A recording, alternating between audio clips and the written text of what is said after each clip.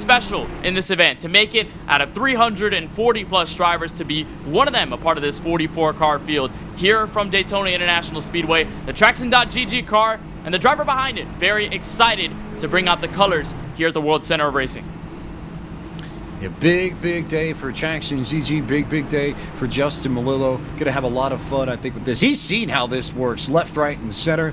He's hosted this himself, the FTF 500, one of the other major events in the lead up to Speed Weeks on iRacing. But Kazmin Yoroshu got the victory in just a few weeks ago. He'll be looking to claim both the FTF 500 and the Podium 500 if he's successful today.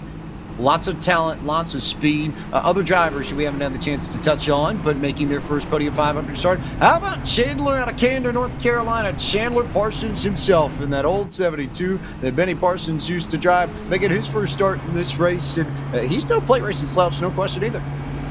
Yeah, he's a very good plate racer, and we saw that last night in the dual races. He was able to move himself to the front. I believe he finished P9 in his respective duels. He rolls off P20 here on the grid. But Chandler, we saw him earlier in qualifying day without a hood on his race car. That's the famous story. No hood on the race car, yet he still made it all the way through, and now he's going to try and go from the heat races on Saturday to the Podium 500 victory. He rolls off, of course, in the mid-pack, in the Hornet's Nest, but we'll try and keep an eye on the North Carolina native as he tries to move up to the front of the field. And then the Coke Series drivers, too. We'll see if we can get a full list of them as you get a good look at Justin Melillo, who has this rowdy energy as per usual, but has added a Toberload of all things over the course of this afternoon. But Coke Series drivers in this race, if you want a full list, how about Casey Kerwin, Garrett Maines, Zach Novak, Donovan Strauss, just rolling through all this. Liam Brotherton in the mix that made it. And I think that may well just be it. Could be nutty here. You get a good look at Casey Kerwin, but more importantly, lights are off on the pace car. Taylor Burris, let's go back to you from pit road before we go green flag racing. Another driver who is making their debut here in the Podium 500 is, of course, a driver from Frontline Esports, Justin Levine. He's been ecstatic about being able to race in this. He has failed to make this event for the past 2 years and very happy to be a part of it. The goal is to stay up towards the front of the field and have a chance. Remember, he had one of the exciting duels in his race in order to make it into the big show here today. Stay up front and stay out of trouble will be his main important goal. And of course, listening to his spotter in order to avoid the big ones that is bound to happen here in the Podium 500. Of course, all of these drivers will have some form of a different spotter with them here today, whether it be a live in-person spotter or utilizing the iRacing spotter that is already added into the sim for them. But I will say that having that live person spotting for you is a big benefit for you compared to having that iRacing spotter. Makes all the difference in the world. Could be the difference between victory and coming home second. But it is now time to get this big-time party underway. And for that, we now turn it over to Hialeah, Florida's Kenneth Bueno. Kenneth, bring us to the start of the 4th annual Podium 500. We are ready. 44 cars, only one champion at the end of 500 miles, 200 laps. Pace car will make the soft left to the entrance of pit road for the very first time. It's Logan Helton, Nathan Rabideau, 63-93 to the green flag of the 4th annual Podium 500.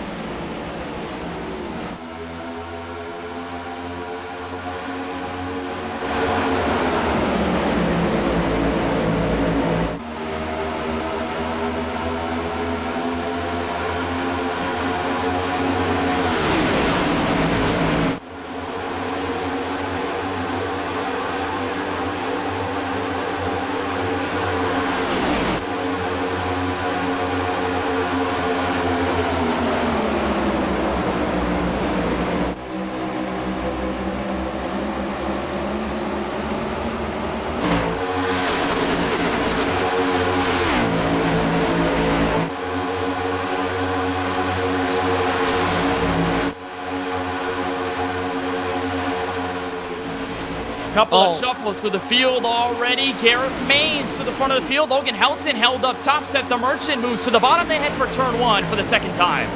Expect to see more and more shuffling. Garrett Maines started this race in 5th. Kenny Brady in the red 54 behind him started in 7th, and already one caution here on lap number 2. Big incident in the back of the field with a lot of drivers towards the back torn up.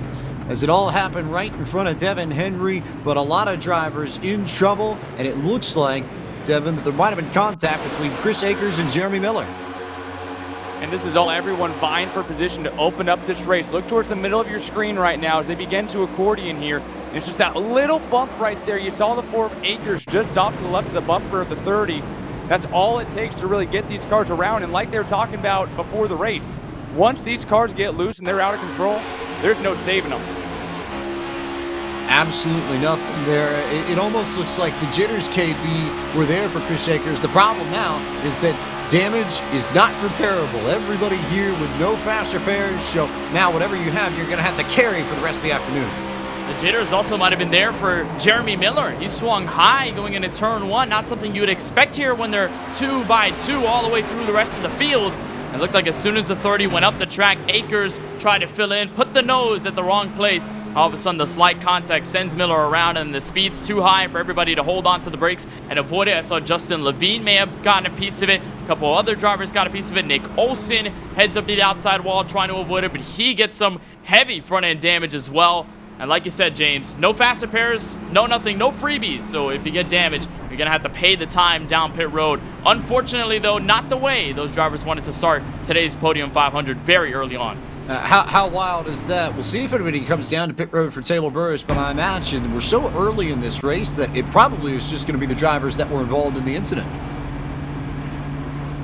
Yeah, probably only will be them at this point. Everybody at this point, no tires, no fuel, maybe. Actually, it looks like the leaders could be looking in, so instead of just everybody going in for damage repair, it's the whole field, it looks like.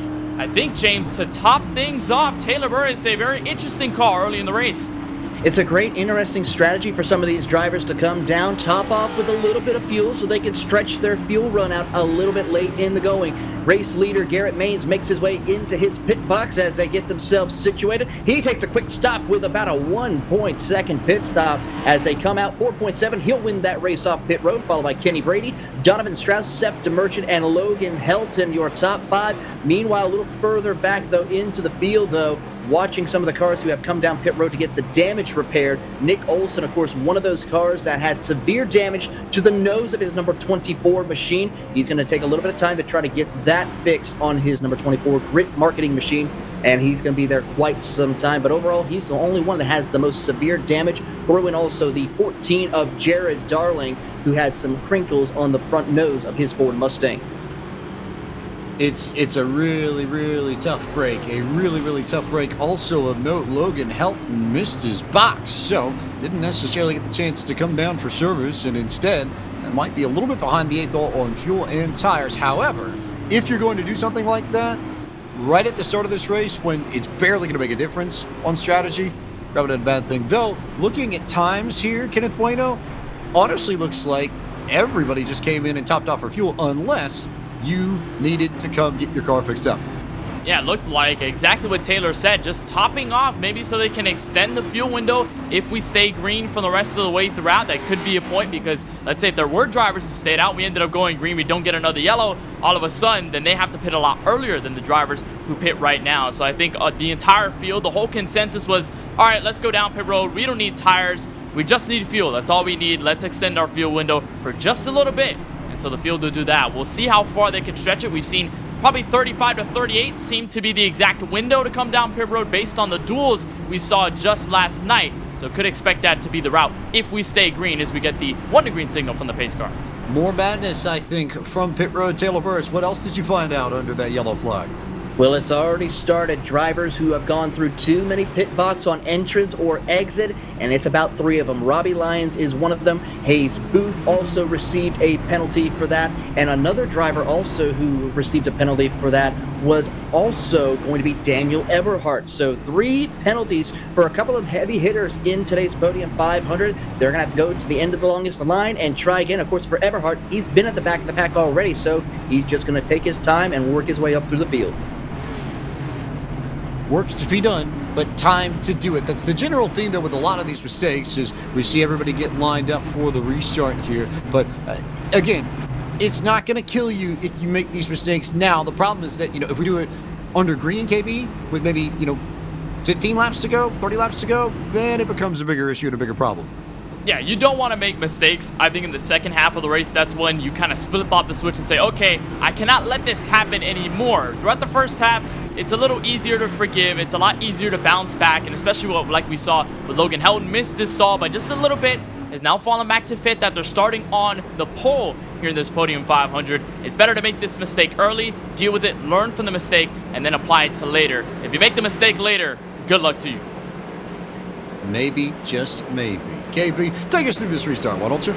We're ready to get back under green. Elliott Sadler Esports in affiliation with Colleague Racing's Garrett Maines with Kenny Brady to the outside. Back to the green flag. Some help underneath from Donovan Strauss, but it is completely even. Devin Henry is to head for turn one. Seth the Merchant giving a shove to Kenny Brady on that high side of the outside lane. Has a little bit of momentum here. Helton, third car on the inside. Novak on the outside, the red number 5 machine. Everyone even as they go through turns 1 and 2. Your top two starting to push away in the outside lane. Here comes that outside groove. Seth the Merchant giving Kenny Brady everything he's got down the back straightaway, and that outside line is rolling. Novak is clear. Here comes Rabidou in the 93. He is clear down low. Those top 4 are going to stay single file up on the outside of the racetrack as they come off turn 4. The outside line beginning to flex its muscle just like it did yesterday in qualifying day. It's Kenny Brady and Seth the Merchant clear of everybody. You have to go back to Alec Karen and Garrett Maines for 6th and 7th before you find the first side-by-side battle, as it's the high line making all the right moves. The Charge Racing number 54 leading the way up top as the inside lane disintegrates. Brady finished 4th in 2020 in this Podium 500, looking to make it a few spots better, has the momentum and the pace right now. Garrett Maines and Donnie Strauss in the middle of turns 1 and 2 decided that they were abandoning ship. They jumped up to the outside line. They were able to fit in line in the 9th and 10th position. Everybody from 11th on up to the front, single file, the first double wide battle. The inside line being led by Josh Ball. Jordan Kuntz now, the one up in the front is Michael Finlayson, who was leading it for a while, went up to the high side, and it looks like everybody's finding the momentum up at the top, and they want to say, all right, let's stick in, let's log some laps. I want to be in the draft. I don't want to be held out to dry. We saw this yesterday, but we thought it was because the nighttime was the right time. The outside lane had all the momentum. It turns out, no, it's just the fast lane right now. That inside groove has been completely decapitated, and it is gone. Everyone looking to settle on in now, get that pace rolling. And I think after that first caution flag, that really dampened the mood, and nobody wanted to go 3 wide. Nobody wanted to go double wide anymore. They just wanted to ride it out. They've already gotten a pit stop to get some fuel, a little extra fuel in these race cars. Jordan Kuntz still hanging down on the bottom of the racetrack, 13th off 4. Inside line might as well have just packed up and gone home already as they nearly shove each other out of the way down there. But look at everybody that has gone to the top line already. They are going to rim ride around Daytona, it would seem, for a good long while just to click some laps off. And you have to figure that eventually that lane's going to come back together. Right now, Jordan Kuntz leads the way, but that first car on the inside lane, he's all the way back in the 15th position with help from Josh Ball. You drivers are going to have to jump on down. How about this guy, Casey Kerwin? He was one of the first to do it during the duels. We know Casey Kerwin is not afraid to get out of line and put something together. He's got a really strong car in that 95. He goes side by side with Alec Karen through turns 3 and 4, trying to side draft. Now drops back to the bottom. Problem is he's got no help. He tried to go in front of the 34 of Sean Bounty, but just could not find space, and all of a sudden, your defending Podium 500 champion is stranded in the water. Absolutely no help on the inside lane. Couple of cars, though, now starting to charge in, so the 95 has some help. Now they're going to try and split. Casey with a big block. Kerwin was left alone on Valentine's Day. Now getting that rear bumper shoved around by Josh Kosak. He was looking like he was smiling there on that screen. He went from the back to the front many times last night. I think he's fine if he can do it again. Maybe Casey Kerwin knows the fact that if people see him on the inside line leading the charge, that may recruit some folks to drop down with him. We saw in the duel, especially yesterday, that if they see Kerwin down there, they're likely to jump down, join the party, because they know he's going to the front. Craig Gangsack now on the inside lane. Kerwin's going to switch underneath, found some help. That was draft there on the 21. It looked like of Austin Johnson. So Casey Kerwin, I think, doing exactly what you said, Jacob, bringing some patrons back to turn 1. Janczak actually went in front of Kerwin. Kerwin bombed up to the high side in front of the 21 of Austin Johnson, got back down in front of Janczak. Crazy little sequence there out of Casey Kerwin. On board here with Seth the Merchant. Right now riding around inside that second position, shoving Kenny Brady. DeMerchant seems just perfectly fine pushing Brady for the time being. I know DeMerchant was a little antsy in the duel yesterday, but also rode around until the very end and waited until the last lap to make his move. I think he's in it for the long haul, sitting P2 as Kerwin's now up to P6. And Seth DeMerchant, remember, we saw him do this in the duels last night, and even in the heat races. Stayed behind, waited behind the leader, stayed in the draft, and all of a sudden, and soon as the second half of the race kicked off, that's when he started to tick off the moves. Right now, staying calm behind Kenny Brady. Casey Kerwin has pioneered the inside lane, now inside the top 5. Jumping down comes Zach Novak in the white and red number 5. Kenny Brady thinks about it. He'll try to stop the momentum. Casey Kerwin forcing the change here in this race. To the outside goes Zach Novak. The number 5 is looking for the lead. Novak with the superhero cape up. He jumps to the outside. He's going to pick up DeMerchant. He's going to go all the way to the lead. Now Brady is down on the inside with help from Casey Kerwin. They're side by side for the lead coming off turn 4. Brady edges out in front as they come off the corner. Brady to the inside, Novak to the outside with Seth DeMerchant pushing him. How about the Connecticut native and the Mainer? It's the Northeastern drivers creating a storm on the high line as Zach Novak leads his first lap of the 4th annual Podium 500. After the inside lane dematerialized, it's Casey Kerwin who brings it back to life, and now that 54 of Kenny Brady looking to get back out front. Gets the lead, pops back up into that high line, but look out, here comes Casey Kerwin. Be afraid of that number 95 when he's in that inside lane. He won this race for a reason. He knows how to get it done, and he's going to lead this inside line now as they come down the back straightaway. Kenny Brady is clear, and he can kind of control. Yancey going to stay right in line with Kerwin on that inside line. Kerwin draws even side by side, all 4. They are side by side. Here comes the 95 to the bottom. He's got help from Craig Yancek. A big shove from Zach Novak to give Kenny Brady the lead out of the tri-oval. For the moment, he'll nose ahead. Casey Kerwin, though, not taking any prisoners. He wants the lead going back to turn 1. How about that black 02 car? Inside lane, 3rd car back. Started this race in the 32nd position. Josh Kosak grabbed the momentum, jumped on the wave. He's right around inside the top 5 now. Look out for that 02 car. Here comes Kostic. You got to keep an eye on him. Liam Brotherton in the 2 car in the deuce. He started 22nd here tonight. But how about Kerwin still leading this charge on the inside line? He's not giving up, and I think, like I mentioned, people are going to join him downstairs. He's just about clear off the corner. Yeah, a lot of drivers starting to make their moves. The top 5 have stayed in the top 10, but Josh Kosick is up in there. He started in 30th. Brotherton is up from 22nd. Knobloch from 17th. Josh Ball from 26th. All in the top 10 early in the going here at the World Center of Racing. And I'll jump back on this topic here, Jacob. If I was in this race, the guy that I want to be behind is that number 5 of Casey Kerwin. Push the XZ number 95 up to P1. He wants to stay there too. 2 cars clear for the lead here on the inside lane. My only concern with pushing Kerwin up there is the fact that, okay, now he's leading. Now how do I get by him? He's the strongest guy here. I don't know how to pass the guy. Well, the top 3 are now clear downstairs. Kerwin, Janzek, and Kosick. And here comes the 4th up to the high side. That's Liam Brotherton taking the lead up top. Liam Brotherton in the 2 car going to move up top, but immediately gets blocked by Kosick and Yancek and Kerwin. So that does leave an inside line left led by, I believe, Josh Ball in the 6 car. The Ford Mustang going to lead. There's Jeremy Miller, lap car back to the banking. Josh Ball closing in on Miller. They're going to have to move up inside that middle lane. The 30 car actually gained a little bit of extra speed here and might have to sink into this inside lane. That might not help them. Diving down to the inside. Here comes the 2 car. There's Liam Brotherton. Wants to take over that inside lane. We heard the drivers in pre-race talk about how the middle line just does not work. You might as well just be a single car at that pace. Brotherton dropped down to the bottom, and now they're going to go 3 wide again. Ball goes to the middle. He's going to get stuck in the sucker hole. Cam Akers is down there. He's going to push that, or Chris Akers rather. He's going to try and push off 4. Somebody's thinking about another event that's happening a little bit later today as Josh Ball gets stuck right in the middle, but I guess we'll let the Florida State references go. It's ACC after all. No complaints there, at least on that front, as you get a good on-board look at Kenny Brady currently in 6th. Brady's doing whatever he can to push that outside lane. There's 4 cars to the outside, but it's the tandem of Zach Novak and Seth DeMerchant. They are on a blazing trail. Turn on the nitrous. They got a massive lead going down the back straightaway.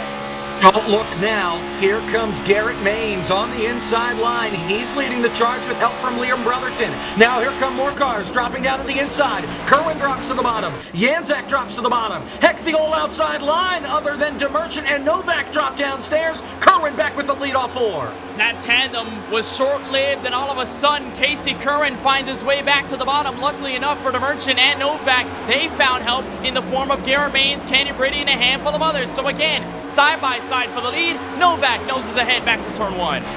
2 of the best in eNASCAR leading the lane. So you want to go with the eNASCAR champion from 2019 on the outside, or do you want to go with the 2-time Coke Series winner on the inside and the defending Podium 500 champion? They are bobbing and weaving here throughout this opening parts of the race.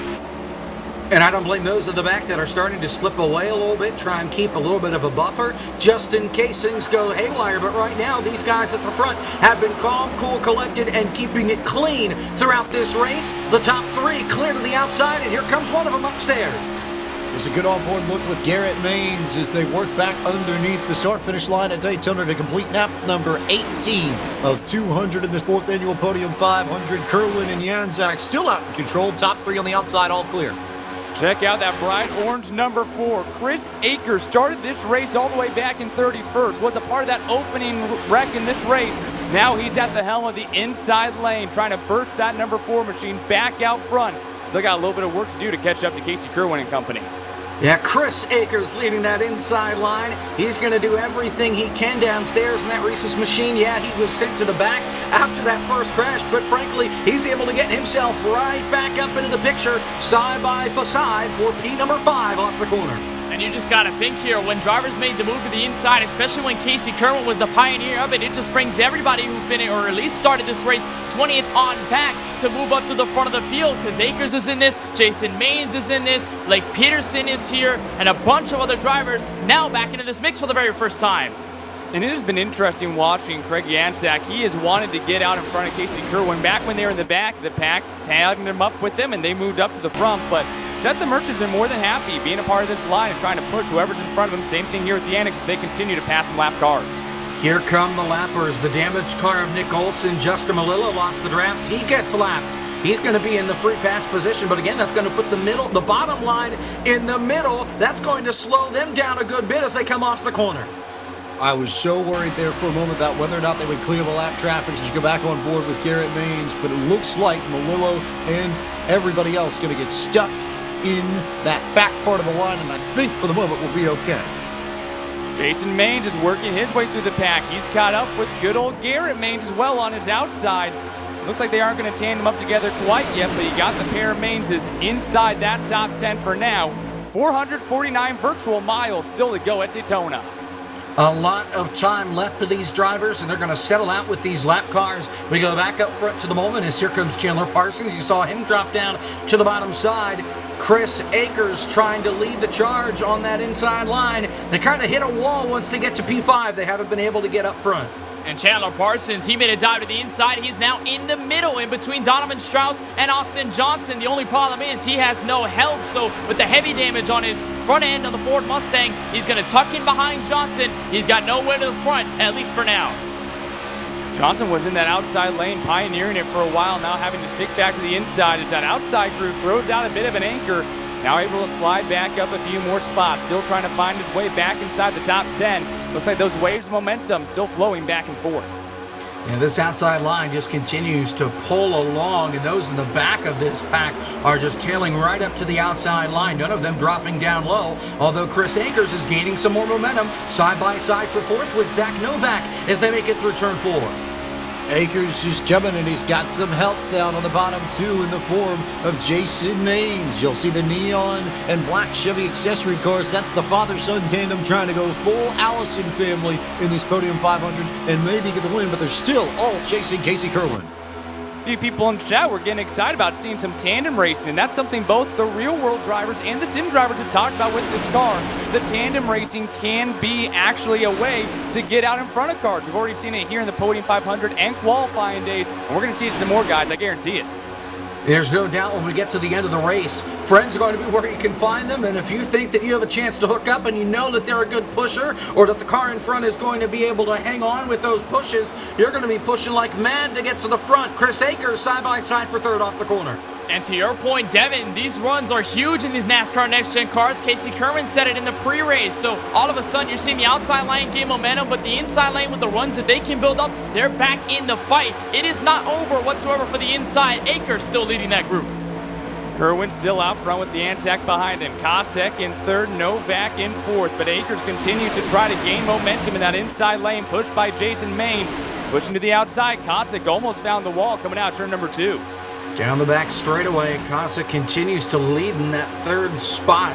Janczak is still in second, just pushing that 95 of Casey Kerwin, but Akers continues to close up. He's now side by side for third. He's now on the inside of Janczak for second, side by side for the lead off 4. It's all about Virginia down on the inside. Fancy Gap Virginia's Chris Akers and Powhatan Virginia's Jason Maines leading the charge on the bottom, all trying to get after Casey Kerwin, who's still able to hang up top for the moment, but it's only maybe a car length or 2. The Candy Shack Motorsports number 4 machine able to find some speed on the inside lane. He now battles for that second position. Can he take it, though, to Casey Kerwin, who has controlled the tempo of this race for about the past 15 laps. Kerwin continues just to dominate that outside line. It's a chokehold on the rest of the field, but Chris Akers is trying to break the monotony up here at the front of the field. Side by side for second. Now he's on the inside of Kerwin. Big run with help from Jason Maines. Here they come off the corner. Akers peeks his nose out in front. Still the pair of North Carolina and Pennsylvania up top in the form of Kerwin and Janczak. They continue to hold themselves up at the top lane with Josh Kosek to give assistance. Akers found his way to the inside of the quarter panel of the 95, but just could not get the headway. They are still side by side for about third on back. Blake Peterson ran well earlier on in the qualifying day, and in the duels, he's in the black and white number 09, the third car in the inside lane. They continue to try to push.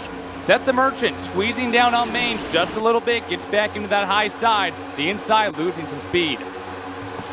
They continue to just drive it down the back straightaway, and you're right, that inside line starting to fall apart a bit, but I wonder if they're just trying to build up some more momentum. By the time they get to turn number 3 right here, they can catch right up. Akers now underneath Novak, closing in on that third spot with Kosek.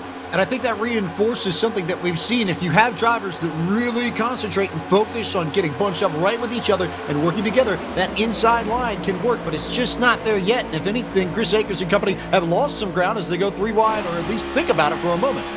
And if they get that shove of force where we see someone like Novak or Kosek or Yannick try to move down like Kerwin did when he eventually took the lead. On board here with Sean Boundy way back midfield. Sitting in 15th. Got some Star Wars. He's using the Force here tonight at Daytona.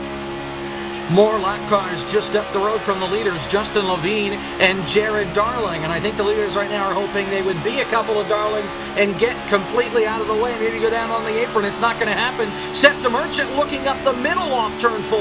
They're going to say, move car, get out the way. They're going to try to go 3 wide here. So they'll stay tucked to the double yellow line. That's Justin Levine on board with his Ford Mustang. And here comes the field charging in. Casey Kerwin has got headway. He's clear. We'll see what Akers and company can do. You might actually be able to see from this camera. I don't know if he's going to do it this time, but Demerchant has continued to kind of move into that middle lane through turns 3 and 4. Kind of doing it now in 1 and 2. Got to wonder, is he trying to pinch the inside lane or does he want to shoot the middle? So going to have to wait to find out if the lap cars will have to slide down the inside.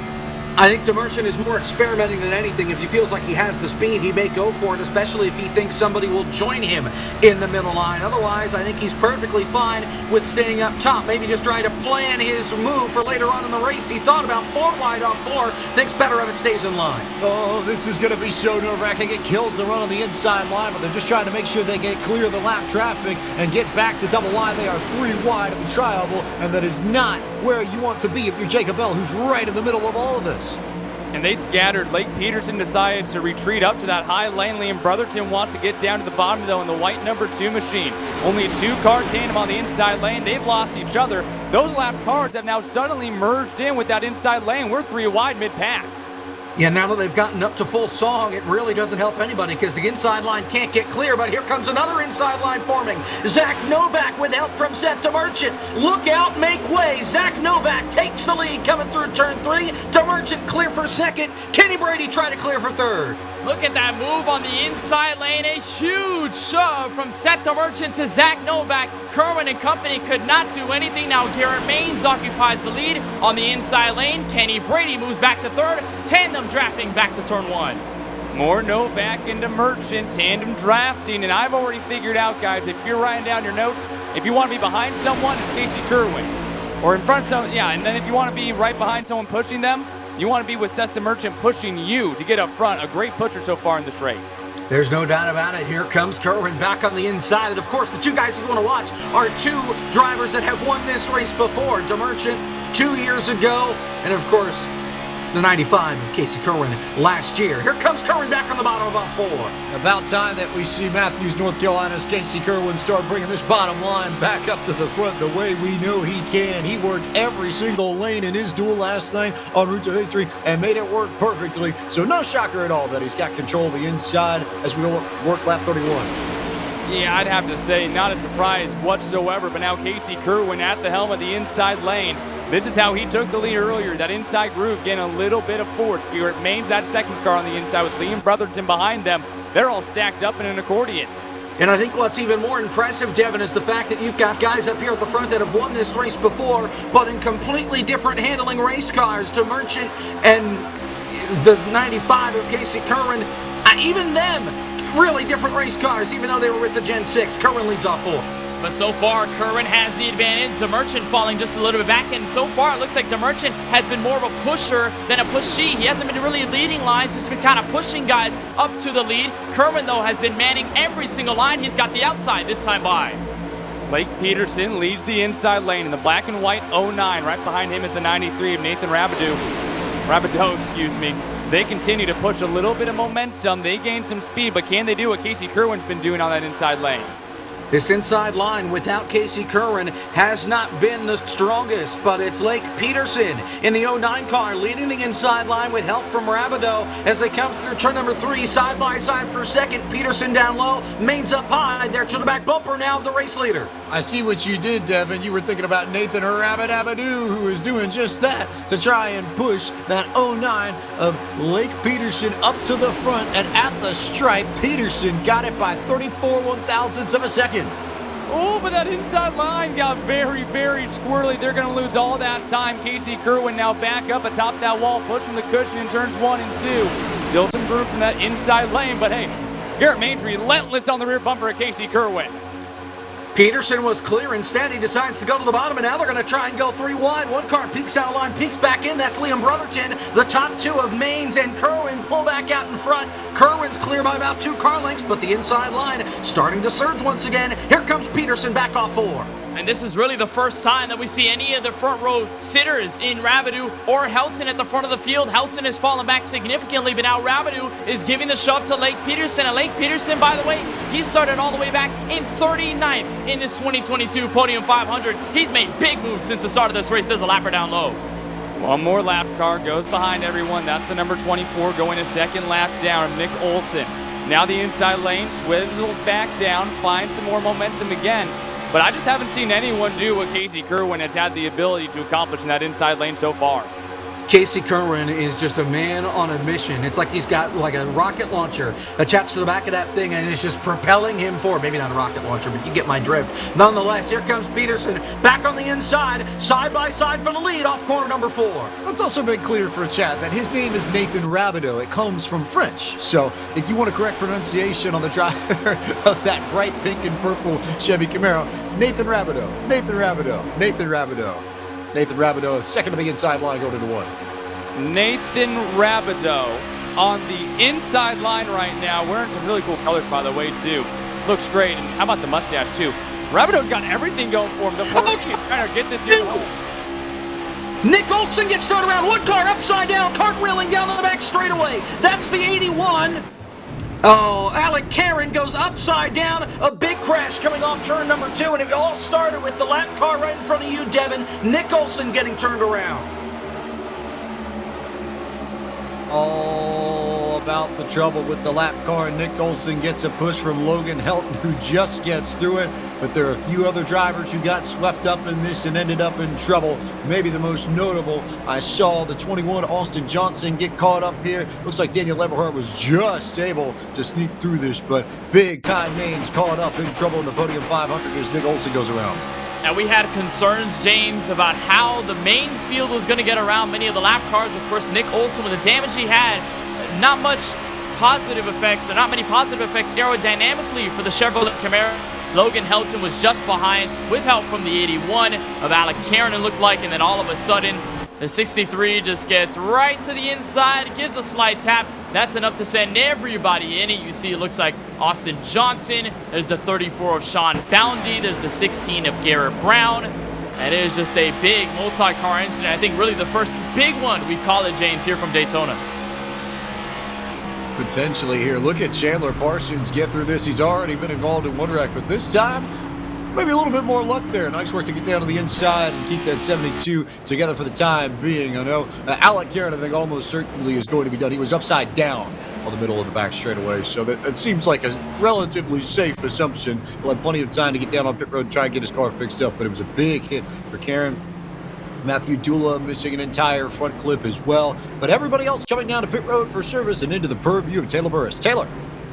Watching the field as they make their way down pit road, Casey Kerwin leads the field, but with one of the drivers that I was able to keep an eye on of who has severe damage, Matthew Dula, severe nose damage to the front end of his machine, who was having such a good run. But as the field makes their way down into pit road, Casey Kerwin's going to get the field on set. They're going to go up onto the jacks for Garrett Maines as they watch the field. DeMerchant will also go up on the jacks as they are going to get their forward tires and fuel to continue on their way. Meanwhile, as they race off of pit road, a couple of cars trying to work their way through. Here they go. Garrett Maines is going to try to race Casey Kerwin out, and Kerwin will win the race off of pit road, followed by, nope, Garrett Maines actually wins it by just a nose, as Craig Janczak, Austin Johnson, and Chris Akers, who had a penalty early on, he's now back into the mix in that top 5. Chris Akers might have had the wildest, call it 37 laps so far of this Podium 500. Got involved in the wreck on lap 1, drove all the way through the field, came all the way up to the front, now is in the top 5. Again, proof, KB, that you really can be anywhere just about at any time and still have a shot at this, regardless of what happens elsewhere. And it's also proof here, James, that if you're going to make mistakes, you have to make them early. Chris Akers did that on lap 1, and guess where he is all of a sudden here on lap 37. He's up through the top 5, top 10 at this point in this race. So he had a slight mistake on lap 1, learned from it, adjusted in the right way, got away with minimal to no damage on his Chevrolet Camaro, and now he's in contention for the race lead. Just a testament to how things can happen early and how quickly you can rebound from it. Rebounding. Potentially a theme that we could see prevalent in this Podium 500 as you get a good look at the driver wall. Look at all of our drivers behind the wheel of their rigs, regardless of where they might be. I believe amongst this is about 14 or 15 different states represented, but everybody with one goal in mind, trying to win the Podium 500 and the $1,000 and the prestige that goes with being a Podium 500 champion. And look at all the setups, James. All different wheels, all different rigs. Look at Logan Helton using VR. I don't know how he cannot get motion sick over 200 laps, 500 miles. This is going to be a long race. You see Casey Kerwin, his setup, Justin Melillo, his setup. Some drivers using Formula rims, some drivers using sports car rims. Garrett Maines with a head camera. I've seen him debut it on his Twitch live stream a couple of days ago when he ran the Bathurst 12-hour. He's using it today at the Podium 500, so a great look out of Garrett Maines, a great look out of all the drivers, many of the drivers we're going to see here today. Another look at Garrett Maines, by the way, just for show.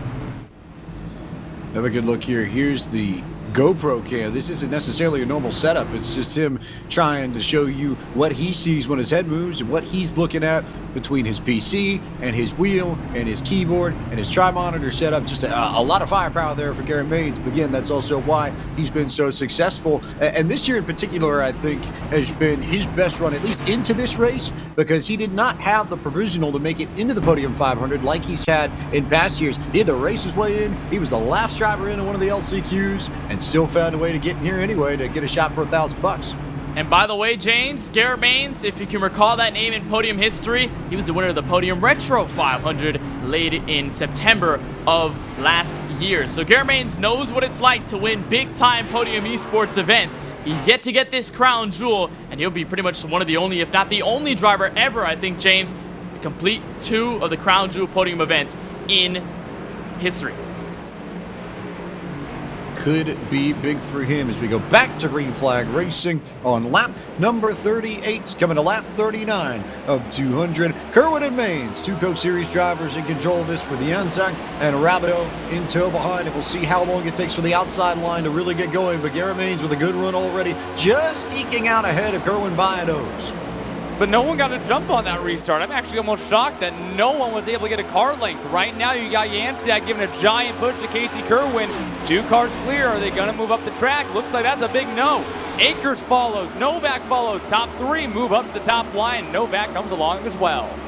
Novak thought about leading the inside line. Instead, he jumps the ship. He goes to the outside, but not for long. He comes right back down to the bottom, and he'll pick up the elder Maines, Jason Maines, while Garrett leads up on that outside line right behind Akers. It's all Casey Kerwin off 4. You figure there'd be a moment where Jason and Garrett could both get together on the racetrack, but so far, Garrett has been content to run up high. Jason has been content to run down low. You're right on board with the Chevrolet Camaro. Now here's a side draft from Liam Brotherton. Not going to work there. Novak going to move up high, going back to turn 1. Pick a Maines, any Maines. Garrett Maines in 4th, and right now Jason Maines leading the charge on the inside lane. 1 car coming down. Liam Brotherton will now take the charge of that inside row. He himself been trying to bounce around, look for that middle lane. For now, though, he'll pioneer the inside. And that inside line will try and get something together. Lap car just up the road, and Sean Bounty, they're going to get to him relatively quickly by the time they get to the front straightaway, perhaps. But here comes Brotherton, up to 4th, up to 3rd on that inside line with help from Jason Maines. He'll be side by side for 2nd off 4. Elliott Sadler, Esports, Liam Brotherton going to bring the freight train as Bounty's going to hit the apron to get way out of the way. I was wondering how they're going to handle that, but Bounty with plenty of experience doing the smart thing, staying out of the way of the leaders. Might have killed the run for Brotherton, though, because he's back to about 4th alongside Garrett Maines and Nathan Rabideau. Yeah, the binders came on there for the inside lanes. They're going to have to regroup. Just to give you guys an idea of how long this is for the drivers, we are 100 miles down. Still 400 virtual miles left in this Podium 500. We're projected for at least 2 more hours of racing in this thing. There's a long way to go. These guys are going to have to take it easy. We're not even a quarter of the way through this Podium 500, but here comes Liam Brotherton again back on this inside line. He'll be side by side for 2nd and get to Kerwin off 4. 2 hours projected in this race, no winner. Still projected as Liam Brotherton all the way to the inside. He'll get to the quarter panel of Casey Kerwin, and once more, we'll have a front gridlock full of Chevrolet Camaros. Jason Maines giving the push to the 2 back to turn 1. On the inside lane, it's a smart guy, the 2021 UNCC marketing graduate, magna cum laude. That means he had a very high GPA leading the outside lane. Rookie in the Coke Series trying to hold off the number 31, or the 7 machine rather, Jason Maines up to P1.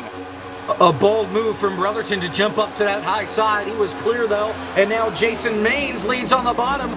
Josh Kosick in the 2nd spot downstairs. He's going to push Maines all the way to the lead through 3 and 4. Both of them are going to be clear up off the corner. Well, look at Kosick go to the high side and maybe try and take the lead. He's going to try and get in front of Brotherton, and Brotherton's going to give him the push. So how about the 2 North Carolinians now making moves? As Maines is going to have to defend from the bottom, but Kosick and Brotherton now starting to get the run as they run up the banking back to turn number 1. On board with Brotherton, guys. I think we need to make a point that tandem drafting, I don't know how to do it. We've only seen 2 groups do that all race long successfully.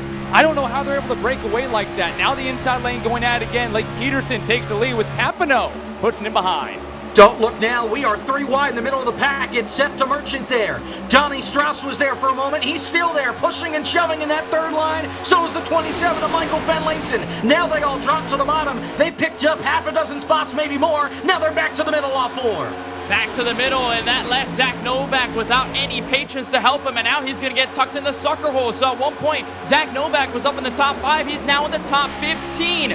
Pretty much falling all the way, descending through the field with no help. Here comes Brotherton back low for the lead. Looking to get back at the helm of that inside lane. Boy, I am astounded by how quickly the middle lane deteriorated. On board, take a look at Donovan Strauss. He's got a smile on his face too. Big push forward to Merchant. We're thinking about going down the middle. They'll stand by for now. Liam Brotherton has been really aggressive in popping in and out of lines. He dropped down to the bottom and almost was not clear of the 09 with Peterson. He's clear now, though. He leads that bottom side as everybody starts to spread out a little bit, regroup, gather some runs. It's all Jason Maines off 4. I think I saw a point off of Donovan Strauss's camera, so I think he might be watching just as much as we are, maybe trying to pick up a few notes as Jason Maines in control of this. Garrett's also that high line too for the record, but Liam Brotherton beginning to drag Lake Peterson back as they come back to the banking. How about Ricky Harden in that yellow and black number 15, fourth car on the inside lane as they go around the 27 car, or 17 rather. Here comes the 40. Janczak will move to the inside. Kostek doing whatever he can to get Maines a push, but the inside lane prevails. Well, that 40 of Janczak, we've just been told they didn't get to fuel the car when he pitted. He only has 4 laps of fuel left. That's why he dropped to the bottom. He's got to come to pit road. We're 3 wide. Here comes the Merchant back up the middle with help from Donnie Strauss. Here comes the Merchant. He'll switch to the inside. He'll still have help from Strauss as Brotherton trying to get a bit of support there from Jason Maines. But Seth the Merchant, the Toyota Camry out of Logitech G Alta C Sports, is your race leader by Justin O's third line, developing Lake Peterson down low. Remember when Novak got sucked into the black hole? Well, now he's trying to squeeze into the outside lane and barely gets behind Kostek without causing an incident. Brotherton still leads the way, though. The Merchant reels in that rear bumper, and here comes Donovan Strauss. I really thought the Merchant was going to jump up to the outside. Instead, he stays right to the bumper. Now he goes to the outside. He's going to have Strauss to follow him. Seth the Merchant retakes the lead going into turn number 3, and he takes off. Strauss is with him. Jason Maines is with him. Meanwhile, it's all Brotherton downstairs. They got to rebuild a run. And he's getting bumps from Donovan Strauss, no doubt about it. I saw the rear end of the Merchant's car wiggle just a bit as Maines is going to get thrown in the middle, and he's going to go straight to the back. And who knows what he'll pop back in line, but it's now Toyota power and Toyota time at the front. Seth the Merchant, Donovan Strauss leading the outside lane. He will slide in right in front of Garrett Maines. So Jason and Garrett, I think for the first time tonight, are nose to tail. They slide outside of the top 10, though. Eric Papineau is able to slide up the outside as well. Benlison, whoa, booming to the inside behind Novak. He'll keep going to the inside, move to 27 up to 4. That 27 of Michael Finlayson is certainly just plowing his way to the front, and guess who's behind him? Casey Kerwin, one of the best drivers that we have in this field, charging up on that inside line, closing back in on Merchant coming off turn 4. Michael Finlayson did this in one of the duels last night. If you can remember, he led a majority of the duel before getting passed near the end of the race. But all of a sudden, Michael Finlayson, a brand new leader in the 2022 Podium 500. He's got help from Merchant this time. Watch out for that inside line. Casey Kerwin back in front of a groove, and right behind him is that number 2 of Liam Brotherton, giving him a massive push here through turns 1 and 2. Another tandem draft. Here comes Casey Kerwin, bump the 95 back out front. Let's see how long he can stay up there, as this inside line is going to have to regroup, and it's going to shuffle because that 40 car of Craig Janczak, he's second in line on this inside line, and he has to come to pit road because they did not fuel the car when he pitted under green flag. He'll pull it onto the apron here off 4. Let's go downstairs to Taylor Burris. This is something you cannot have happen. You got to make sure you fill it up on your pit stops. A very costly mistake for Craig Janczak as he makes his way down pit road. And I don't know, looking at the speeds, he might be caught speeding as he tries to get it down through the pit road, enters into his box. The crew gets right to work, but he has to be hammering on that steering wheel with that kind of a mistake. That could cost him dearly here as we wait for him to be released off of pit road. Fuel only going into that number 40 machine. And as they work their way, put the second load of fuel into that car, they're going to make their way up through out of pit road and join the track. But he has got a lot of work to do, sitting in 36th position. Goodness gracious, how nutty it will be. And that also broke up everybody at the front, too. That's the other problem, because now Liam Brotherton's lost his help, and that means Donovan Strauss will go to the front of the Podium 500 for the first time this afternoon as we approach the quarter mark. Yeah, haven't seen Strauss out front so far tonight, able to make it work, though, and he's in P number 1 on the outside lane. Again, though, one of the best pushers so far in this race, the 57 of Seth the Merchant, giving the 2-car Liam Brotherton back out front by a nose. Seth the Merchant has just been a workhorse in that 57 all race long. Brotherton is clear for the lead. Here comes the Merchant. He's clear for second. Zach Novak going to try and tag along and join up for third with the lap car. Justin Malolo right behind. They all jump to the high side off the corner. Everybody working their way high. As we remind you, as we at the quarter point of today's Podium 500, that our broadcast is brought to you by our friends at Battle Beaver. We have everything you need for your next professionally modded custom controller. With options for PlayStation, Xbox, GameCube, and more, Battle Beaver has everything you need to elevate your gaming potential. Head to BattleBeaverCustoms.com to customize your controller today and use the code Daytona for 10% off of your next order. Your top 10 looks like this, with 1/4 of the way home in the Podium 500 for 2022. It's DeMerchant, Novak, Brotherton, Strauss, and Peterson, your top 5. Casey Kerwin, Jesse Atchison, Chris Akers, Jason Maines, and Garrett Maines. They're in the top 10 as they work their way through 3 and 4. It's Seth DeMerchant in control of this, and on the charge, Kenneth Bueno. The Maine native controlling the field just like he did in 2019. But Zach Novak, the 2019 Coke Series champion, is going to give him the shove this time. Lap car Justin Melillo is going to slide in front of Blake Peterson in the 09. So the inside lane may be broken up here. Question is, does Kerman go back down bottom? Melillo was the first car 1 lap down, but the inside lane picked him up, and now the 53 car beginning to surge forward again. Right behind him is the 09 of Blake Peterson, the first lead lap car in the inside lane. He currently sits in P6. They're catching up to the lap car, remember me, Greg Janczak in that 40 who just came out of pit road a couple laps ago. He's on this inside line now. He's going to cause this inside line to pretty much fall apart since he's going to get up to full speed as they go by him here off 4. Where does he merge or does he not merge? And does the inside lane just blow right past him? I think that's the MO. He might be able to catch onto the back of them. It may create some 3-wide racing in the middle of the pack as you go on board with Chandler Parsons. You see the run he got. He had to check up big time in the middle of the trial. We'll just make sure he didn't run over the car ahead of him. How about Jesse Atchison in the number 28 car, former Coke Series driver back in 2010 and 2011. First time tonight that he's been inside the top 10. He rides around in the 9th position for Nexus Esports.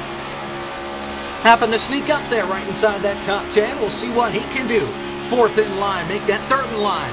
On the inside line as the outside just continues to dominate. DeMerchant leads, Novak 2nd, Brotherton 3rd, Strauss in 4th. And then technically side by side for 5th, the lap car Melillo downstairs. Case Kerwin up top. And now you got to wonder what Blake Peterson is going to do here because he's got a lap car in front of him. Of course, he could probably save a bit of fuel in the draft behind the 53, knowing that there is no position at stake with the Ford Mustang up front. But can Blake Peterson try and split, or does he stay behind for fuel strategy? That's the big question because we're going to have to come back down on pit road at least sometime because everyone needs fuel. We saw actually in the duels, everyone was able to slide down the inside lane quite comfortably, but everyone during this practice session was working on at-speed green flag stops. We'll see what these drivers can do if and when we get to green flag stops. They're still a good bit away as the top 3 is broken away on this outside line. Justin Melillo, the lapper, kind of pulling this inside lane around off turn 4. On board with Melillo out of Port Jefferson Station, New York, as we can report that we have our first retiree for the Podium 500. Alec Karen, who was upside down on the back straightaway, has pulled up behind the wall. He will finish 44th, final car in this field. So we're now down to 43 drivers as Seth DeMerchant leads the field back to 1. Not every day you see this. The first car 1 lap down. Justin Melillo wants to get his lap back the old-fashioned way at Daytona. He leads the inside lane side by side with Seth DeMerchant off of turn number 2. Blake Peterson actually looks kind of comfortable leading the inside lane with the lap car in front. And we'll see where Melillo decides to go once he gets back on the lead lap, if he'll jump up in front of DeMerchant or continue to lead that low line until that line is clear. Here they come through 3 and 4. Melillo side by side with Novak. Now he's side by side with DeMerchant up off the corner. All it's doing is just bringing more people into the mix. Here's on board with the Elliott Sadler Esports in affiliation with Colleague Racing's Garrett Maines in the 31, still behind Chris Akers in the number 4. Looking at the Reese Cup, a little hungry this time by as they head for turn 1. Melillo still trying to hold on the inside lane, but DeMerchant's got control. And we all know how well College Racing handled the last real-life Xfinity Series race at Daytona, going 3 wide at the checkered flag. We'll see if Elliott Sadler Esports, who has been strong so far tonight, can keep that roll. And Liam Brotherton still in P4 as teammate. And these guys are closing in on a pack of 4 really wrecked race cars. They're going to get to them, I think, in the next 2 or 3 laps. We'll see how that affects these cars, because really the biggest pack of slower cars that they've hit has been 2 cars. As Donnie Strauss peeks to the middle, now gets back to the outside. And therein lies the problem with all of this, and that's what's going to make this interesting, is that they've hit packs of 1, they've not hit a pack of 4. And that's going to make getting around the lappers much more difficult. We'll see how they handle it as DeMerchant goes back to the lead. It has been really interesting watching some of these drivers the day before Valentine's Day, trying to find a mate in that middle line, and right now it just really hasn't been going. They need to try to find a way to get that online dating profile a little bit stronger because no one is going down the middle. Right there, you see Brotherton, no takers. Well, one car got shuffled in the middle. Further back in this pack, it was Justin Levine. He got stuck 3 wide in the middle. He gets back to the bottom side now and is able to hang on. The 8-car Josh Robin going to jump up to the middle further back, but they're all going to survive as they come off the corner. Everybody's still side by side, and everybody wants to remain a little bit calm this time. But I think they saw a little of the calamity that happened in the first 37 laps of the race. So at least for the next 27 or at least 20 laps, they want to be a little more calmer, stay collected, stay content with riding around until the possible next round. A green flag pit stop, still approaching lap traffic though. They're not going to ride around that long, Kenneth, because once they catch that pack of 4 cars, which by the way are 2x2 right now, they're going to have to make some sort of evasive decision and find a way around them. And it's going to make everyone scatter, and they're going to have to recover. This is the one racetrack where you don't want to run in to lap traffic that's double wide. Just because this track isn't narrow enough, it's hardly narrow enough for these guys to race as it is. You add slower cars into the mix, and it's going to become chaos. It's now a 5-car pack that's in front of them that they're closing it on quickly. And what can Justin Melillo do here? Remember, he's trying to unlap himself, so if these lap cars get in the way, can Melillo try and possibly sneak his way by and then give himself more of a buffer between himself and Seth DeMerchant? The question's still not answered yet. DeMerchant looking for the lap cars ahead. Oh, they're going to close in here, and probably within this lap. DeMerchant leading the outside lane with Novak behind him, a pair of pros. The inside lane led by lap car Justin Melillo in the pink number 53. The 09 Blake Peterson, the first car on the lead lap in the inside lane. Still shoving Melillo.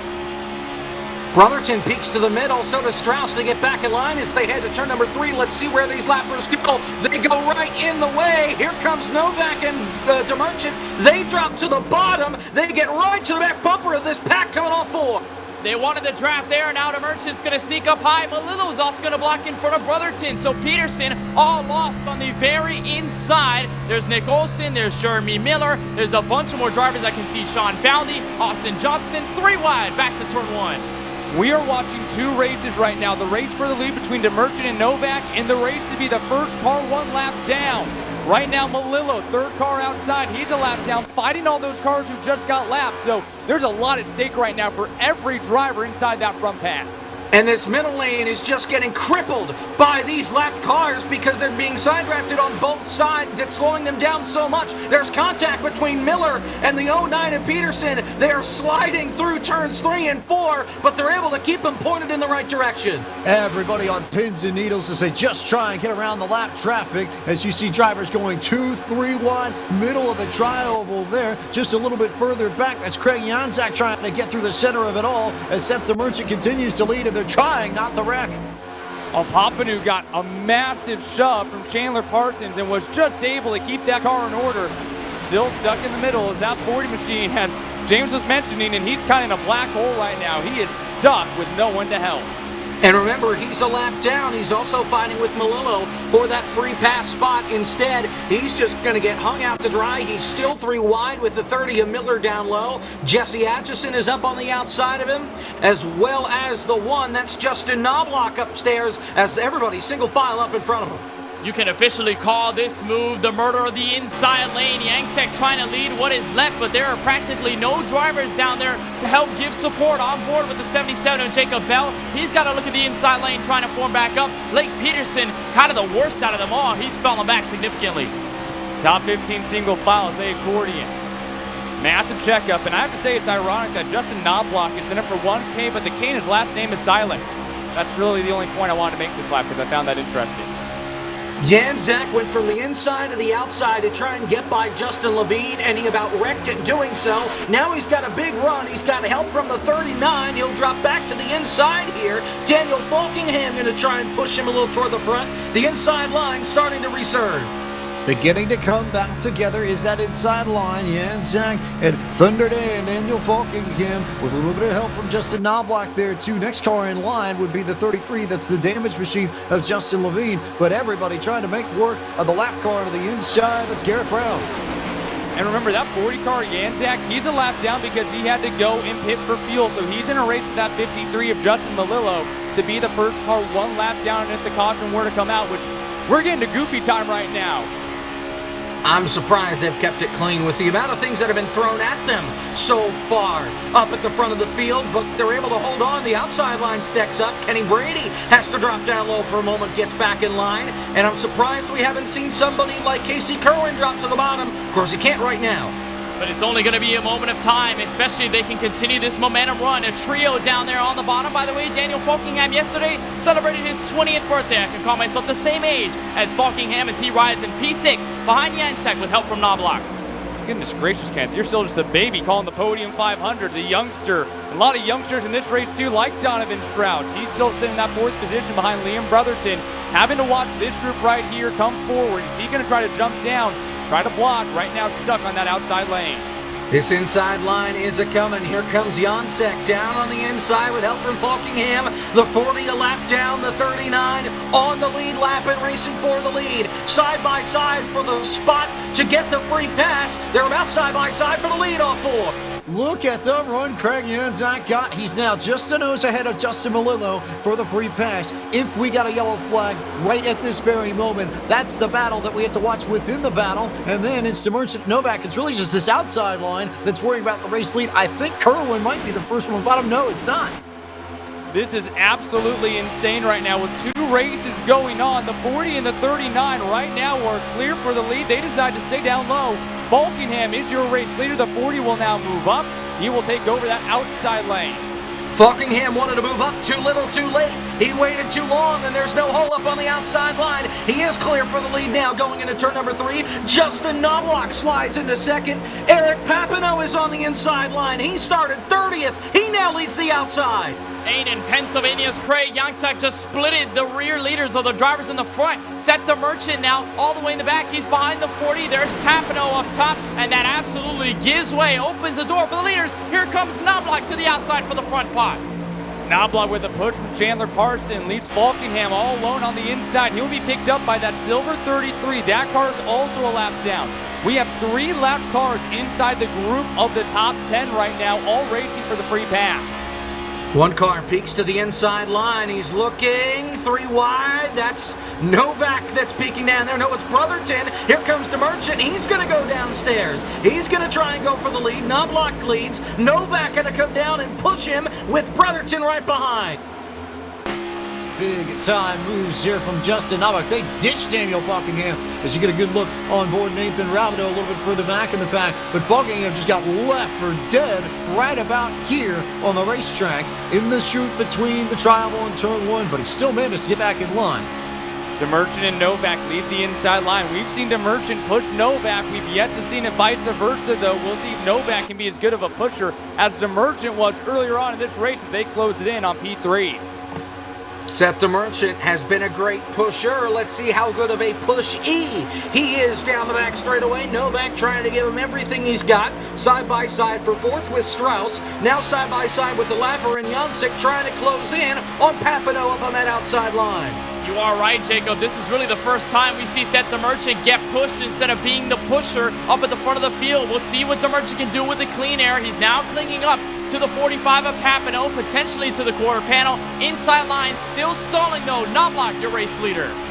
Jancek in that blue number 40 is the first car 1 lap down if a caution were to come out. 4th car on the outside lane.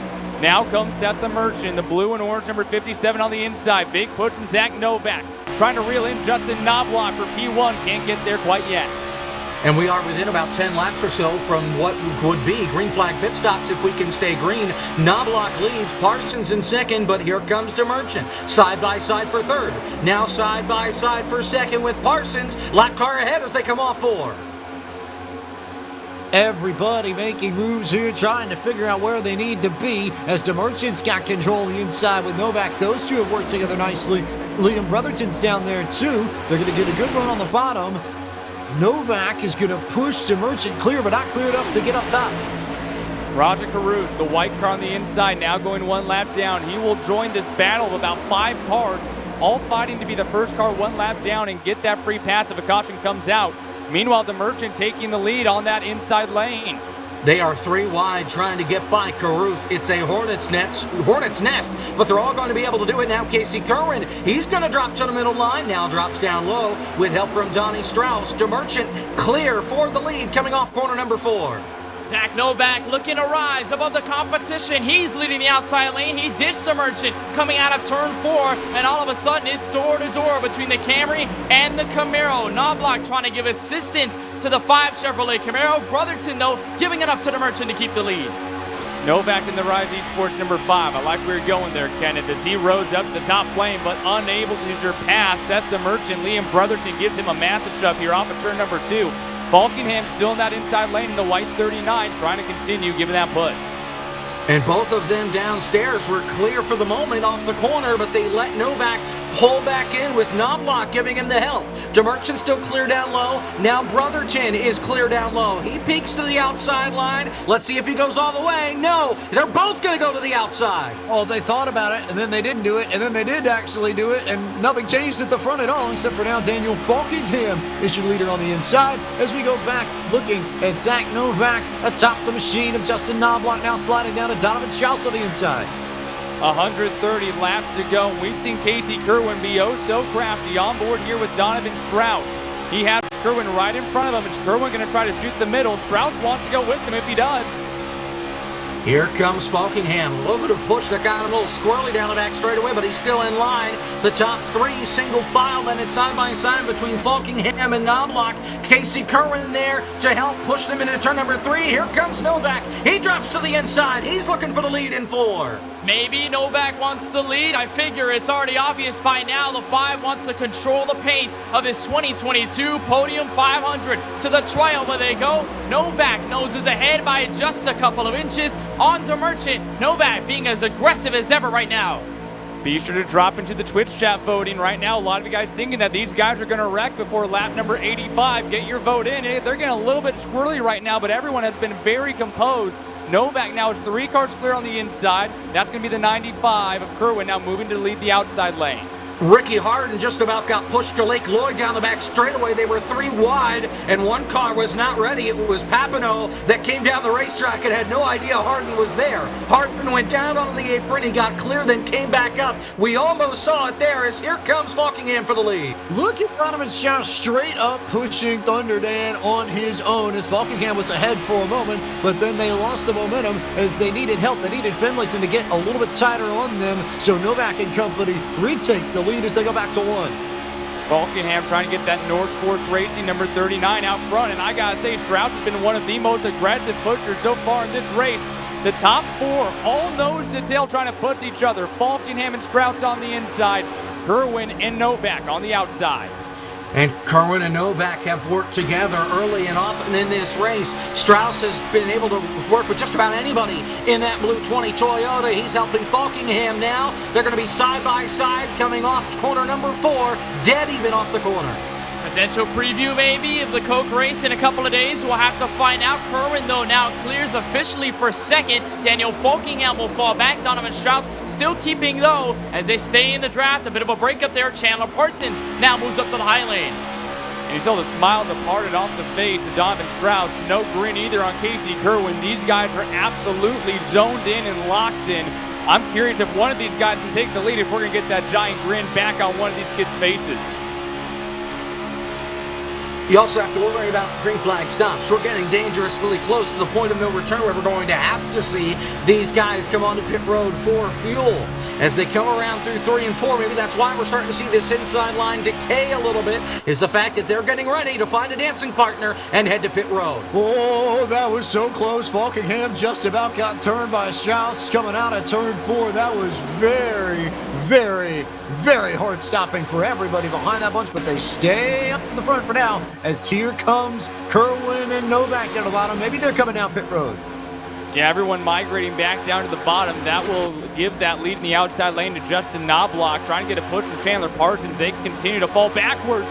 Knobloch got very squirrely, and now there's 4 cars clear on the inside lane. You can't push on the corners of these race cars. You got to hit them pretty square right in the center of the back bumper. Chandler Parsons almost paid the price there, giving a push to Knobloch. He goes to the inside there, but almost hits him in the left rear corner this time as they rocket off corner number 4. Coming off turn 4, will they pit? Answer seems to be no. Novak, though, just wants to stay content in that inside lane. This is the motion, though, they had to make anyway, guys. At this point of the race, they need to go to the bottom to go down pit road. Now there's a problem. 3 lap cars up ahead of them. And most of the lap cars who are in this main pack battling to be the first car 1 lap down have seemingly migrated back to about mid-pack in this field. I think we're going to get some calls here to get onto pit road because there, again, are 2 races. The race for the win and the race to get back on the lead lap.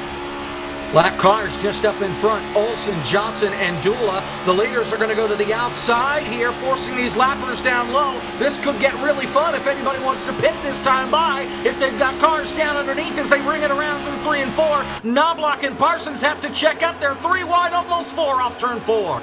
Really, really tight stuff as they clear the lappers, but it looks like most people up in that front, maybe 20 or so, have gotten single file enough or double file enough to where they could be safe. As we remind you that today's broadcast of the Podium 500 is brought to you by our friends at Morton Sports, who's trying to produce the best custom apparel for your needs. Whether or not it's shirts for your office, jerseys for a local sports team, or specially designed apparel for your sim racer group, Morton Sports has you covered.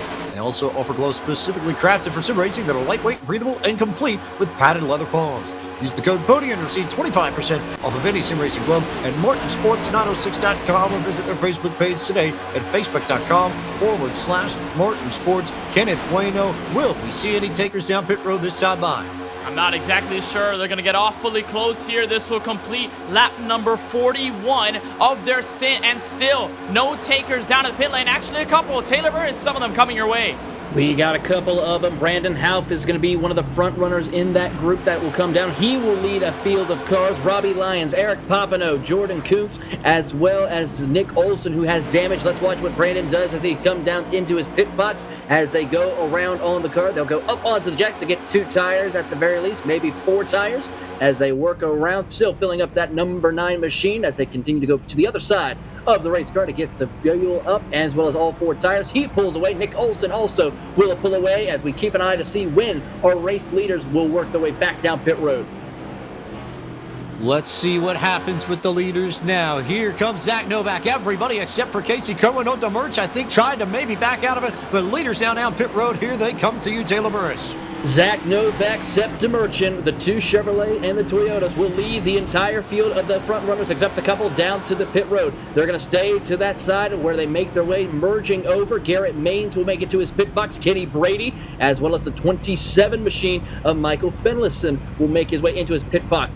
As we now get notifications that Nick Olson will get penalties for entering too many boxes as he comes off of pit road. So the field will go around. Donovan Strauss will beat Yes, he will. He will beat Zach Novak and Garrett Maines off of pit road as we get confirmation. A couple of more cars coming down pit road next time by, as Rajah Caruth will be joining this next group.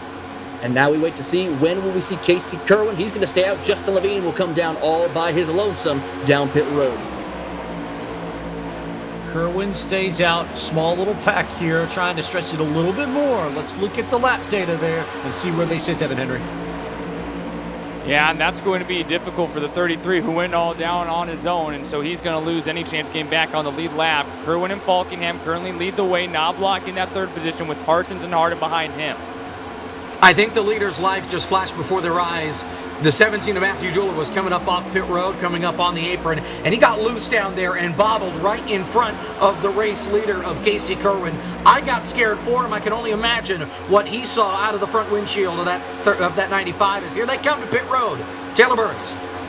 Here comes your race leader, Casey Kerwin. Ricky Harding tried to send it in deep. Daniel Falkingham, Justin Knobloch, along with the 72 of Chandler Carson and Chris Akers. 6 cars make their way down into pit road. As they work their way through, now we see Falkingham is going to follow Casey Kerwin. Kerwin enters his box, Falkingham right in front of him as he goes a little bit diagonal into his pit box, but they still are able to make it work. Josh Kosick gets also another penalty as well for going through too many pit stalls. The pit stalls is going to be the big one that will mess up a lot of drivers here in this situation as we now see Casey Kerwin exit off of pit road, but Falkingham will beat him off along with the rest of the field as they continue on their way. And now we only have a handful of cars staying out on the racetrack. Next one in line is a driver who barely got in after the duels last night, Ricky Harding. In the number 15 machine, he's got help from the recent birthday boy, Daniel Falkingham, but Falkingham is cycling out. Leaders are coming back. Harding yet to pit.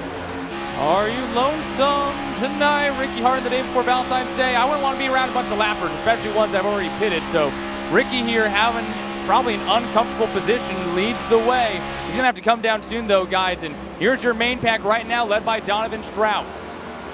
Yeah, and here come the leaders through 3 and 4. At least two will cycle around, I think. Yes, Strauss will come back around and lead whenever the 15 of Harden comes onto pit road. He's got to be on fumes at this point as he wheels it around through 3 and 4. He'll keep it up on the high banks? No, now he's going to come in with Craig Jansek onto pit road. He comes in. Oh, he just about lost it coming in. Goodness gracious, that was close as Donovan Strauss should pick up the race lead. But the big number to remember, here's your fuel window. That's the farthest we've seen anyone else go. 45 laps. Jacob Hitz, that's a big number to remember for the end of this race.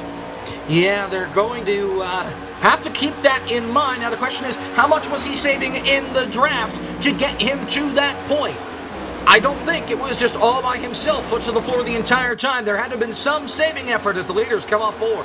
So the leaders come off 4, and these are your drivers who essentially had the best pit stops. So it's Strauss, Novak, Maines, DeMerchant, and Liam Brotherton. Essentially your top 5 that are going to be all by themselves, at least for a little while, we think, when they get back to turn 1, Devin Henry. That top 5 has almost a 4-second lead over the second pack of Daniel Falkingham, Casey Kerwin, Justin Knobloch. And right now, that top 5 is all single filed, ready to go. We saw in the second duel yesterday where we saw a small group of cars be able to reel in the larger group. So right now, I think you're in better shape if you're the small group of 5. I'm not so sure about that, only because in that race that we saw when the smaller pack caught the bigger pack, they were running 2 different lines on the racetrack. The leaders were running the outside, the longer way around. The smaller pack was running the inside line. I think that's something we're going to have to keep in mind. And you see right here as they come off of turn 4, Daniel Falkingham leads this group, but Casey Kerman fell back behind the number 1 of Justin Knobloch. So maybe just trying to hang back in the draft, not trying to do anything crazy. Everybody single file trying to catch up to the leaders. Yeah, you really want to try to be calm here and just not force anything. Get this crew back going forward. Massive push. Knobloch really giving everything to Falkingham's rear bumper. They want to catch that top 5. And they are slowly but surely catching them. They're chewing into this lead pack. The gap is 4.3 seconds rather. Now down to 4.2 between 5th and 6th. Brotherton and Falkingham, and Justin Knobloch is just leaning into the back bumper of Daniel Falkingham through 3 and 4. Meanwhile, penalties from that round of pit stops. Saddleburris, who got dinged by race control. We had at least 2 drivers getting dinged by race control. One of them, of course, was Josh Kosick coming through too many pit stalls. And then the most recent pit stall penalty that we just saw was from Ricky Harder, who just came down pit road a few laps ago. So penalties are coming down very stiff here today at Daytona. Big time penalties here in the Podium 500. Jacob Hitz, will see how they rebound from it, but it's still Falkingham trying to catch Strauss and company. Falkingham, the gap now has really closed in. 2.8 seconds is the gap between 5th and 6th. They have closed in a hurry. And here comes this third pack back here. Jason Maines leading that pack. They're 7 seconds behind the leaders, 3 seconds behind this second pack.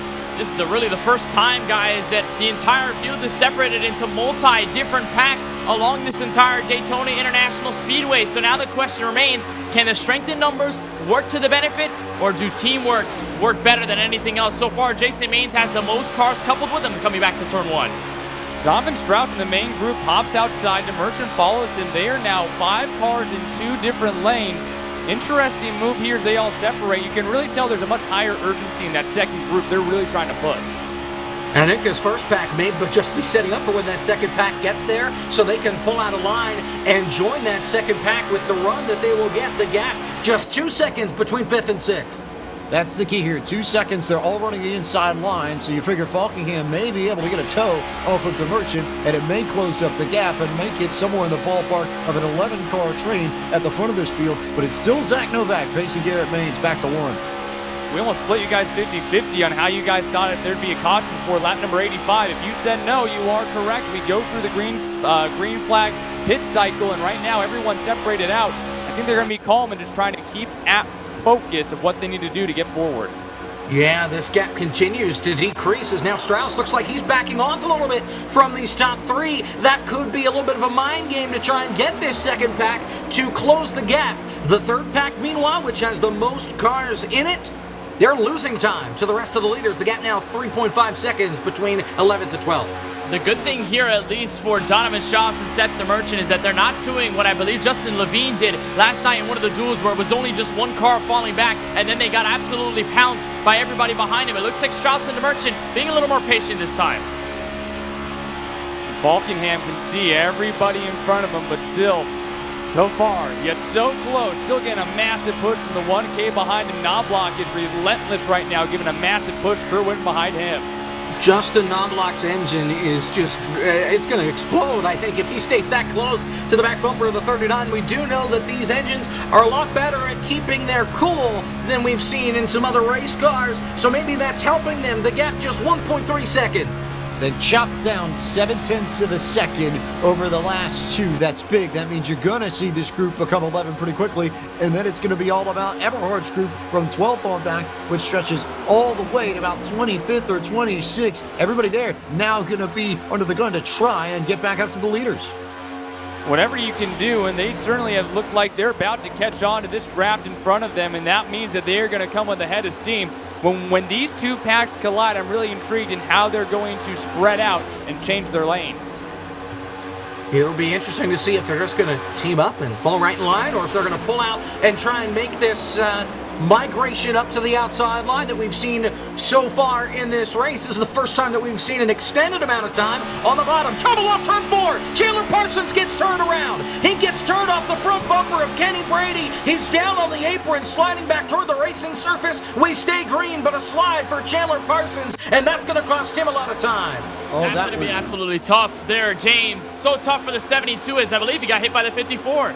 Yeah, there was contact there. You see it on the replay. Brady just got underneath Chandler Parsons on the exit of turn 4 and hooked him around as Parsons nearly came back up the racetrack and clipped people coming back onto the surface. So trouble there. Meanwhile, look at Daniel Falkingham for the race lead. Jacob Hitz. Daniel Falkingham has the superhero cape on, and he is going all the way to the lead around the outside with help from Justin Knobloch. He's got the lead off 4. Nate Daniels got some good fortune in this race before. Eberhard's won this race in 2020. Falkingham would love to be the second Daniel to try and win this. As you get a good look at his setup and all of the diecast that's around him, that's an impressive collection from Thunder Dan, who is thundering to the lead and thundering back to turn 1. That was almost anticlimactic. I mean, they're almost all single filed out once again. I thought that we were going to get 2 lanes. They were going to mix and match, but no. Falkingham takes the lead. Everyone slides up, and now they're all running the high lane again. I find this very intriguing. How will this affect the group behind them now? We'll have to wait and find out. This first pack, though, is far from organized. It's a 6-car breakaway. Couple of car lengths, then Strauss. Couple of car lengths, then DeMerchant. Then you've got Kosek, Finlayson, and Brady pushing each other, trying to get to the front. And then it's a couple of seconds, 3.5 seconds, till we get to Daniel Eberhard and this now second pack. They didn't want to provide too much resistance, because if they do, they bring in the rest of the pack everywhere else, and that's exactly what they don't want to do. Problem is, Seth the Merchant back in 8th. He's got a couple of cars, but he's separated in his own group. Everybody all over the place here at Daytona. More lap cars getting ran around. Are they going to join in with this top group and maybe add an extra little bit of force to their group run-in? So Austin Johnson is there. The 15 car is there. Go back straight away. Seth the Merchant gets turned around. He got a huge push from Michael Finlayson, and DeMerchant spins. He's sliding back toward the racetrack. Right on the apron, he pulls up, and the caution flag is out. DeMerchant got turned. A big run from him. Strauss was off the pace, I think, trying to organize that pack. DeMerchant lifted. The car behind him couldn't, and Seth DeMerchant goes for the slide and brings out the caution on lap 92. If anybody could actually see my facial expression as that happened, my hand was up on my head, my mouth was agape.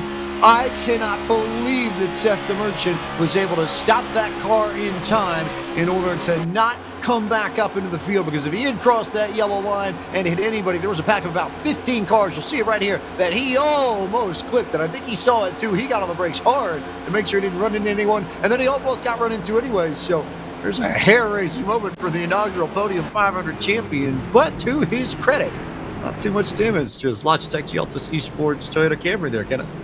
I think he also needed that caution too, because it was a single car incident. You saw what happened with Chandler Parsons and Kenny Brady. He spun underneath the racing surface, so that was no yellow. If DeMerchant had suffered the same fate, Lord knows where he would have been by the end of the cycle if we had stayed green. So with the Merchant slowly pulling up to the track, trying to merge back safely as possible, that brings out the yellow, and that saves him just a bit.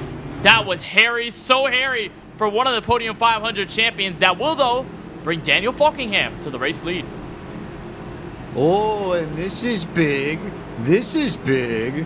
Race Control has called Seth the Merchant responsible for the yellow, and they are going to give him an end-of-line penalty. So, the Merchant's going to go to the back as Daniel Falkingham leads the field down to pit road, Taylor. Yeah, he will work his way down pit road. Daniel Falkingham will lead him down. Justin Knobloch enters his pit box. So will Zach Novak, Garrett Maines, along with Casey Kerwin enter their pit box. Trouble, though, for Garrett Maines. Has to back it up a little bit. Going to cost him a little bit of time here as they make their way. As we have a couple of cars sharing some pit stalls. Everhart, as we see Falkingham race off pit road, but it will be Falkingham, Novak, Liam Brotherton, Garrett Maines, and Justin Knobloch, your top 5 off of pit road. All right, so extra words here from Race Control as to why the Merchant's getting the EO. Well, yes, he did get turned, but they deemed his run back up the racetrack an intentional drawing of a yellow, trying to get close to the racing surface to trigger the automatic yellow from iRacing. And that is why Race Control gave him the penalty. That's why he'll have the EOL and be starting at the tail end of the longest line. As we'll take a quick break, and then we'll be back with more coverage of the 4th annual Podium 500 from iRacing's virtual Daytona International Speedway here on Podium Esports.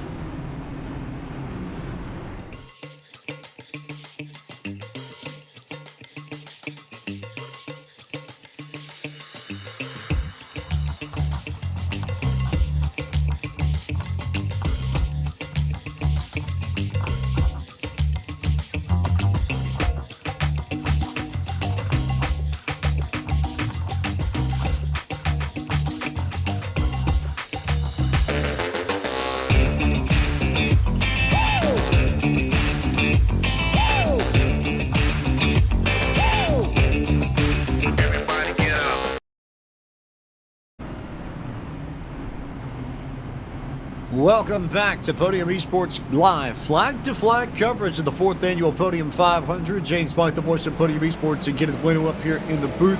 Pit stop's done, cycles reset. I suspect we're probably going to need at least 2 more stops, but just with the way this sets up, probably a splash or maybe 1 can on that final stop if it goes green the rest of the way. But there's still a lot of racing to deal with, Kenneth Bueno.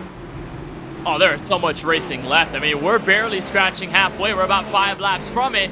And so that means if you like the racing you saw in the first half, the second half is going to be even better. But what this is going to do, we split up the field with this second round, the green flag pit stops. And obviously, with what happened there, you're going to see everybody back together, everybody packed in. And what we saw in the first segment of the race with a bunch of drivers drafting, with all the switcheroos to the inside, to the outside, you're going to see that once more with some of the same heavy hitters. We're seeing guys like Novak still in the mix, Liam Brotherton still in the mix, Garrett Maines, now Justin Knobloch has pierced into the battle. More recently, Michael Finlayson. Then think about guys like Jesse Atchison, Logan Helton, we haven't really talked about all race long since he started on the pole. Like Peterson, we mentioned a little bit, Chris Akers, Kenny Brady, so many names that could still go into this battle, and it means the excitement is still there, and this racing is going to be great. Right. So Daniel Falkingham is going to be racing. Also, other things to make note of, Justin Melillo gets back on the lead lap after all of that. That was going to be close because he was racing a few drivers for that first spot 1 lap down. But Melillo, who had lost the draft earlier and had been waiting for his moment to catch back up to everything, finally gets back on the lead lap. I wonder if he races a little bit differently now that he's sort of, I guess, run that experiment, to say the least. I guess we'll see. As Daniel Falkingham, Zach Novak, 2 Camaros up at the front of the field. They've done well running at the front. We'll see if they can stay there. Green flag back in the air for the 2022 Podium 500. Daniel Falkingham, a big push from Liam Brotherton. Devin Henry, they're coming at you in turn 1. Falkingham and Novak lead, and then it's a pair of Elliott Sadler Esports drivers in 3rd and 4th. Brotherton and Maines, the white and green cars, 2nd row. And everyone's still trying to settle out who's going to be where. I wouldn't be surprised if someone might try to shoot the middle here as the outside lane gets that burst of speed. Pushing like crazy on that inside line. Everybody just trying to get organized. So up at the front, it's going to be Zach Novak leading the charge. Garrett Maines pushing him. Daniel Falkingham is back leading downstairs with help from Liam Brotherton. They are side by side for P4. Jesse Atchison up on the high side. Remember how Lockdown Racing had so much strength last year between Mullis and Alfredo and Novak, and then had terrible luck in the actual main? This time around, I wouldn't necessarily say they were the strongest outfit. Novak's the only real representative up towards the front, but he's had pace all race long. This is the race he was hoping to have a year ago. And Novak has been successful in pushing. He's been successful in leading. In every single fold, he has done well. He's probably one of the only drivers who's really been in the top 10 consistently the entirety of this race. Falkingham still getting a push from Brotherton. They just don't have the speed right now in that inside lane. Well, they are getting close as Strauss backs off. That allows Falkingham to pull up even for third. Now he gets a big run from Brotherton. He's second, side by side with Maines. That third line is coming. I believe that's Casey Kerwin leading the charge there, side by side for the leadoff four.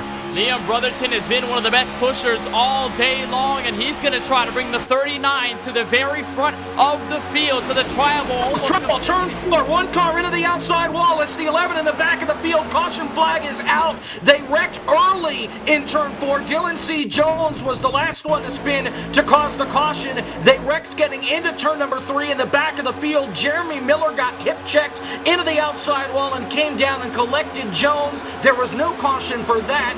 Then, 1,000 feet later, Jones just spun it up into the outside wall. Almost looked like on purpose from him, not quite sure, because it just spun all by itself up to the outside wall.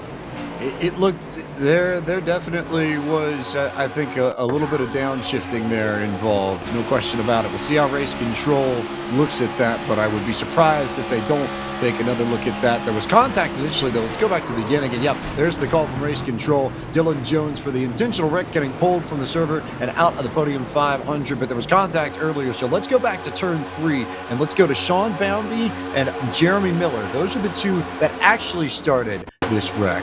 They get together in the middle of 3 as Boundy was trying to split the middle between Miller and I believe Garrett Brown, and then the 30 bounces off the fence, comes back down, clips Dylan Jones, and then realizes that a little bit of trouble back there. So this is a look in turn 2. Here's Sean Boundy. You'll see that purple car up there on your screens, just riding behind Seth the Merchant, who was just in front of this, mind you. So he may have gotten a lucky break there, but just immediately tried to jump around. DeMerch there. Look at how close DeMerch was. He was the first car past this, but here's Bounty going through the middle. Miller tries to come down. Contact there. They bounce off of each other. Miller gets into Jones, and you see the white car slam the fence right as the camera turns. And then here's Jones downshifting and spinning to intentionally cause a yellow, which immediately got him pulled from the Podium 500 and out of the race. Spins the wall, hits the fence. Thankfully, I don't think he got hit by anybody, but it is game over for Dylan Jones, and I don't think anybody else is going to come down pit road either.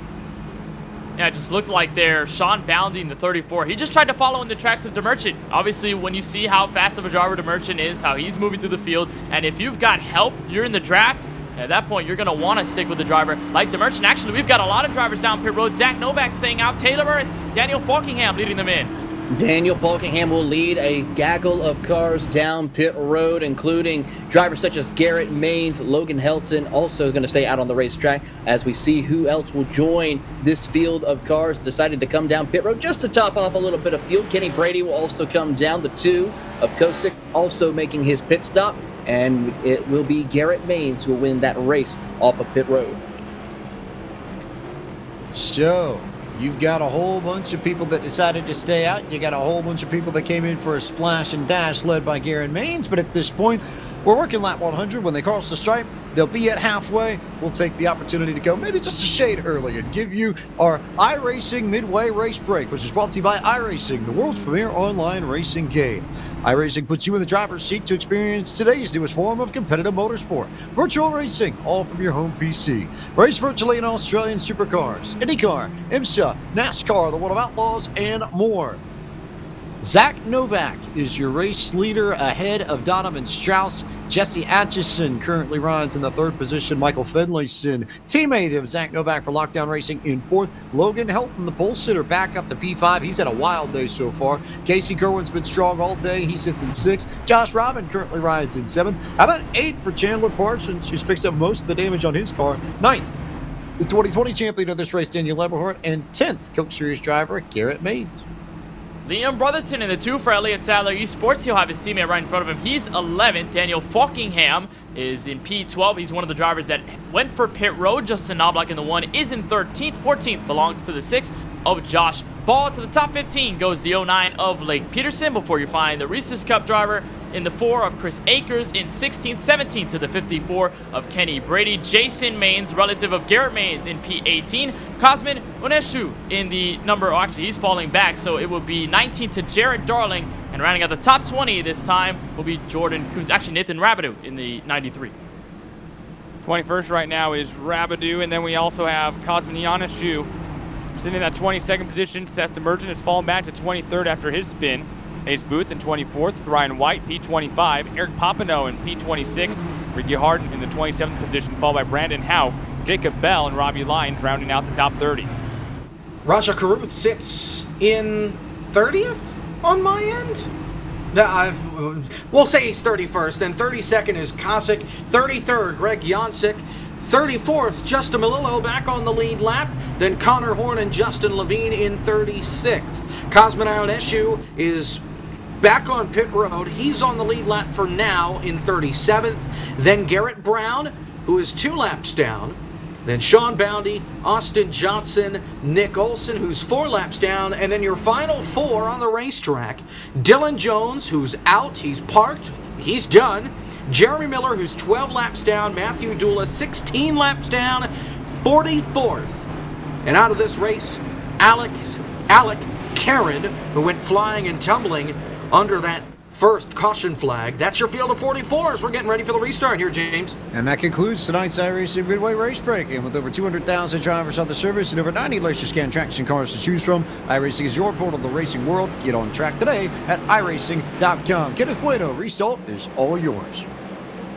Here we go, Zach Novak, Donovan Strauss, stiffen look up at the front row, but we're back in the green here in the Podium 500. This time it's Jesse Atchison and Michael Finlayson giving pushes to both Novak and Donovan Strauss. They're even coming back for you, Devin Henry in turn 1.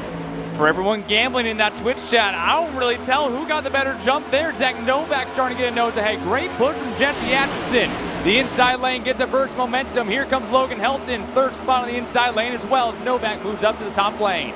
And we haven't talked about Helton much since he started on the pole position. He kind of fell back, got caught back in some trouble early, but he's back up in the picture now when it matters the most, just past halfway. One car falls into the middle, and he drops all the way back. That's former winner Daniel Eberhardt. He drops back. He loses half a dozen spots, maybe more in turn 4.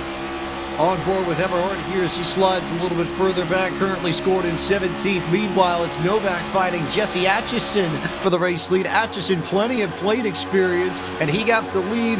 No, it was Novak by 2/1000ths of a second. Atchison has that body in front, though, by about a car length as Helton continues to push. How about Josh Robin for the first time inside the top 5? He's got a little bit of space as Helton and Atchison tandem draft up front, and they slide up to that high spot. Inside lane, suddenly scattered, a lot of space between cars. Yeah, the field had to get by that slow car of Cosmin Ionescu down there on the bottom. They do get by, and now this inside will try and regain some momentum. Atchison leads the outside line with Helton and Novak leading downstairs. It's going to be Josh Robin. And here comes Logan Helton. Now he's in P2, so they both slide in front of Zach Novak. And now that could pose the question, what does Strauss and Novak do? Do they go to the inside and try and give support here with Josh Robin? Or do they stay up high? Answer is they'll be up top. For now, back to turn 1. Strauss took a peek, that 4th car on the outside lane in the number 20, white and blue. Instead, the white 8 of Josh Robin continues his short track. Novak will jump down to the inside.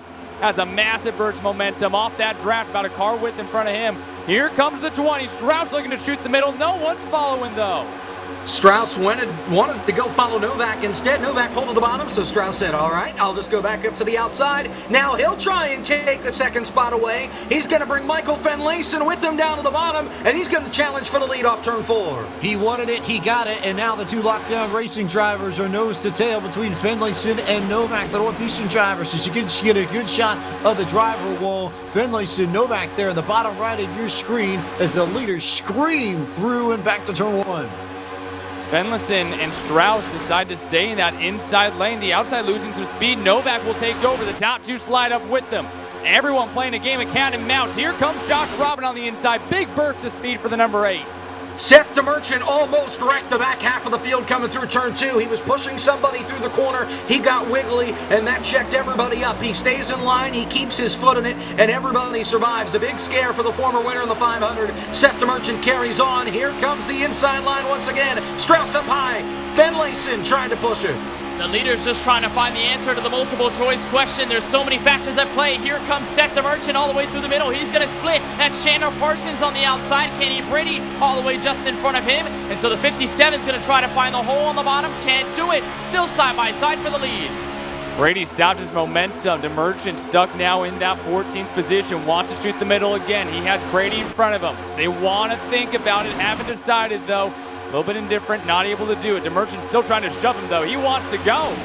Here we go for the lead. Almost some contact. Some big blocks up at the front of the field. Look out as Brotherton goes to the high side. Robin stays down low. Donnie Strauss just has to lift and let everybody in line. You would think 95 to go. They're racing like there's 5 to go. Minnesota versus Ohio. Robin versus Knobloch for the lead, and Liam Brotherton out of the Charlotte area with help from Donovan Strauss and Marietta George on the top line with Finlayson and Novak in tow. Here comes Brotherton back to the front. Knobloch continues to push in that inside lane. The black and white 09 of Blake Peterson still in this race as well. He's the third car on the inside lane.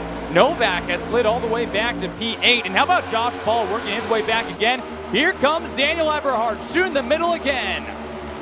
Eberhardt tried this once before. All he did was fall back. This time he has a bit of a run. When he takes it up the middle, he's got Seth DeMerchant with him. Not for long. He jumps up to the outside. Here comes Strauss, though. Back to the inside for the race lead. He's clear of Liam Brotherton. He jumps up to the high side. He retakes the lead as DeMerchant's back in the middle, 3 wide. Strauss was clear for the lead for a moment, then went back up, and Josh Robin found the nose back to the inside. They found a second line, actually 3 in the middle, though, as Seth DeMerchant. There is, I believe, Daniel Eberhardt back in there as well. Michael Finlayson is going to jump on this train as well. They're 3 abreast back to turn 1.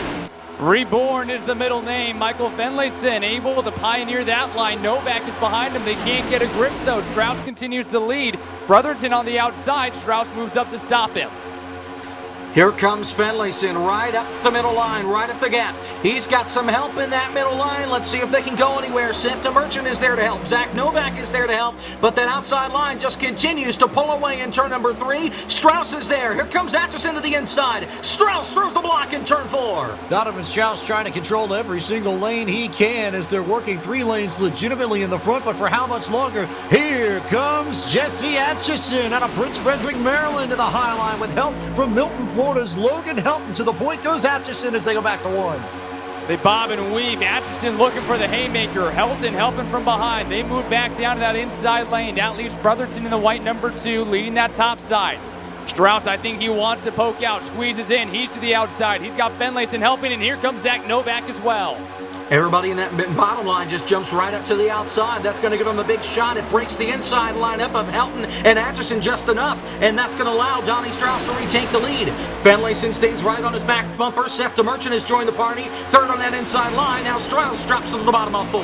You can easily tell that Strauss is making friends very quickly here at the Daytona International Speedway. He's worked with Finlayson well. He's worked with the 5 of Novak well. He's worked with Seth DeMerchant well. Strauss is a friend of pretty much everybody right now as they still try to beat him. Finlayson to the outside in turn 1. It is easy to make friends at Daytona when you are fast. Strauss has been fast. DeMerchant has also been a great pusher and a great pushee. He's the 4th car on the inside lane. One guy who I'm not seeing, though, Casey Kerwin. He's still back in 17th. He's trying to shoot the middle, but no one is willing to help.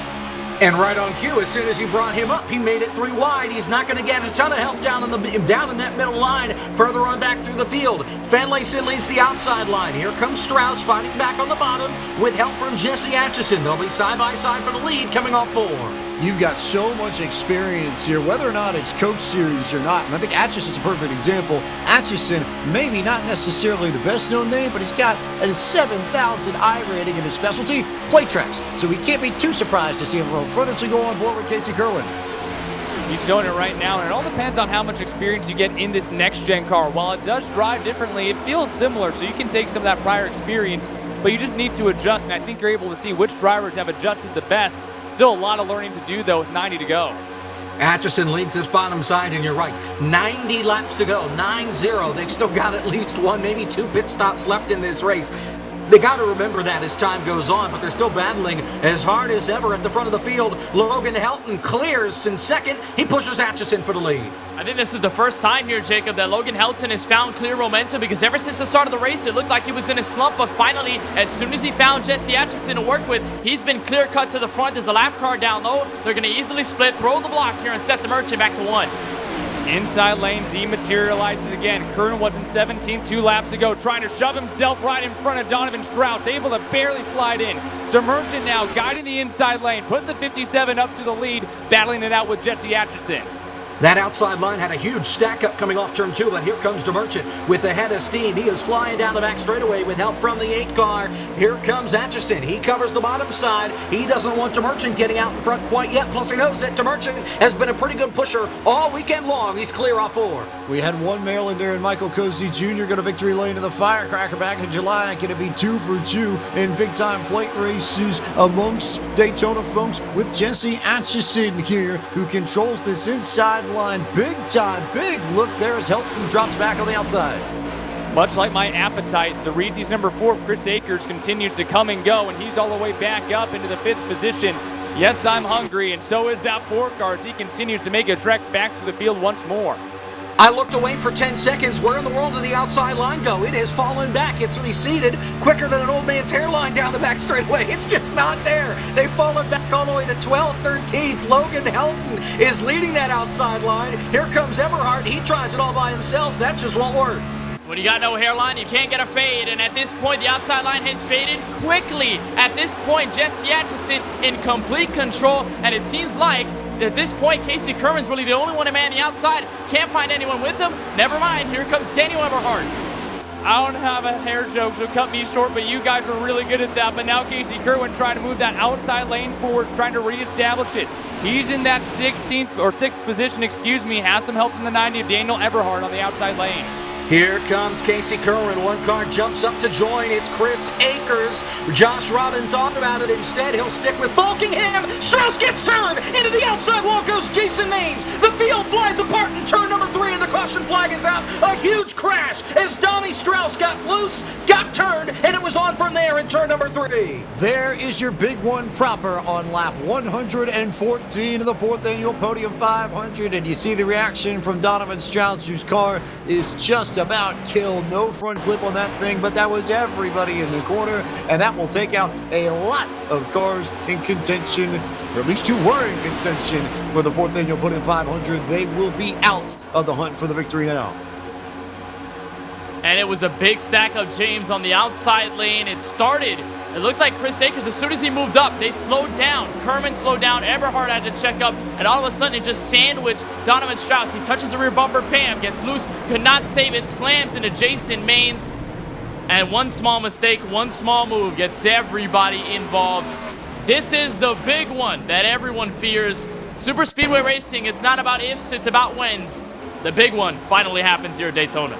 Indeed, midway through the race, too. Just looking at some of the names involved in this, we know Donovan Strauss got caught up as you get a good look at Chandler Parsons. He ended up getting swept up in this, too. But Jason Maines was involved in this incident as they all started to wreck in front of him. We can add Josh Ball to the list. Jordan Kuntz was in there. Chandler right in the middle of it all, as was Michael Finlayson and Zach Novak. Eric Papineau got damaged. Justin Knobloch lost his front clip. Liam Brotherton got damaged in this. Garrett Maines, I think, might have just been able to get on the brakes. As you watch Ricky Harton come through just in the back, it'll be crazy to see how he made it.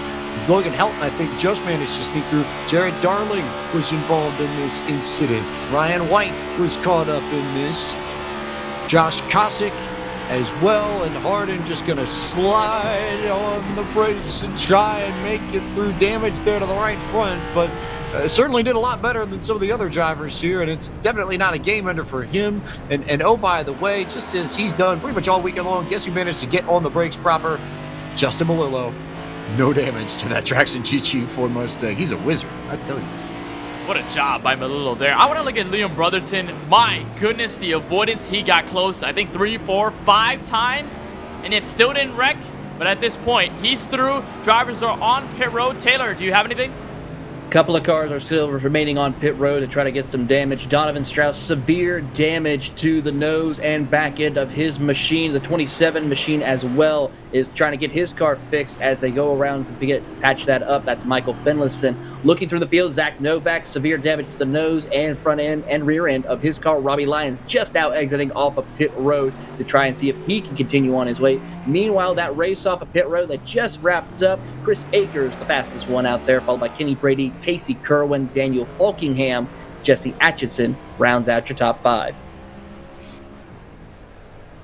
Gonna have another look at Liam Brotherton's view, who was just sandwiched in the middle of this. No question about it. This was turn 1, the lap before you see Logan Helton just drop into the backside, and then the contact will come about half a lap from here with Donovan Strauss that sends him up into the fence and takes out about 20 or so cars from their shot to win the 500. Well, unless everybody gets torn up in the front, who knows? But if you made it through this, it's a big-time advantage, and it's the first time really in Podium 500 history that we're going to have a race that's going to get split up like this. There's the contact, there's the damage, and Liam Brotherton actually did a better job than I thought of getting through this. I thought he picked up more damage to the nose, but that car actually might be more okay than I initially gave it credit for. I think the moment where Papineau was basically facing his front windshield, that's when I knew when they didn't make contact, I was like, wow. Insane from Liam Brotherton. The skill to hop on the brakes, was able to not lock them up, by the way, and the 2 ends up probably either with a little bit of damage or pretty much no damage. Here's another look. He immediately darts to the inside along with Garrett Maines. He gets the back contact, but look at that right there as Papineau spins right in front of him. Brotherton just slides down to avoid. That's a dance not many people can teach, and Liam Brotherton knows it very well. Also of note here, the last 2 cars that are rolling, Daniel Eberhardt's going the Chandler Parsons route from a day ago. He has no hood, but the car otherwise looks mostly all right on the front end. Rear end damage for him. And then Brandon Half, who had been sitting in the back, completely clean car, but it is 23 cars that I see that don't have damage, and then 27 that are on the lead lap. And it's like Cosman, I think, is the first car 1 lap down still. But we are getting set for the restart here. We'll go back to green flag racing on lap 118. And for the restart, we go back to Kenneth Bueno. We're ready to get back under green. 2 new hosts at the front once again. This time it's Chris Akers in the 4, Kenny Brady in the 54, but 2 familiar faces up at the front just behind them. Daniel Falkingham and the 95 of Casey Kerwin. Ready for a restart on lap 118 of 200 after the first big one here in the 2022 Podium 500. They check up on the outside lane. That looked like Raja Karuth. A bunch of drivers slowed up to get out of the way. They seem to be okay for the most part up front. Akers versus Brady. Devin Henry in turn 1. But the outside lane has disintegrated. You get a tandem draft between Kenny Brady and Daniel Falkingham trying to outpower the inside lane. Chris Akers getting a massive push from Casey Kerwin, the 95. Watch out, though. He might try something sneaky and take away this lead. Chris Akers is pretty speedy here at Daytona, just about as speedy as the running back that I referenced him to earlier on in the broadcast. He leads downstairs. Kenny Brady leads up top, side by side. Casey Kerwin trying to push that 4 car all the way to the lead off 4. Tell you what, Chris Akers has got a car that's got the orange. He just needs the stripes like he plays for the Bengals now as he leads the field off into the trial. Will lead lap number 118. But now here comes Kerwin to the top side. He'll go ahead of Kenny Brady, and look at the shot from Casey Kerwin. Launches himself into the lead in 1. Kerwin with the ka-chow takes the lead. Brady reels on into that rear bumper. Look out, Jesse Atchison. Massive push here to Chris Akers. He also has Garrett Maines behind him. Now all the power in that outside lane as they continue to push and shove for the lead. Things are still getting antsy up at the front of the field as here comes that outside line, soaring down the back straightaway. Daniel Falkingham in 3rd. He was clear for a moment down to the bottom. Instead, he'll stay up top. The top 3, a single file. Chris Akers trying his best down to the bottom. This is a familiar sight right here. See a slight advantage from the top side and then the low side just waiting for their moment to shine. That's exactly what Chris Akers is doing right now. And Akers is in a situation like this, manning the inside. This is not the first time we've seen that 4 all the way in the bottom. Still no momentum to catch up to the leaders. Kenny Brady looks antsy. He saw that 4 car coming. I think he might have wanted to duck down, try to take away that momentum and take the lead. Instead, it's a slight tandem draft here between Akers and Atchison. The number 4 car continues his push. Can't quite get the nose, though, going down the back straightaway 2 by many. They'll have 80 laps to go when they get back around to the start-finish line. Chris Akers is trying to make sure that he can get up at the front and be a factor 80 laps from now, coming through 3 and 4. He is clear for the lead. Second place in Atchison, not quite clear off the corner. Kerwin Brady working the top side. Atchison Akers looking down low. Over 1,000 people now watching the Podium 500 as we go across the stripe to fire up lap 121. And it's still going to be even between Akers and Kerwin as they go back to turn 1. Kerwin continues to lead. It's too wide all the way through. No one quite looking for that sucker punch down the middle. Kerwin pinching down at the bottom. Atchison got a little bit squirrely. Off of turn number 2. We have 200 miles left to go in the Podium 500. Things are still getting antsy up at the front of the field. They're going to have to pit at least one more time as here comes Kerwin dropping to the bottom. He's clear for the lead. We'll see if Akers decides to jump up to the outside. He's clear for the moment. Justin Knobloch, well, he's gone home. He's calling the day here at Daytona. Casey Kerwin officially clears the Fancy Gap Virginia native of Chris Akers. All of a sudden, though, Jesse Atchison in the Platypus car goes to P2. Immediately goes to the back bumper. They've got help from Marietta, Georgia's Kenny Brady. Akers again, no help on the bottom side. Here comes Atchison, striking down to the inside. Kerwin loses all momentum. Brady follows Atchison on the inside. There's the accordion. Here comes Falkington on the outside to help out Casey Kerwin. No one gets a massive advantage from that massive swing from Jesse Atchison. Atchison leads the bottom line, and Kenny Brady is just driving through the back door of the 28 machine. Kerwin still leads on the outside line, but barely. Falkingham trying to push him. Logan Helton is up there as well, but it's all Atchison on the bottom of 4. They have completely gridlocked at over 190 miles an hour amongst the first, call it 20 drivers or so. And then look at this group out back. Liam Brotherton all the way to, call it Justin Malillo in 23rd, all just sitting, sort of biding their time and waiting. I wonder how that will pay off or not pay off for them. 27 cars left on the lead lap. Eric Pompano has, though, lost the draft. He is a massive amount of time behind, so the leaders might catch a single car here. Probably still a few more laps to go until they get to him, though. For now, though, Atchison has that trio behind him. Surprised no one's popped out. Yeah, this outside line is just hanging tough. Perhaps they realize that maybe they should wait, but Falkingham, he gets booted out of the way. Logan Helton peeks to the outside and relegates him down to the bottom to join Chris Akers. It's all Atchison on the outside. And by the way, guess what that all brought in? The number 13 of Raja Karuth. We saw him getting lapped earlier on in today's Podium 500, and all of a sudden, the Sim Seat Chevrolet Camaro in contention for the top 5. Atchison, still your leader, though. Right in front of him, your pole sitter, Logan Helton in the silver, number 63. He's still part of this mix, too. Akers has a massive shove. Here comes Daniel Falkingham. You see him drive by on that inside lane, pulls up door-to-door with Jesse Atchison. 3 cars door-to-door down the back straightaway. Top flank and a wee bit squirrely. A huge run on this inside line. Kenny Brady is giving Jesse Atchison everything he's got, but it's not going to matter. Here comes Daniel Falkingham, side by side for second. He's got help from Chris Akers, and here he goes for the lead off the corner. Just so, whoa, deadlock there. That was a big shove from Kenny Brady. One of the biggest pushes we've seen so far, and nearly turned Jesse Atchison around. I wonder if Atchison make it on the radio and tell Brady just to calm down a little bit. We still have 75 laps to go. It's getting a little scrappy. Here comes that one-lap car. Chat, time to get your bets in. Are we going to get a caution before 55 laps to go? They're getting squirrely and rowdy here again around the lap car. Yeah, that was very close, trying to get around Josh Cossack. They get down the back straight, and back down.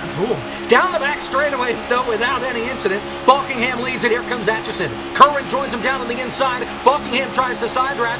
Logan Helton joins the party downstairs because there's room. Another lap car ahead. Atchison leads off 4.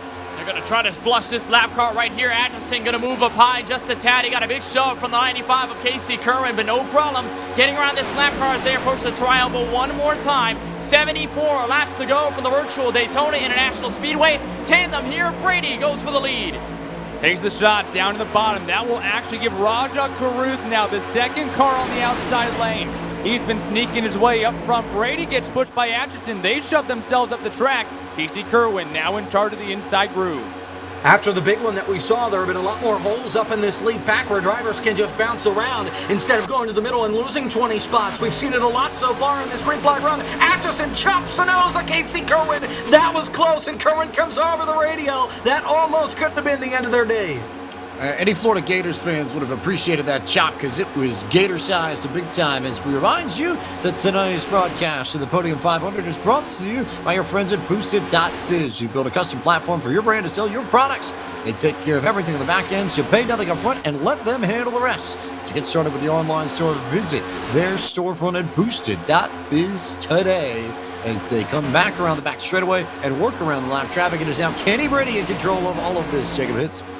And everybody has gone up to the outside line for the most part. Casey Kerwin continues to lead the bottom, but they've been relegated back to 8th, 9th, 10th place. Down there with Chris Akers as they come down through 3 and 4. Nathan Rabideau has joined the party. He's 3rd in line on the bottom. And once again, we find the pole sitter and the outside pole sitter now back in this fight. We saw Logan Helton in a little bit of a sprint so far. Rabideau does the same now. Helton is on the bottom. Help from Falkingham. Kenny Brady blocks some momentum. How long before he goes up top? Not long at all. Has to relinquish the grasp of the inside lane. Logan Helton with a burst of momentum. He'll take over the lead. Falkingham wants to peek up. They're going to follow. No, he faked him. Helton moves up high. Kerwin tries to go with him. He'll stick it back down low. Move the 39 up to P1 and up to the top lane as well. Falkingham just slammed the door in the face of Logan Helton down the back straightaway. I was surprised Helton washed up, and then Falkingham just chopped him off down the back straightaway. He got that 95, though, with Casey Kerwin downstairs trying to regain the momentum to get back to the front. Oh, but he lost so much of it. Logan Helton, this would be special for him, no doubt about it. Remember, he's a Florida native. He won the MSRA season opener that we broadcast on Podium Esports a year ago. He now goes down to the inside with help from Brady and Atchison as Logan Helton goes to the point on lap 129. Falkingham falling, dropping. Everyone now is migrating to the bottom. Roger Caruth makes a slide up. He leads the outside lane. The 40 car falling in behind him. Yankrafts, hey, he was a lap down earlier, guys. He's now in the mix. Roger Caruth, he was a lap down, and he's back out there. Kenny Brady, he goes out to the front. He picks up Caruth. Caruth now to the bottom. He's got damage on the back end of that race car. He's on the lead lap. Craig Yanzak, remember, he didn't fuel the car earlier. He's now in second. No matter what happens, you can't take them out of this fight. Roger Caruth, your current race leader, followed by Yansak, who now follows through. Logan Helton peaks in at third. A big wiggle as Atchison gave him the big bump. Caruth now getting help from the 40. Atchison smothered the rear bumper of Logan Helton. Not only did he keep it together, he gained speed. Moved the 63 back out front, battling with the ARCA Menard Series driver, Raja Caruth. New leader, the 63 back out front. He started out front, wants to keep it there.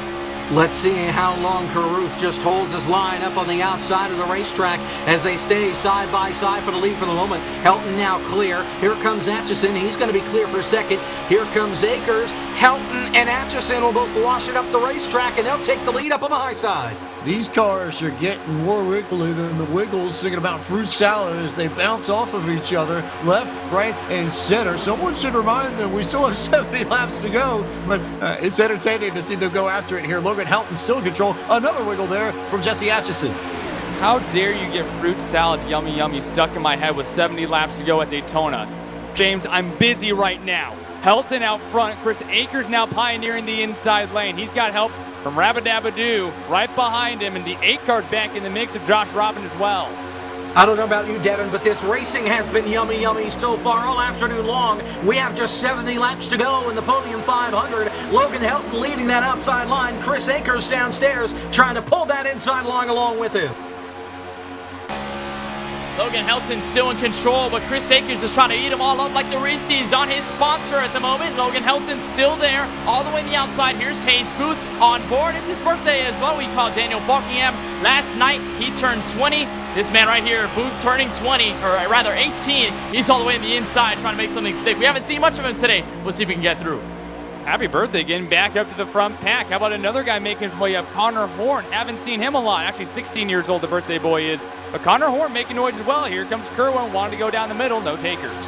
Still a lot of time left for him to get up to the front and have a shot to win this thing. Here comes Casey Kerwin. Drops out of the line. Raja Caruth is going to join him downstairs. They're going to go side by side for second and look for the lead off corner number 4. It's about time that the driver for Alpha Prime Racing in the NASCAR Xfinity Series decided to make a move. And here comes Washington, D.C.'s Raja Caruth to the race lead for the first time this afternoon in his Max Siegel Incorporated Chevy Camaro on lap number 133. Three-time winner Monday Night Racing, part of the inaugural Ignite Series Championship round. Now he leads the Podium 500 with Casey Kerwin all over the rear bumper off of turn number 2. The outside lane sinking once more.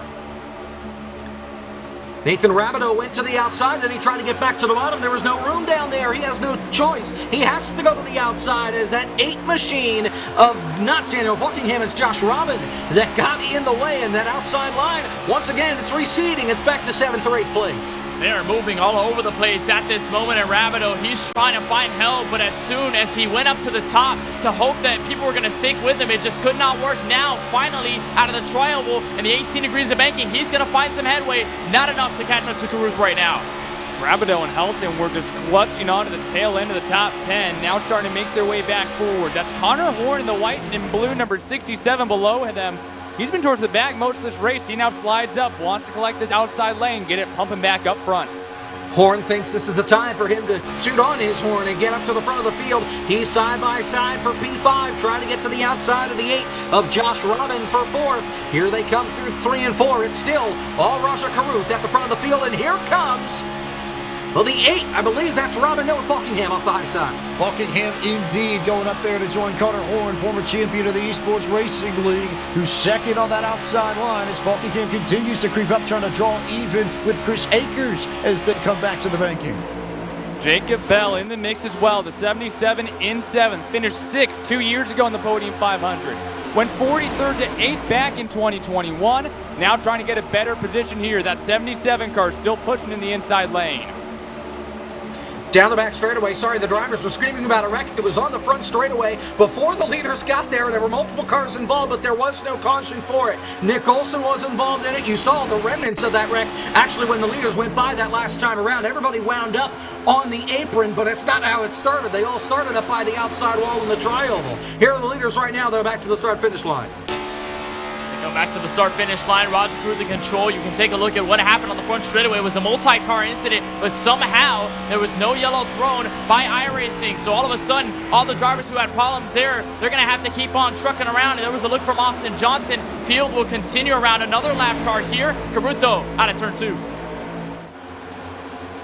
Alrighty. Caruth still leads. Kerwin in 2nd, Akers in 3rd. Outside lane starting to surge. Daniel Buckingham with help from Horn and Rabideau making a move.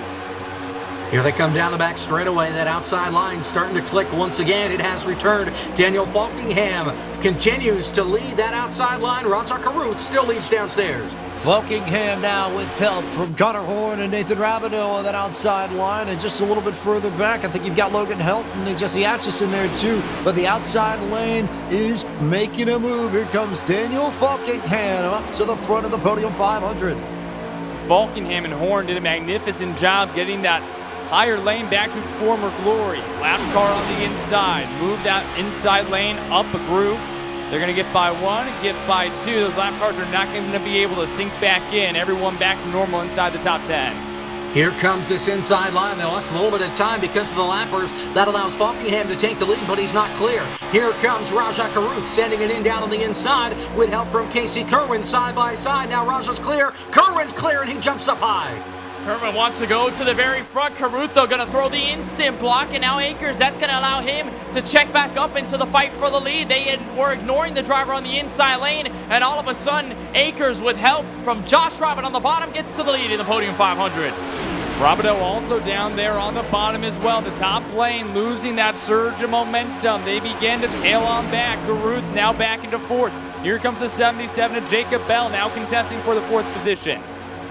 Here comes Nathan Rabideau to the outside. He jumps up. He's going to lead the top side around the racetrack and try and catch up to Akers and Josh Robbins, who's in 1st and 2nd on the inside line. Caruth is helping Rabideau upstairs. Oh boy, here comes another car peeking to the outside. Thought about it. Rabideau trying to lead this group up top, and now he's going to get help from the 2020 Podium 500 champion Daniel Eberhardt, as the Daniels get mixed up in my mind, and Eberhardt tries to mix it up top. When did Daniel Eberhardt get here? Does he have a hood on that car? Holy cow, the 90 machine back in this. No hood, no worries. Put the 90 car back out front. no hood, and leading the draft. We saw it work for Chandler Parsons in the heats, mind you, yesterday, but he was the 7th car in line. He was not leading the pack. Instead, it's a beat-up number 90 for Daniel Eberhardt that is leading the outside line, and they are gaining position slowly but surely around the outside. No hood, no problem for the former Podium 500 champion. He'll continue to man up that outside lane. Only problem is too many drivers on the bottom, so they cannot gather the momentum. Chris Akers, your race leader. Does anybody pull out? Answer is no to turn 1. On board with Garuth, he sits in the 10th position. Not a lot of real-world drivers who try to make the Podium 500 this year made it, but now a pair inside the top 10. Garuth here, and we have not talked a lot about Robbie Lyons, the Floridian himself, now inside the top 5 in the inside lane. Robbie Lyons has just snuck into this battle. This next time by, we're going to have 60 laps to go. He has snuck himself into the top 5 and has put himself in a great position to try and win the Podium 500 as these laps continue to wind down. Like Logan Helton, another Floridian, this man out of Seminole, Florida. No relation to Florida State in particular, but Robbie Lyons, Season 3 champion of Monday Night Racing, trying to jump up front and maybe, just maybe, get a win that might even be bigger than an M&R title he got back in August. Right now, the Reese's driver continues to surge ahead, leading the way in the outside lane is nowhere to be found. On board right now with Jacob Bell. He sits in the 3rd position, and I don't see anyone from the outside coming. That tells me once they surge ahead, we're going to get some guys bailing. We'll see what happens here, and these guys are also trying to politic now on how they're going to pit. Really, they're going to be splitting it the rest of the way. We might see them pit. We should see them pit in 20 or so laps so they can make it to the end on fuel. We're getting closer and closer to that window. You read my mind there, Jacob. As soon as the drivers on the inside stay there, that's going to give them the best position possible to go straight for pit road and hard on the brakes. Eberhardt leading that top lane is going to have to find a way down here at some point. If we stay green, that was Casey Kerwin, and a little bit further back, moving through the window, no success. Everyone migrating, but the outside lane not as strong as we've seen it. Maybe Eberhardt's car is doing well, but it might be deterring this top lane from having the speed. It's not having that burst, but it's maintaining speed. I think maybe that 90 car just can't quite get that grit that a lot of cars have out front without a hood. I think as long as somebody can jump up to that outside line and get in front of Eberhardt, I think that outside line will be fine. But without the hood leading the pack, it's going to be really difficult as the leaders come around and pass Cosmonaut Eshu down on the inside the lap car. He also doesn't have a hood on his car. Oh, Robbie Lyons made that closer than I think it needed to be as they shuffle around Cosman's car and get back to double file racing. That might have actually helped Daniel Eberhardt a little bit because he managed to get a car length or two on Akers and everyone leading the field on that inside lane. And it made a few of them scatter back up to that top side. Everyone was migrating to get ready for green flag pit stops, and now again they slide back up to the top. Things pretty calm for now. And remember, we saw green flag pit stops in that first duel that went wire to wire. They were practicing under speed during the practice session earlier today to make those pit stops possible. They've already had to make green flag pit stops once. They already know how to do it the next time they will have to, if they have to. So that shouldn't be of as much of a concern. The big key, don't speed, don't drive through too many pit boxes. And now Roger Caruth moves to the bottom, so this could be another signal here, guys, that it is close to come to pit road. It loses another car on the top lane, now reduces it to just 4. It's so far Eberhardt, Rabideau, Connor Horn, and then the last car, I believe it's Justin Levine in the 33. Indeed it is, 4 cars up top. How about Levine, another one of those drivers who was a lap down earlier on in that first green flag stint, the long green flag stint. He again is now inside that top 11, much like Roger Caruth and Daniel Eberhardt have been able to put themselves into a situation to win this race. 57 laps to go. And down the back straightaway, it's still Chris Akers leading the way. He's been lurking around this lead pack. Now he's been out in front for the last several laps and continues to just set the pace for the rest of the field as they come off turn 4. Trying to do math. Farthest we've seen someone go is 40 laps. Leaders are coming to 30 laps on the cycle now. Add 15. Your pit stops then coming right around lap 160, which would put you within 5 laps to the good if we go green the rest of the way. So I think if you're leaders, you're just praying we don't get a green-white checker. Well, for right now, I'm surprised with guys knowing what lap they want to pit on and how long they've waited. No one has jumped in front of Eberhardt to try to lead that top lane to the front because honestly, hey, I'd rather be first going on to pit road than anything else, but no one has tried that risk thus far. And we saw how pitting early in the duels really worked out. If you pitted later, you kind of got the short end of the stick. You got to wonder, where's the line between pitting too early where you have to save fuel and pitting too late where it's going to cost you time to the rest of the field? And you got to also wonder here, when you come down pit road, you need people to go out with you by the time you exit, because if you don't, then you're going to be stranded in the water. You're going to be all over the place trying to find people to help, and you're going to lose the draft immediately. Now the question is, can Akers find some friends, or does he end up in a place where he can go by himself and everybody does not go with him? And everybody doesn't look too concerned right now.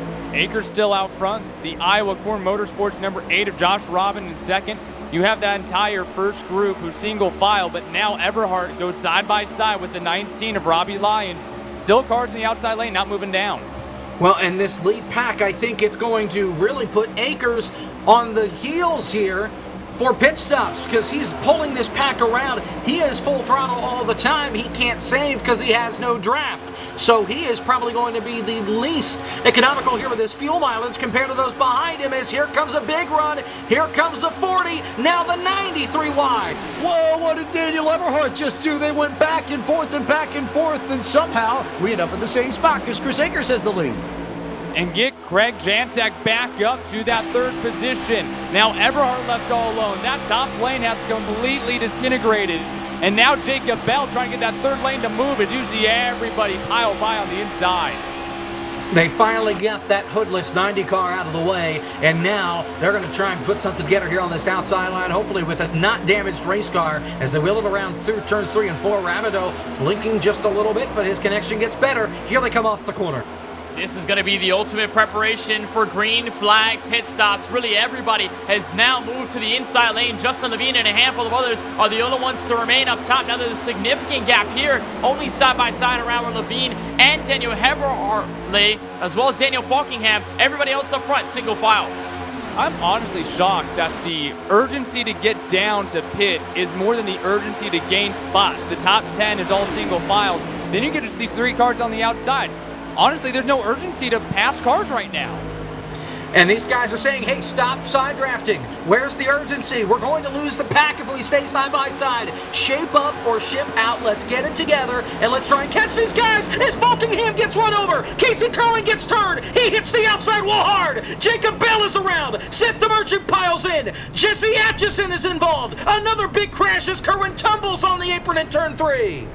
That is curtains on the title defense of the Podium 500 for Casey Kerwin, who has a tremendous amount of engine damage as they were just trying to get behind the lap car and they couldn't get checked up in time. And Kerwin goes right into the fence, and I think he might have had some company in Darling and Atchison, and somehow Daniel Everhart just managed to get to the outside of this, maybe a slight glancing of contact, but he still managed to sneak through all that, and he's at least got something to work with, which is more than Kerwin can say.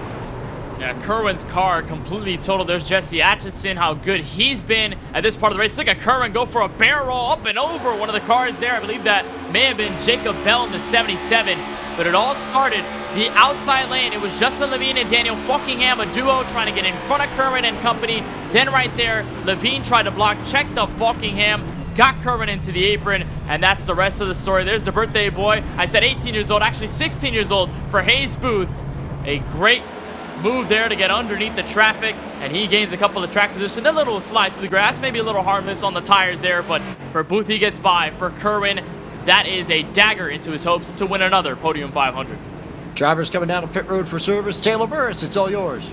Chris Akers will lead the field down pit road as they work their way through. A lot of cars are going to have to come down to make sure that they get the damage fair. Here comes Akers to his pit box. He'll lead that group. Next up you'll see is Craig Janczak as he enters his pit box. Daniel Falkingham, severe damage to the rear end of that machine of the number 39 as he makes his way to his pit box. We're going to look over it, see what they can do. Same thing with Daniel Everhart. Seth the Merchant makes his way into his pit stop along with Logan Helton. Keeping an eye to see how this will work out for some of these competitors. Looking over some of the other machines, Rajah Caruth has a little bit of damage. The 6 in front of him has severe damage, so along with Jesse Atkinson. As they work their way off, it will be Chris Akers, Josh Robin, Nathan Rabideau, Brandon Hoff, and Connor Horn, your top 5 off of pit road. Some cars getting fixed up, some cars coming back off. We will take a break and then be back with more coverage of the 4th annual Podium 500 from iRacing's virtual Daytona International Speedway on Podium Esports just after this.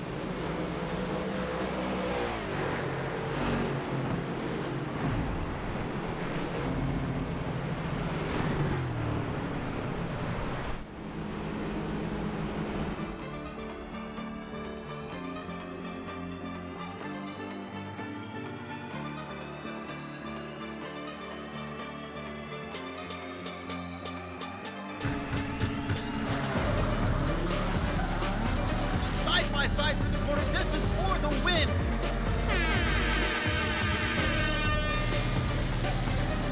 Still 4 abreast into the braking zone. This is sensational racing.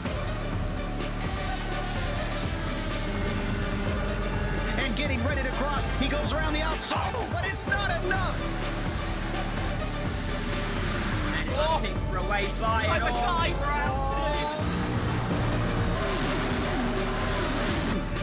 Gonna come back at him. It's gonna be a race to the line. Does he have enough?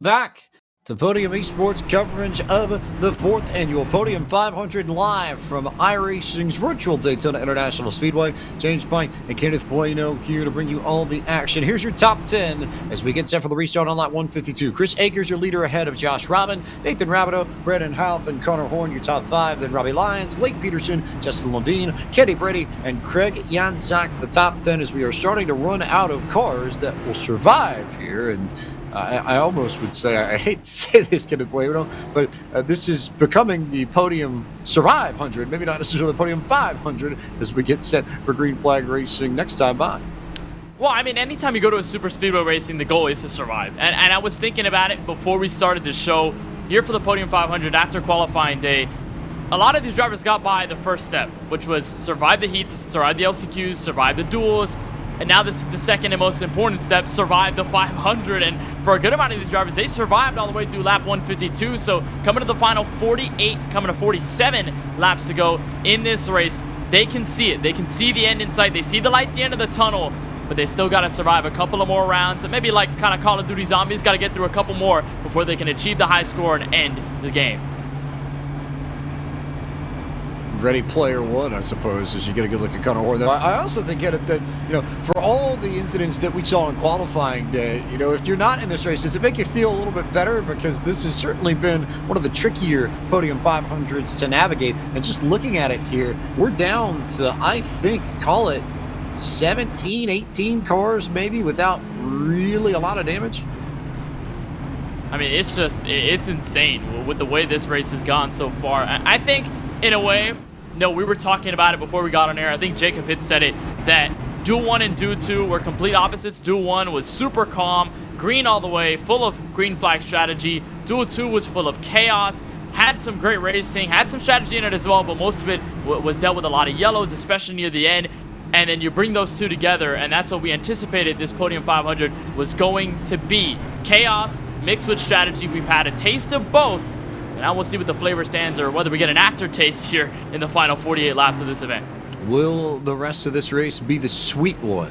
Who knows? We'll find out. Lights are off on the pace car, though. We'll go back to green flag racing. 22 cars on the lead lap, all led by Fancy Gap Virginia's Chris Akers. And Belgrade, Minnesota's Josh Robin, who will bring us back to the green at Daytona inside of 50 laps to go in the 4th annual Podium 500 with Nathan Rabideau in tow and Brandon Houff, who's been sitting in the back of this field the entire race, finally in a place where he might be able to show off his stuff.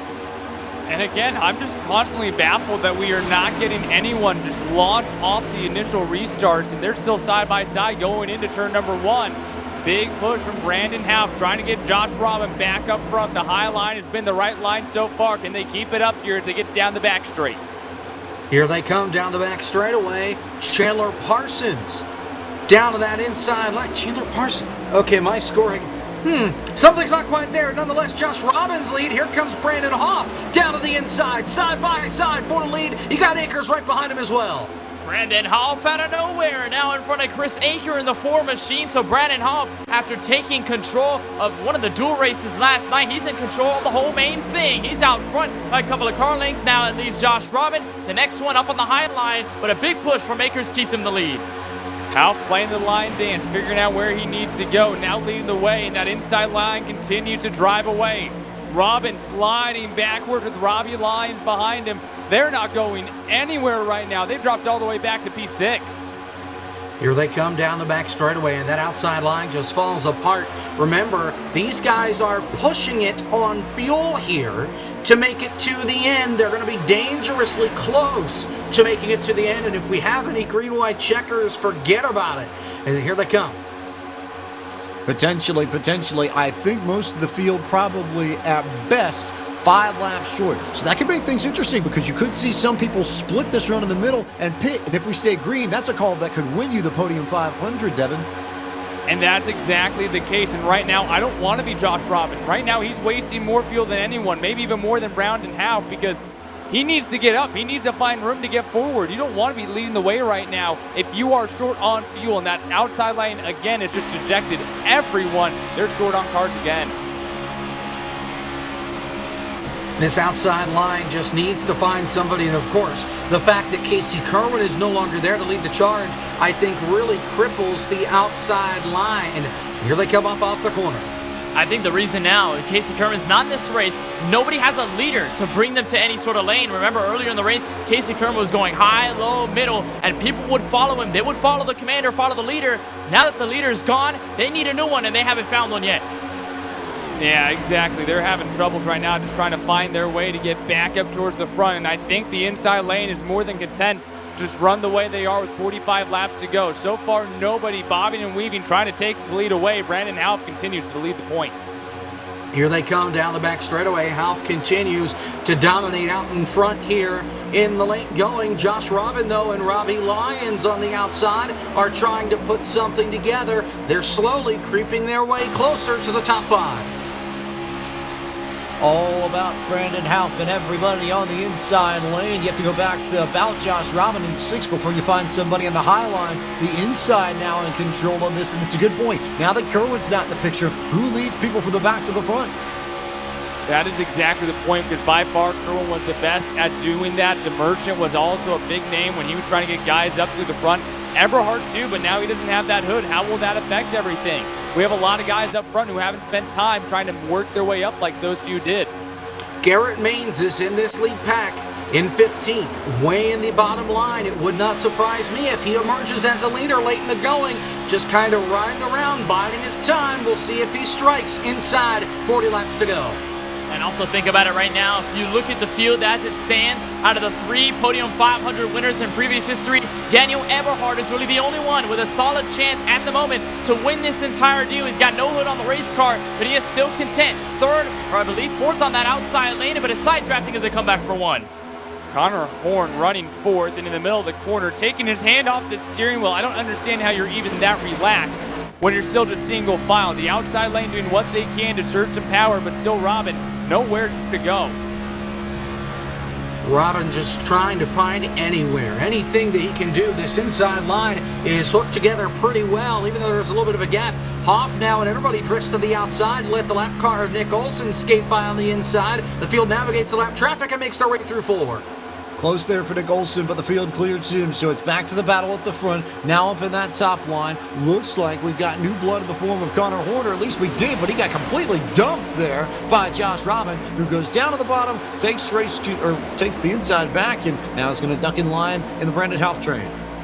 That will put Horn into the clutch of Robbie Lyons. Still nowhere to go in that outside lane, and Halp and Akers still have a little bit of a gap on Rabideau. They've done a good job actually being able to separate themselves from the 93. And here they come back down the back straightaway once again. The outside line under a different direction. Connor Horn leading this outside line. Him and Robin switched. We'll see if Horn can provide anything up on that outside line that would get them closer to the front. I think Robin was waiting for that moment there, guys, where Connor Horn went up top. He said, okay, there's space on the bottom. That's free game. It's free real estate. I'll take it no matter what. And now he's behind Nathan Rabideau in the 93. So Robin could be in potentiality to be in the dominant lane. Horn is still trying to find something up there. How about some strategy in the back? Two Elliott Sadler Esports cars, Liam Brotherton and Garrett Maines, right now riding behind the pack that's 2x2. They're all single filed as that high lane continues to find at least some sort of momentum. Here comes Connor Horn. Big run from the outside down the back straightaway. Pulled a little side draft on that inside line and watch them fly right on by Brandon Hoff. New leader Connor Horn. He drops to the bottom. He is clear for the lead. Now Robbie Lyons has to lead the pack upstairs as they wheel it around side by side off 4. Look at Fort River, New Jersey's Connor Horn. Now he puts both hands back on the wheel. Decided it was time to get a little bit more serious with it as he'll come to the line and lead lap number 160. Inside 40 laps to go in the 4th annual Podium 500 with a strong group of about 15 to 20 cars up the front. We've ran all race with the outside being the dominant lane, but Connor Horn takes a dive to the inside. And again, that outside groove just teeters backwards. Interesting how this race has kind of evolved to the outside lane not being where you want to be. Only 5 cars up there. Instead of the cream rising to the top, they're dropping to the bottom. That's what we're seeing here late in the going. 40 laps to go in the Podium 500. Justin Levine pulls out of the line. He pulls to the bottom. That leaves just 5 cars up on the outside line. Lyons, Logan Helton is up there. So is Jesse Atchison. What might be happening here is that when you get a couple of cars there, we mentioned how big the runs here are in the next-gen car. If you can't get everybody to not check up on the outside lane, then you can end up having that as a faster lane. The inside, in their dynamics, seems to be better for the moment. Everyone's still somewhat relaxed. 21 lead lap cars are in this main pack, held by Justin Melillo in 21st. Logan Helton in the VR, oh my goodness. I would never be able to race in VR. Look at those hands go on that road course steering wheel for the Nexus Esports driver. I cannot believe that he's driving on that thing. I really can't, just because it's got to be completely different, even though, well, I mean, maybe with the plate track it helps a little bit, but still side by side for the lead. Helton pushing Lyons around the outside. They've got a nose out in front of Horn off 4. Robbie Lyons is almost there, and he's going to get a big run off the corner. So it's Lyons, Helton, and then Raja Caruth on that top line, or it was, and then Lyons decided to go down to the bottom. And so, yes, maybe there's a point there. Maybe the bottom line might be worth it as we go up top again with Raja Caruth. The hometown driver, Robbie Lyons, leads the way, a real-world driver and a sim racing champion in Monday Night Racing. Leads the way over Connor Horn and Brandon Halpin. Again, that outside lane. Caruth doing everything that he can, but Helton's car just will not slingshot forward. Connor Horn seems a bit antsy, second on the bottom line. Maybe he'll jump up and try to go to the outside and get by Robbie Lyons. Instead, he's going to stay glued right to the back bumper. Logan Helton trying to lead this outside line. Raja Caruth trying to push him. They're stuck side by side for third. They're not really going anywhere, and here comes Horn to the outside. Horn has had enough of that inside lane. Now he's going to try and beat Robbie Lyons to the start-finish line. I believe he's going to get his wish. Robbie Lyons checking up a big wiggle as he got the shove from Brandon Halp. A couple of drivers pitting. Taylor Burris, maybe. Pit road strategy. Set the Merchant is one of those drivers in there. Pit road strategies are critical indeed as we wait to see that happening here next time by for these drivers who are leading the field. Connor Horn is going to be that first one to pit as Daniel Falkingham is on pit road trying to get that done for this first group. As we see DeMerchant also trying to see if he can get out. He is going to have to wait a little bit, but Kenny Brady has a great pit stop as he will almost beat Falkingham a 6.5. They tie the pit stops. Liam Brotherton though moves up to P4 in that group. Garrett Maines in that group as well with Hayes Booth rounding out your top 5. If this goes green, advantage everybody that just came down pit road. They need this to go green the rest of the way. But Falkingham, Brady, Garrett Maines, Liam Brotherton, Seth Merchant, Justin Melillo, watch those 6 if this race does not get a yellow flag as the leaders are going to sneak through and you get even more cars coming down pit road, Taylor. This group is led by Logan Helton along with Jesse Atkinson and a couple of other cars. You got Eric Popino still on pit road, Hayes Booth, the birthday boy down there, Lake Peterson as well, working his way onto the track. And as they work their way off, a very quick pit stop for Eric Popino, 5.8 seconds. Lake Peterson as well with a 5.7. A couple of other cars decided to take it a little bit longer, but it will be Logan Helton to win that lead off the pit road. So And penalty just notified, the 45 of Eric Popino passing too many pit stalls. Ooh, big trouble there for Papino. You don't need a penalty like that soon. As we now look at Connor Horn, Raja Karuth and company, they're not coming down. So I think Devin Henry, this is their call. We get a yellow flag, and any one of these top 8, Horn, Karuth, Lyons, Half, Akers, Janzak, Levine, or Robin end up benefiting. Precisely, because right now, even though none of those cars you pitted have went a lap down, they're only, I don't know, maybe a couple laps away from lapping some of those cars like Malillo, DeMerchant, Brotherton. So if this can stay green long enough and then go caution, you can trap a lot of cars one lap down. Let's see when these guys decide to make the call to come to pit road. We've got 35 laps to go this time by. Well, actually 34 this time by. Connor Horn and these guys seem pretty set on staying out for the time being. The only problem is with the pack being split apart, will we see a caution? Will we, or won't we, or will we, or won't we? That's the biggest question we're watching now over the course of the next 35, now count at 34 laps. Connor Horn is your leader, but again, all of these cars up front in this pack at least 5 laps short on fuel. And to go back to your point, James, about that first group going down pit road, I'm really not sure if that's going to be a major benefit, because those next cars came the next lap. That forced them to come down pit road. I think who it's going to be detriment to is this pack right here who's waiting for the caution. Everyone else is going to be on somewhat equal ground. Indeed, indeed, indeed. But that was sort of the point. I thought the ones who came down earliest were going to benefit, and I would say that everybody else who came down on that second lap, those two groups probably should come together, I think, as we go on board with Connor Horn. So I think we're going to be okay, as Horn's making a few adjustments in car, maybe a little bit of brake bias, maybe a little bit of chat strategy or whatever, but I think that just brought that whole group together. So you look at everybody from Falkingham on back to Malillo, that pack of about 11 cars, if we stayed green, they have the advantage. If we get a yellow, it's advantage to the front 8. How it pans out, we don't know, but we'll go back to Jacob Hitz as they come down the middle of the back. And we'll just have to wait and see. It's all a waiting game at this point. When these drivers decide to pull the trigger and come onto pit road, or if they just decide they're going to stay out and maybe run them out dry and hope that they get a caution before that as they go around the lap car of Justin Malillo and come off turn 4.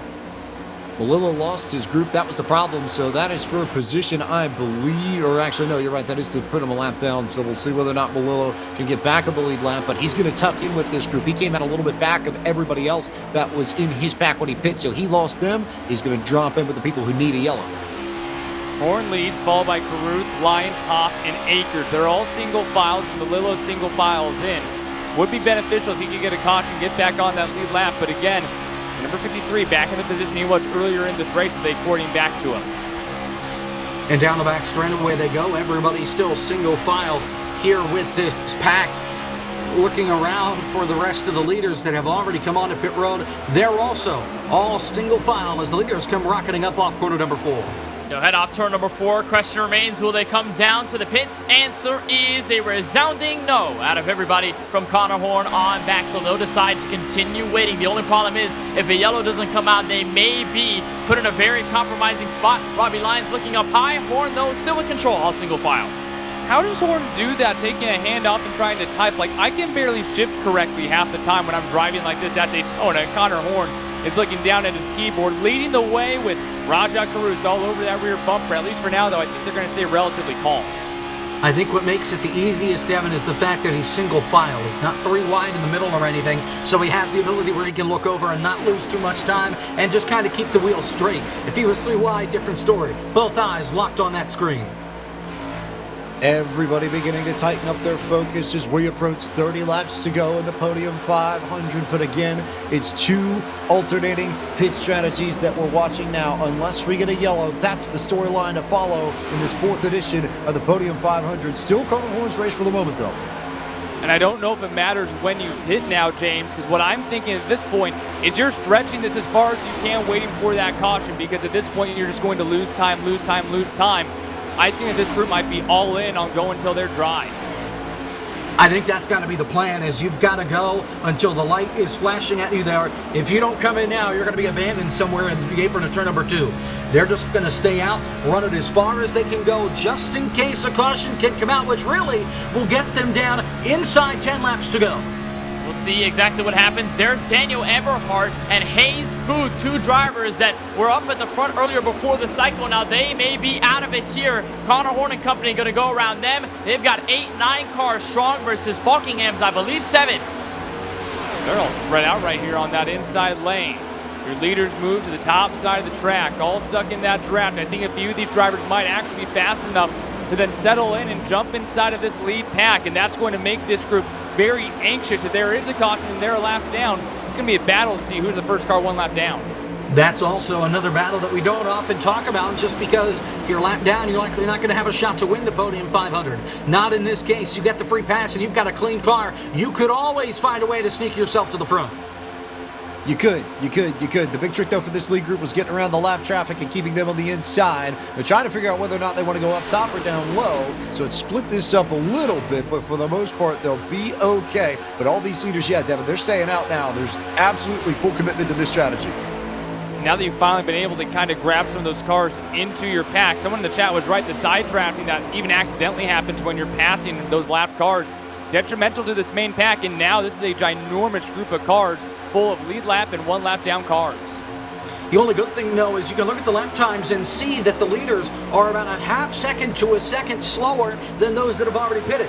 They're already backing down. They're already trying to save fuel as much as they can so they can make it even further. They still can't make it to the end, but they're going to try and make it as long as possible.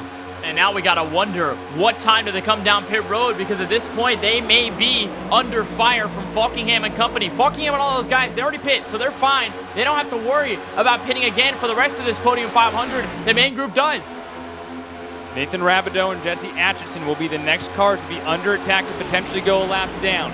In this main group that you see, only 8 of those cars on the lead lap battling for what might be the win until they need to pit. Yeah, these 8 cars are going to be doing everything in their power here just to, as much as they are encouraging a caution, they don't want to be the caution. So they've got to drive clean so that way they don't really just put themselves in a deep hole. Connor Horn is in the best and the worst position simultaneously you could possibly be in. Yes, you're leading the Podium 500, but you're also burning more fuel than everybody else because you are at the start of the draft. You are taking more air resistance than everybody else. You are burning more fuel. It's not going to set up well if you don't get a yellow. Exactly, and then you might actually need to persuade some of these other drivers, hey, why don't we go and pit like, I don't know, a couple laps early, because why not? Because otherwise he'd be all alone, and this strategy is all for naught because he'd be all by his lonesome. So a lot of thinking, and maybe that's what he's doing, trying to do some persuasion on the keyboard. It's possible that he's typing to his crew and trying to say, all right, let's do this strategy instead. Maybe let's do this strategy. Even though Connor doesn't have an official spotter, Raja Karuth says he's pitting this time. Here they come off of turn number 4, and it looks like this lead pack, at least most of it, is coming to pit road, Taylor Burris. The top 8 is going to come down onto pit road. Connor Horn, Rajah Caruth, Brandon Houff, Robbie Lyon, Chris Aker, Craig Yanzak, Josh Robbins, and Justin Levine. All 8 of them coming down as we see Horn and Caruth enter into their pit box. They're going to just take fuel only. No jacks going up onto these machines. Away goes Connor Horn. He will start to make his way off pit road. Craig Yanzak, along with Robbie Lyons, waiting to be released from their pit stalls as we see Connor Horn, Rajah Caruth, and the rest of that group lead their way off of pit road. Throw in the 8 of Josh Robbins as we now find where the leaders are. Here comes the rest of the field. All about Daniel Falkingham, Devin Henry. And oh my goodness, they are absolutely gone. That last group who just pitted with Connor Horn, they're not even... Stopped! Josh Bull is stopped on the outside line on the back straightaway. There is no caution. He's in the racing line against the outside wall. There's the caution. Unbelievable. The second pack, the lead pack, just pitted, and now a caution comes out. The worst possible time for them. And it was just an incident there. Chandler Parsons and Josh Cossack got together on their own to the back straightaway. But yeah, the timing couldn't have been worse. If only it had been a lap sooner, say everybody else that came down pit road. But now this bunches up the field, and now it's going to be a brawl to figure out who wins this 4th annual Podium 500. My goodness, James. Look at the position there, Cossack, as they look at the leaders come by, how close they are. They saw smoke billowing as they were exiting turn 2. And then they just saw a car absolutely beached there. Cossack obviously waiting for traffic to pass so he can merge back safely, but it was contact from Chandler Parsons. Got the O2 out of shape. Cossack drifted up. Parsons gave the extra tap. That was the story. O2 goes around. Josh Ball with a bit of contact. And what this means, guys, no more strategy calls. That's out of the window. It's all racing from here. Well, you would think, but remember, everybody's at least going to have the opportunity to come down pit road. I would think you might see some of the ones who came down early make a stop, but everybody else who came in, I bet Horn, Hal, Caruth, everybody else, my hunch is they may stay out, get the track position, and it may be Connor Horn's race to lead after all of this when we go back green flag racing. This is going to be unbelievable. We're going to see whether they come down pit road. It may indeed be the call that changes this race on its head. Falkingham peeks in. He's not going to go. He's going to fake out. Everybody else looks to be, apart from a couple of damaged cars, they're going to go in. Connor Horn and company, they're also staying out. So this is a consensus here, James. Indeed, it's all going to be racing here for the final, I'd say 22, coming to 21 laps to go. Falkingham in the lead, trying to get a birthday present in the Podium 500. But we know the leaders are never guaranteed at a track like this. 2 words then, Kenneth White. I'll let you take it from here. Beds made. It's time to sleep. Ooh, I didn't expect that would come from you. Okay. You have honestly outdone me on the musical references today. I have to give you credit. You come out firing out the gates with Luda, you're doing something right. I try a little bit. I know Jacob and I we had a run about hairlines at one of the corners at some point. I want to bounce off. It's been so much fun to call this race. There's been so many dynamic parts moving that at some point you got to bring something in there from your knowledge. So, I mean, I got to go with Ludacris. Stand up. Ooh, okay. Yeah, we won't talk about the hairlines or track lines or any lines that are being presented by these drivers because it just reminds me of my receding hairline that seems to get thinner with each passing day, just like the field in this Podium 500, incidentally. And the question will be, since it is Valentine's Day, how about see who's got a good 90s reference knowledge base in there or not. Which one of these drivers will be singing love me, say that you love me at the end of this as Podium 500 champion? Jacob Hitz, what are your takes on this? All I heard was love me, and then Podium 500 champion. I have a feeling whoever wins this race may not be loved by the drivers on the racetrack, but may certainly be loved by the fan base. I think this caution is just going to set up an incredible run of the flag. You know, we're going to have about 20 laps to go whenever we get this restart. We've got 22 drivers that are on the lead lap. I know some drivers that are on the lead lap have damage right now. But this is going to put the best up against the best to try and win the Podium 500. These next 20 laps are going to be incredible. If we thought the rest of the race was wild, these last 20 laps are just going to be the cherry on top. As we remind you that today's broadcast of the Podium 500 is brought to you by our friends at Battle Beaver, who have everything you need for your next professionally modded custom controller. With options for PlayStation, Xbox, GameCube, and more, Battle Beaver has everything you need to elevate your gaming potential. Head to BattleBeaverCustoms.com to customize your controller today, and when you use the code Daytona, you can get 10% off your next order as the top 22 drivers are going to be bunched up. That's as many as we have on the lead lap, and then Cosman is 2 laps down in 23rd. So 20 cars plus change effectively in the mix on this one. 21 laps to go when we hit the stripe. And remember that the first 7 are on the older strategy, along with Rabideau, Atchison, and Eberhardt and Papineau, who had the pit road penalty. Horn on back on the lead lap, all on the fresh tires and fuel, or at least the fresh fuel, so they should be good to go. Who knows what happens if a green-white checker comes into this? It'll completely throw everything in a whack. But for the restart, let's go back to Hialeah, Florida's Kenneth Puedo. Ready for a restart. By the way, just to mention, I mentioned earlier that at one point, Daniel Eberhardt was one of the only Podium 500s in chance for the win. Bring in Seth the Merchant. He's inside row 3. He's going to have to get by Garrett Maines, and your leader on this restart, Kenny Brady. Daniel Falkingham, though, on the outside row 1. I believe he's going to jump first. Indeed, he will. Green flag. back in the air in the 4th annual Podium 500. It's an immediate jump out of the 38. He goes straight off the blocks in front of the 54. Falkingham leads the field back to turn 1. And we have not seen that much. Most drivers have been trying to evade to the outside lane. Instead, Falkingham takes over to the inside, and Liam Brotherton begins to sink in the outside lane. At least 4 cars cleared coming off of turn number 2 in that inside groove. We know how strong Liam Brotherton was early on in this race. Now he's up at the right time, at the right place as 2 cars move up to the outside. Garrett Maines, Kenny Brady. Kenny Brady takes the lead on the outside line. Garrett Maines right with him. Daniel Falkingham tries to lead down low. Daniel Eberhardt making it 3 wide, making the 3rd line up against the outside wall off 4. That's exactly where my eyes went to, Jacob Hitz. Eberhardt went right up to the wall and trying to create that 3rd lane immediately. You know he's going to be as aggressive as anyone else in this field, and maybe no surprise that the Warner Robins, Georgia native and Podium 500 champion from 2 years ago is beginning to make his move now as we enter 20 to go. Janczak stuck in the middle, losing spots, but for Daniel Eberhardt, when he was leading that outside lane earlier today, he wasn't able to push forward. He kept up, but they couldn't make that surge to the front. I'm interested if anyone wants to get behind the 90 if he does ever poke out. We'll have to wait and see. Just because the 90 has that damage, I'm worried that it's just not going to be worthwhile in sticking with him. He may be a good pusher in the draft, but he cannot lead the pack. We saw what happened earlier. That outside line just fell back. He fell significantly. Now he's going to go to the middle, and I think Falkingham is all smiles because he's got one of the best pushers right behind him in Seth the Merchant, but Kenny Brady also has a good pusher in Garrett Maines, so they're going to go to the outside. Brady nose ahead back to turn 1. Maines, not a switch yet. He's not clear. Maines has quietly resided around that top 15 for the majority of the race, but no one has been a better pusher tonight than the 57 of Seth the Merchant. Tandem drafting Daniel Falkingham up to the front.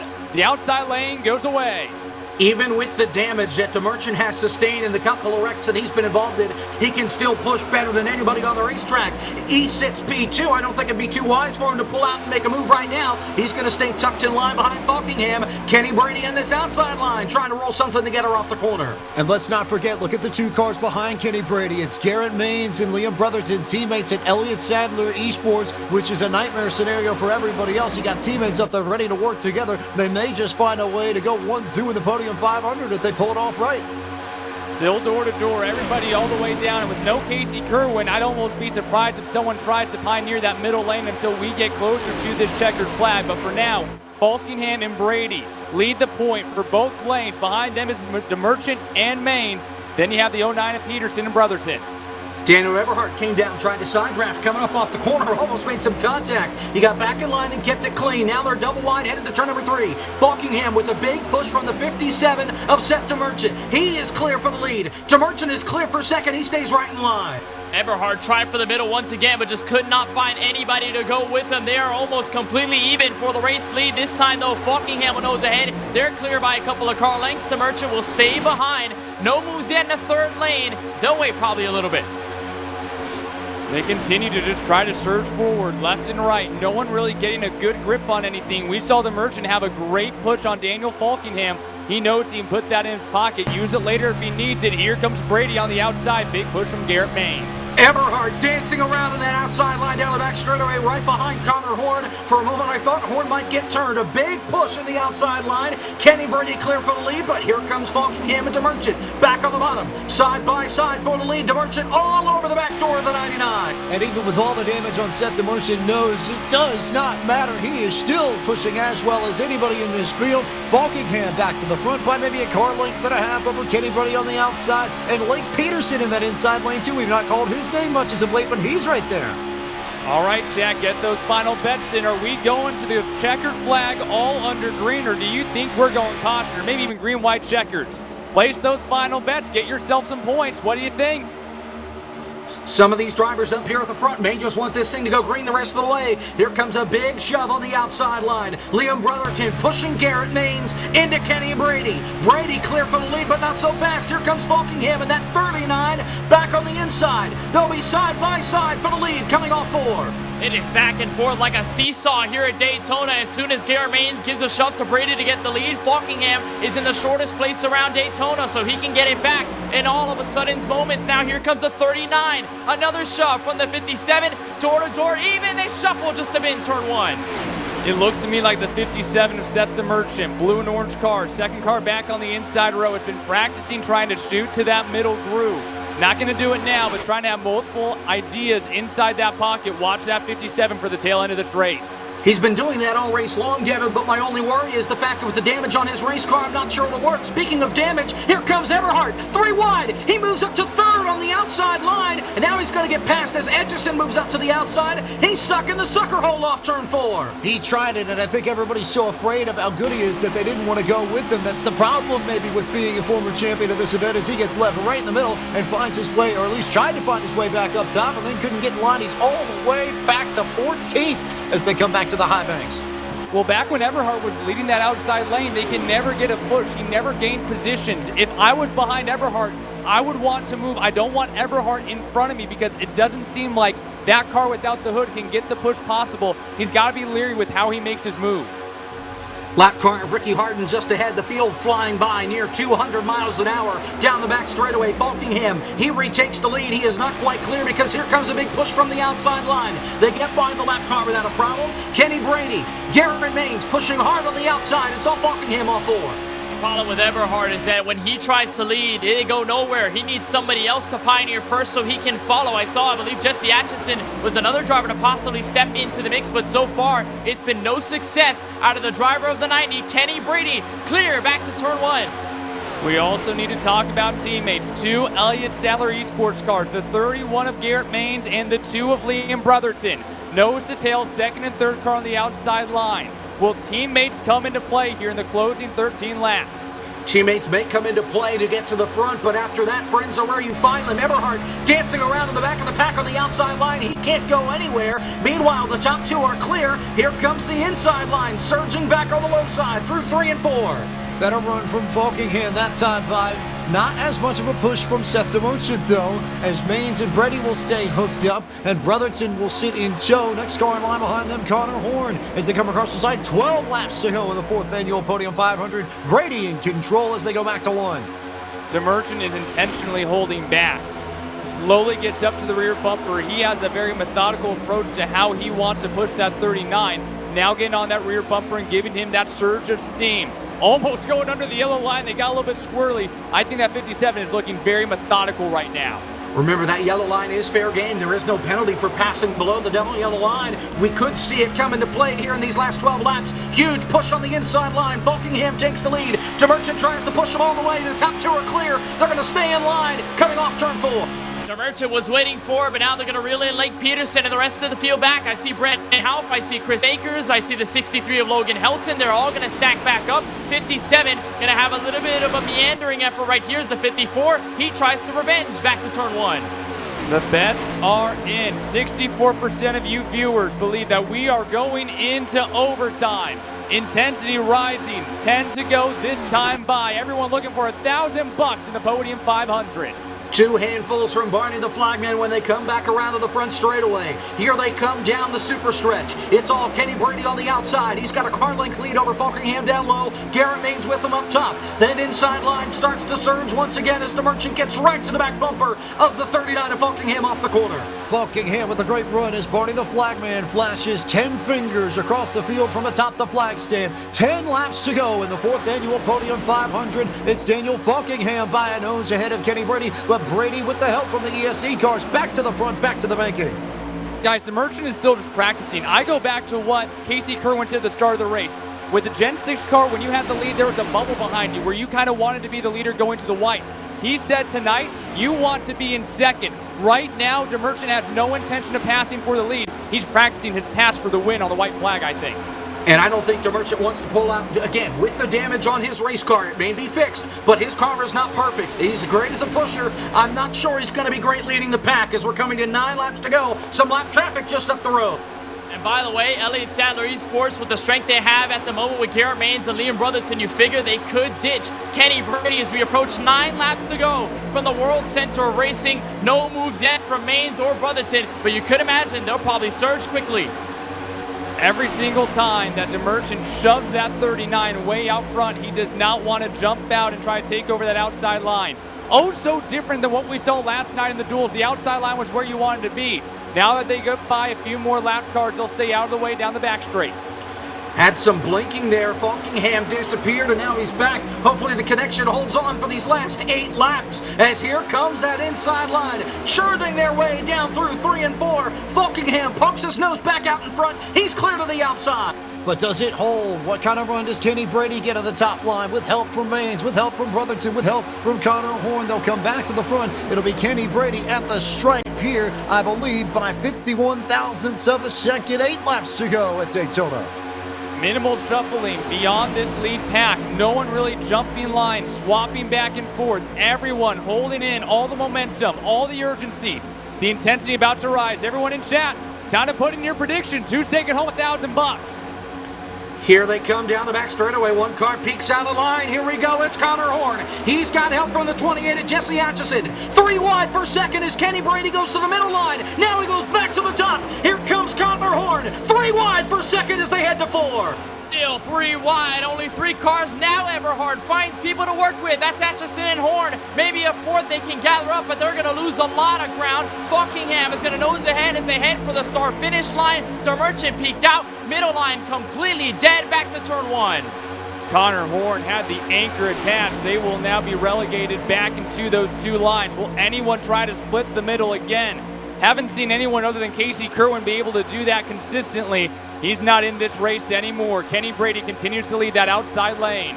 That middle line, unless you've got the whole pack there, it's just not going to work because you've got cars on either side trying to side draft. Now Connor Horn's going to get relegated to the middle as Daniel Eberhard boots him out of the way. He goes to the outside. Horn will slide and ride right in front of Rabideau. Here they come on 4. Falkingham, he's clear for the lead again. I think they were trying to shake the ESC cars that are just behind Kenny Brady, but they couldn't do it. I think they recognized the threat that those 2 pose with the nose to tail, and I wonder if Kenny Brady recognizes the same. Falkingham now clear of him. Here comes Brady back on the outside. 6 laps to go in the Podium 500. I think the 31 and the 2 are the only teammates who are back-to-back right now, and if I'm Kenny Brady, you have danger below you because Seth DeMerchant has been practicing his pass for about 20 laps now. You have danger behind you with the ESE cars. I'm in an uncomfortable situation if I'm Kenny Brady right now. Here comes Eberhard. He goes to the middle. He'll pick up some help. Raja Karuth went there. Now he goes back in line. Connor Horn and Eberhard going to try this middle again. I think it's just a lane to nowhere. They're going to fall back. This outside line, now the top 2 are clear off 4. They just don't have enough help. That middle line does, and that separated the inside lane. It's only 2 cars with a big gap to Lake Peterson. Falkingham and DeMerchant trying the best they can to maintain with the top lane. High 5 in the air. 5 laps to go from Daytona. Where'd the guys on the bottom go? Is a couple guys from the outside lane going to sink on down? I want to be behind that 57 car. I'm telling you right now. So Seth DeMerchant will get some help from Logan Helton, our pole sitter. Now slide into the 3rd spot on the inside lane. Jesse Atchison in behind him. I know we don't see a lot of snow in Florida, but I think Seth DeMerchant, he's got a snow plow on the front of his race car. Anybody he pushes, that just clears the way for everybody behind him. Here comes this middle line. Eberhard with a big head of steam with help from Connor Horn. 3 wide for second again. 1 car on the wall. Trouble in the background. 3, 4 cars spinning and sliding. They're going to keep it green in the background. It was Brandon off that got hooked to the outside wall. Daniel Eberhard is going to try and manifest this middle line and make it work come hell or high water. It won't matter. 4 laps to go at Daytona, and now he might actually have something here with that front pack broken up in 2. I'm not convinced that the 90 can hold that lane on his own up in the front because of that missing hood, but the inside group has gone. Oh, DeMerchant makes contact with Eberhard. The outside lane is surging ahead. Garrett Maines is taking a peek to the inside. He'll stay there, though. And I think Falkingham and DeMerchant are frustrated because that middle line just killed any momentum the bottom side had. Now here comes Brotherton. Connor Horn drops to the bottom. They're going to try and put up a charge against Kenny Brady. We're coming to 3 laps to go this time by. Here comes Liam Brotherton. He'll be side by side for the lead. Final 3 laps on tap from Daytona. They split up the ESC cars. Garrett Maines now underneath. Actually right on top of Liam Brotherton. Brotherton trying to peek in underneath Kenny Brady. He's got the nose in. Side by side for the lead in turn 1. Brady, Maines, Caruth, Yancek. And then you have Akers in that outside lane with Helton. But right now it's the inside. And Liam Brotherton leading the way. Connor Horn behind him. Following up. Now up goes Horn to the top. Almost chopped the 54's nose. Oh, he absolutely did chop Kenny Brady's nose off down the back straightaway, giving him a little bit of a nose job. But here comes Horn with a big push on that outside line. The whole outside line had to check up. 1 car blinking. It's Raja Karuth. They will maintain. They will keep it green. Coming to 2 laps to go. The inside line now lead 3 wide behind. trying to ditch Connor Horn. Double popsicle sticks in the air from Daytona. 2 laps to go as they cross the stripe. If they get the white flag, it's official, and we'll race back to the flag. Liam Brotherton clear. Here goes Seth the Merchant with help from Kenny Brady. The Toyota's back to the front. Horn got smacked into the wall through the tri-oval. His hunt may be over for the Podium 500. Out front, Brotherton on the inside. Outside is DeMerchant. He's looking to get a win.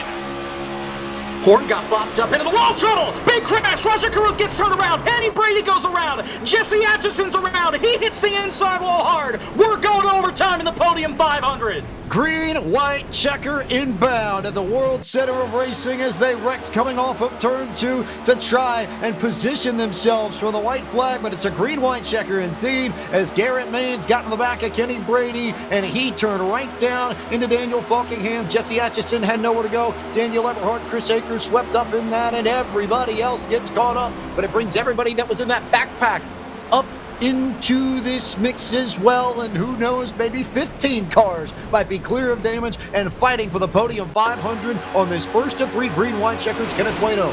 This changes everything, James Pike. Here's a look at the replay. Jesse Atchison here's on board with his Ford Mustang just behind Daniel Falkingham, but it starts right on the top lane just behind Seth the Merchant. Kenny Brady, who was given the push, was also getting pushed by Garrett Maines, and the small misalignment out of Garrett Maines to the rear end of Kenny Brady's Ford Mustang sends him directly to the inside, tags in Falkingham, and gets everybody else in it. Liam Brotherton, Seth the Merchant, Raja Caruth, Garrett Maines among the ones to get away from it all. Here's a look from Maines' camp. Good look here from Garrett Maines. We'll get a chance to see what I suspect Race Control is looking at that, because I know they're going to try and see whether or not there's actual 100% fault to assign here, or if it's a racing incident. It's a big call if it goes against Garrett Maines, but just a little bit of contact there, and Brady goes around. Eberhardt's chance to win this race goes into the fence quite literally and is over. A few other drivers got taken out of that. Waiting to see if anybody's going to come down pit road. If you're in the back of the field, I don't necessarily mind the thought. If you're a Robbie Lyons or Justin Levine, why not, right? I mean, why not? Why not take the risk? Track position is going to be important, but with the amount of cars left in this race, as you look at Justin Melillo, he's in this fight as well. He's in P10. At this point, it's all game. Everything's viable. Everything's ready to go. You can take either approach and still be in contention for this Podium 500 win. Everything's up in the air. A couple of cars do hit pit road, mostly for damage. The leaders, though, will stay out. Everybody really will stay out here. Top 15, everybody up to Robbie Lyons. So all the folks who have a shot at this are going to stay out on pit road. Everybody take a deep breath. I had to chill out a little bit because my heart rate went up just a hair. We were getting set for a Grand Strand finish, and then you stop. And you have to reset, and now it's going to be green, white, checker, overtime. So let's set this up for you and make sure you all understand, for those who haven't had the chance to see how this works. We will take the green flag after the scheduled distance of this race. I suspect, with the way it pans out, probably looking at a green on lap 203, 204.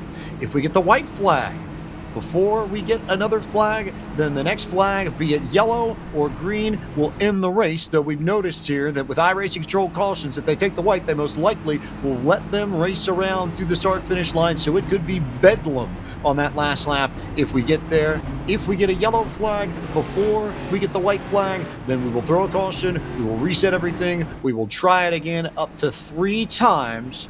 And somehow, someway, out of all of that, Kenneth Waito, we're going to figure out who our winner of the 4th annual Podium 500 will be. And if you thought, James, that the racing was chaotic up until this caution, imagine how it's going to be with only 2 laps to go. We've seen it countless times. Yesterday, qualifying day, the amount of green-white checkers we had to finish all the heats. Green-white checkers in the LCQ, green-white checkered in the last duel, in the nighttime. Everything is still on the table, and green-white checkers are probably going to be a part of the dinner conversation, because it's going to be there. Lights are on the pace car. 1 more lap before we go green once again. Devin Henry, any thoughts here on this green-white checker before we go racing?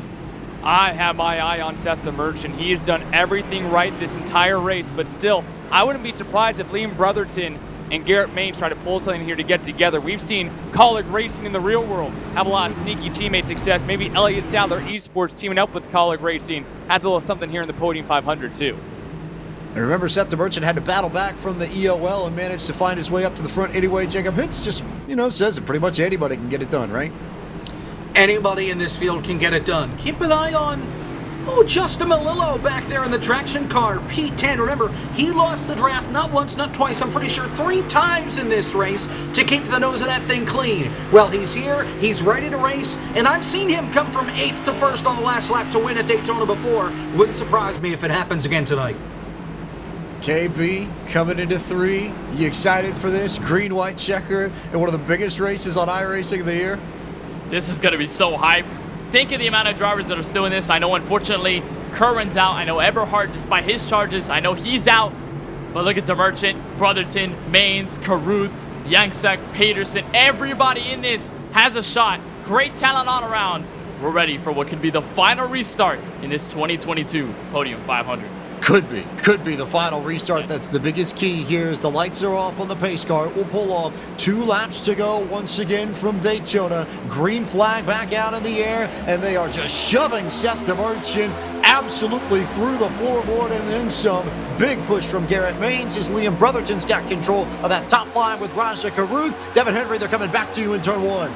Big surge from Brotherton. Caruth all up on that rear bumper. The 2 cars clear to the inside lane. Decides not to take it quite yet. Still high on the track. The outside lane trying to squeeze down just a little bit on that inside. Seth the Merchant, big push. Maines getting the 57 back out front.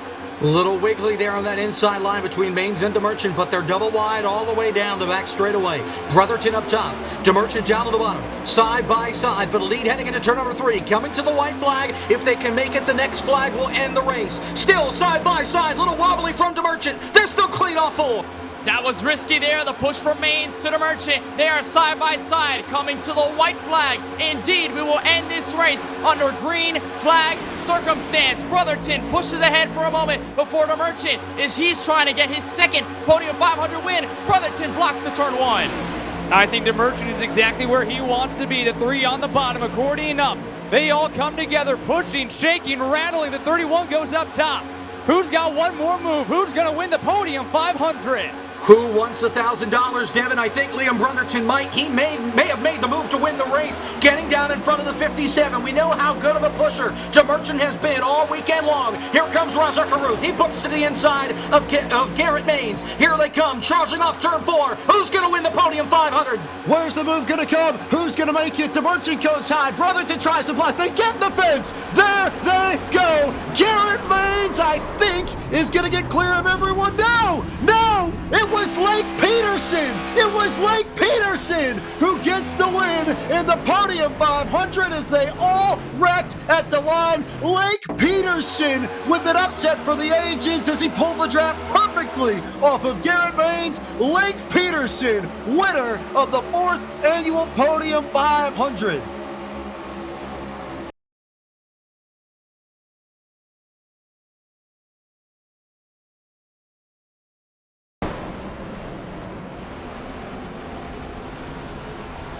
Can you say, oh my goodness, what a finish, Lake Peterson. Remember, we had talked about him for a majority of the race, not in the race lead though. He was just kind of wandering around, and he was in the right place at the right time. Watch this from Peterson, pushing Maines to the finish. The Merchant goes high, hits Brotherton, and on the way to the line, a slight tap to the 31, and he edges ahead. Lake Peterson is the 2022 Podium 500 champion. Okay, so we'll go back and look at this. There was contact between Garrett Maines and Lake Peterson.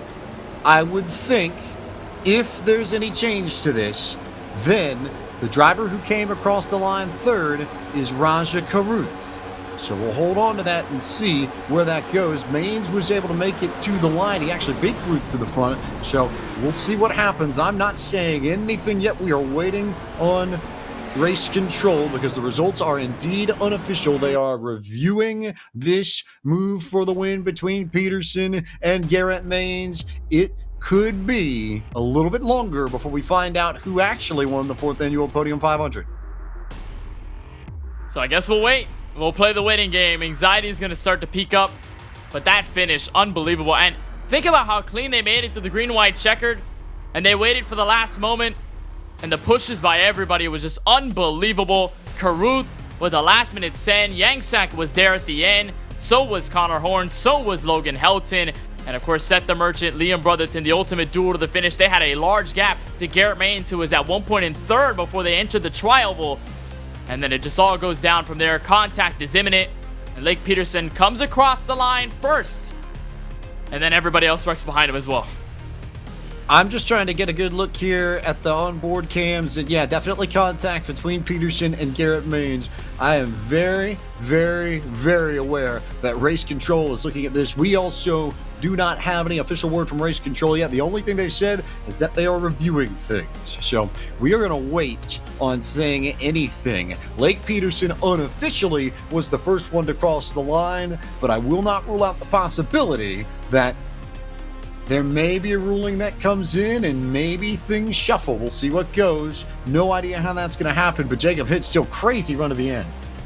A wild finish, and I never saw Peterson come through until you said, no, it's not Maines. I never saw Peterson get to the back bumper of Garrett Maines coming across the line. At first, when you said Peterson, I thought he was way down in the grass. Never saw the contact, just saw the cars exploding, coming to the finish line right behind the battle between Maines and Peterson. What a finish to an incredible Podium 500, one for the ages, and if things stand right now, 4 Podium 500s, 4 different winners. I would say, given the setup here, regardless of what happens, if Lake Peterson holds, he's a first-time winner. If Garrett Maines gets the win, he's a first-time winner. If Raja ends up in the mix, he'd be a first-time winner. So we're going to have a new first-time winner of the Podium 500. We just don't know who yet, because they're still reviewing this. Still. Which, given the magnitude of what's on the line here, pretty big, I think, that we get this right. So they are waiting, they are holding, they are looking. Kenneth Bueno, is your heart rate okay? Are you all right? I don't know, man. I think I need a stretcher after this one by the time I'm done, because that was intense. I mean, even before they started wrecking to the line, it was like that. It was probably at 100, I don't know, 200 probably beats per minute. I don't even know if that's possible on a human heart, but it was just, it's so intense. Like building up to the entire event, building up to everybody racing each other for the finish. You didn't know what to expect. You didn't know what could happen. You didn't know who could pop up at any given moment. Exactly what we saw on that finish. Of course, still pending the race winner. But Lake Peterson unofficially is the Podium 500 champion. But what about if Garrett Maines? If Garrett Maines gets called this winner, he'll be the first driver in Podium history to win the Retro 500 and the Podium 500. Would be wild. Now, as we let Race Control sort this out, we'll tell you about some of the upcoming events in the world of Podium esports as we carry on here, because got a whole bunch of action coming your way. It starts off with the Coke Series, 8 p.m. Tuesday night, twitch.tv/iRacing from right here at the World Center of Racing, the Daytona International Speedway. You'll see the stars, some of the top drivers in today's race. Garrett Maines, one of them. Plenty of others who took part in the Podium 500 that are going to be there. And then you also have the Operation eMotorsport iRacing League from Sonoma. That'll come your way at 8 p.m. Eastern on the Opmo YouTube channel. The PCA Sim Racing Zone Group Challenge Championship from the competition layout of the road course at Auto Club Speedway, coming your way Wednesday and Friday at 9 p.m. Eastern on the Podium 2 Twitch channel, as well as the PCA Sim Racing YouTube channel. Then it's the iRacing Short Course National Series from Bark River. That's Thursday evening, 10 p.m. Eastern on the Podium 2 Twitch channel. And then next week, it's the ERA Gaming.gg Equity Prime Mortgage Omega Cup Winter Bowl from back here at Daytona, coming your way February 22nd. That's a 10 p.m. Eastern start on the iRacing Twitch channel. And of course, you can follow along on Facebook, Twitter, Instagram, YouTube, or Twitch at Podium Esports. See if we can get a few more angles of the last incident and see what goes here. A lot of things that we can look at as things go. Yeah, so many moving parts in this finish. And look at the runs that certain drivers get. This is, I believe, right off the restart here, coming to 2 laps to go. That was the leader there, Seth the Merchant, just behind him. That was Liam Brotherton all the way in the bottom. Looked like Daniel Falkingham all the way at the top side. And Garrett Maines moves up here, right out of turn 2. That gives him the potentiality to get into the position right there where he was at the finish. And then they get a big run. They have more than enough cars to close in this gap on the main leaders. Top two try to tandem. They lose out on the cars behind. I believe that's Craig Jansak in the 40. That's just there with help from Logan Helton. And then as pretty much 5 cars strong draft catches up, it just becomes a melee around the white flag. It really turned 4 white flag. That's where the big movements happen. Actually, never mind. There went Karut to the bottom. And then that changes the way these guys go side by side. It was just unbelievable how much they were moving around in such little time. Here's the move at the finish. You see DeMerchant and Brotherton were door to door coming down the short chute. They get into it here, and that cleared the way for Maines and Peterson to make a move. They ducked down to the inside as Raja got turned to cover the line. And then here's Maines, here's Peterson. They're clear. And then you see the contact right there between Peterson and Maines that sends Maines into the fence and means that Peterson is the first one to cross the line. But unofficially, we are holding on results. Another look at the finish here, Jacob Hitz. What did you see? Well, at first I thought that DeMerchant was going to make the move, and then I thought we were going to see Brotherton get hooked into the outside wall right here, and then he moved up, and then they tried to stay off each other, and then they just couldn't. It's so difficult to hang on to these race cars, and that just cleared the path for Maines and for Peterson. Contact, and I really think Maines was just trying to come up onto the racetrack, and that contact was not intentional. It was just racing, coming to the flag, racing for $1,000. Neither one of them wants to give an inch, and that results in the contact and the chaos unfolding behind them with cars tumbling, twirling in the air. How about Justin Malillo, though? P5, I talked about how he always comes up there and makes his way through on the last restarts. Sure enough, same thing happens there, just a couple of spots short to the checkered flag. Wild, wild, wild stuff here. As Peterson comes across the line to finish this, we will see what race control says. They've got a lot of work on their hands and lots of things that can be done. But I can tell you there are definitely 3 drivers that we will be talking to, no question. Because I can tell you now, Justin Malillo will finish no worse than 5th. Daniel Falkingham will finish no worse than 4th. And Raja Karuth will finish no worse than 3rd. So we might be able to get them in here for a little bit and see what goes. And see if we can get a word on how their races went while we wait for race control to sort this out, because they had incredible runs all day, and I definitely want to hear what they're thinking and how excited they are to be top 5 in this race.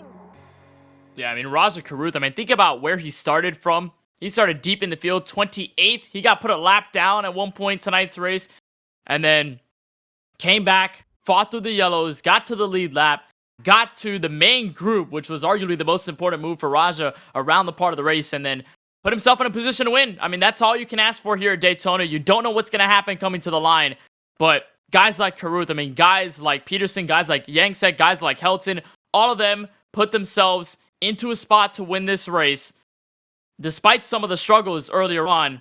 You just got to give credit to all of them. And Malillo, how about that? Surviving P10 to P5. Malillo definitely going to be happy with that finish. Definitely going to be happy with that finish, no doubt. I think Daniel Falkingham might be ready to go here. We've got him in the Discord. We'll see if I can pull him up for an interview in just a few moments. But yeah, lots of stuff I think to talk about here. Lots of things we need to worry about here, Bueno.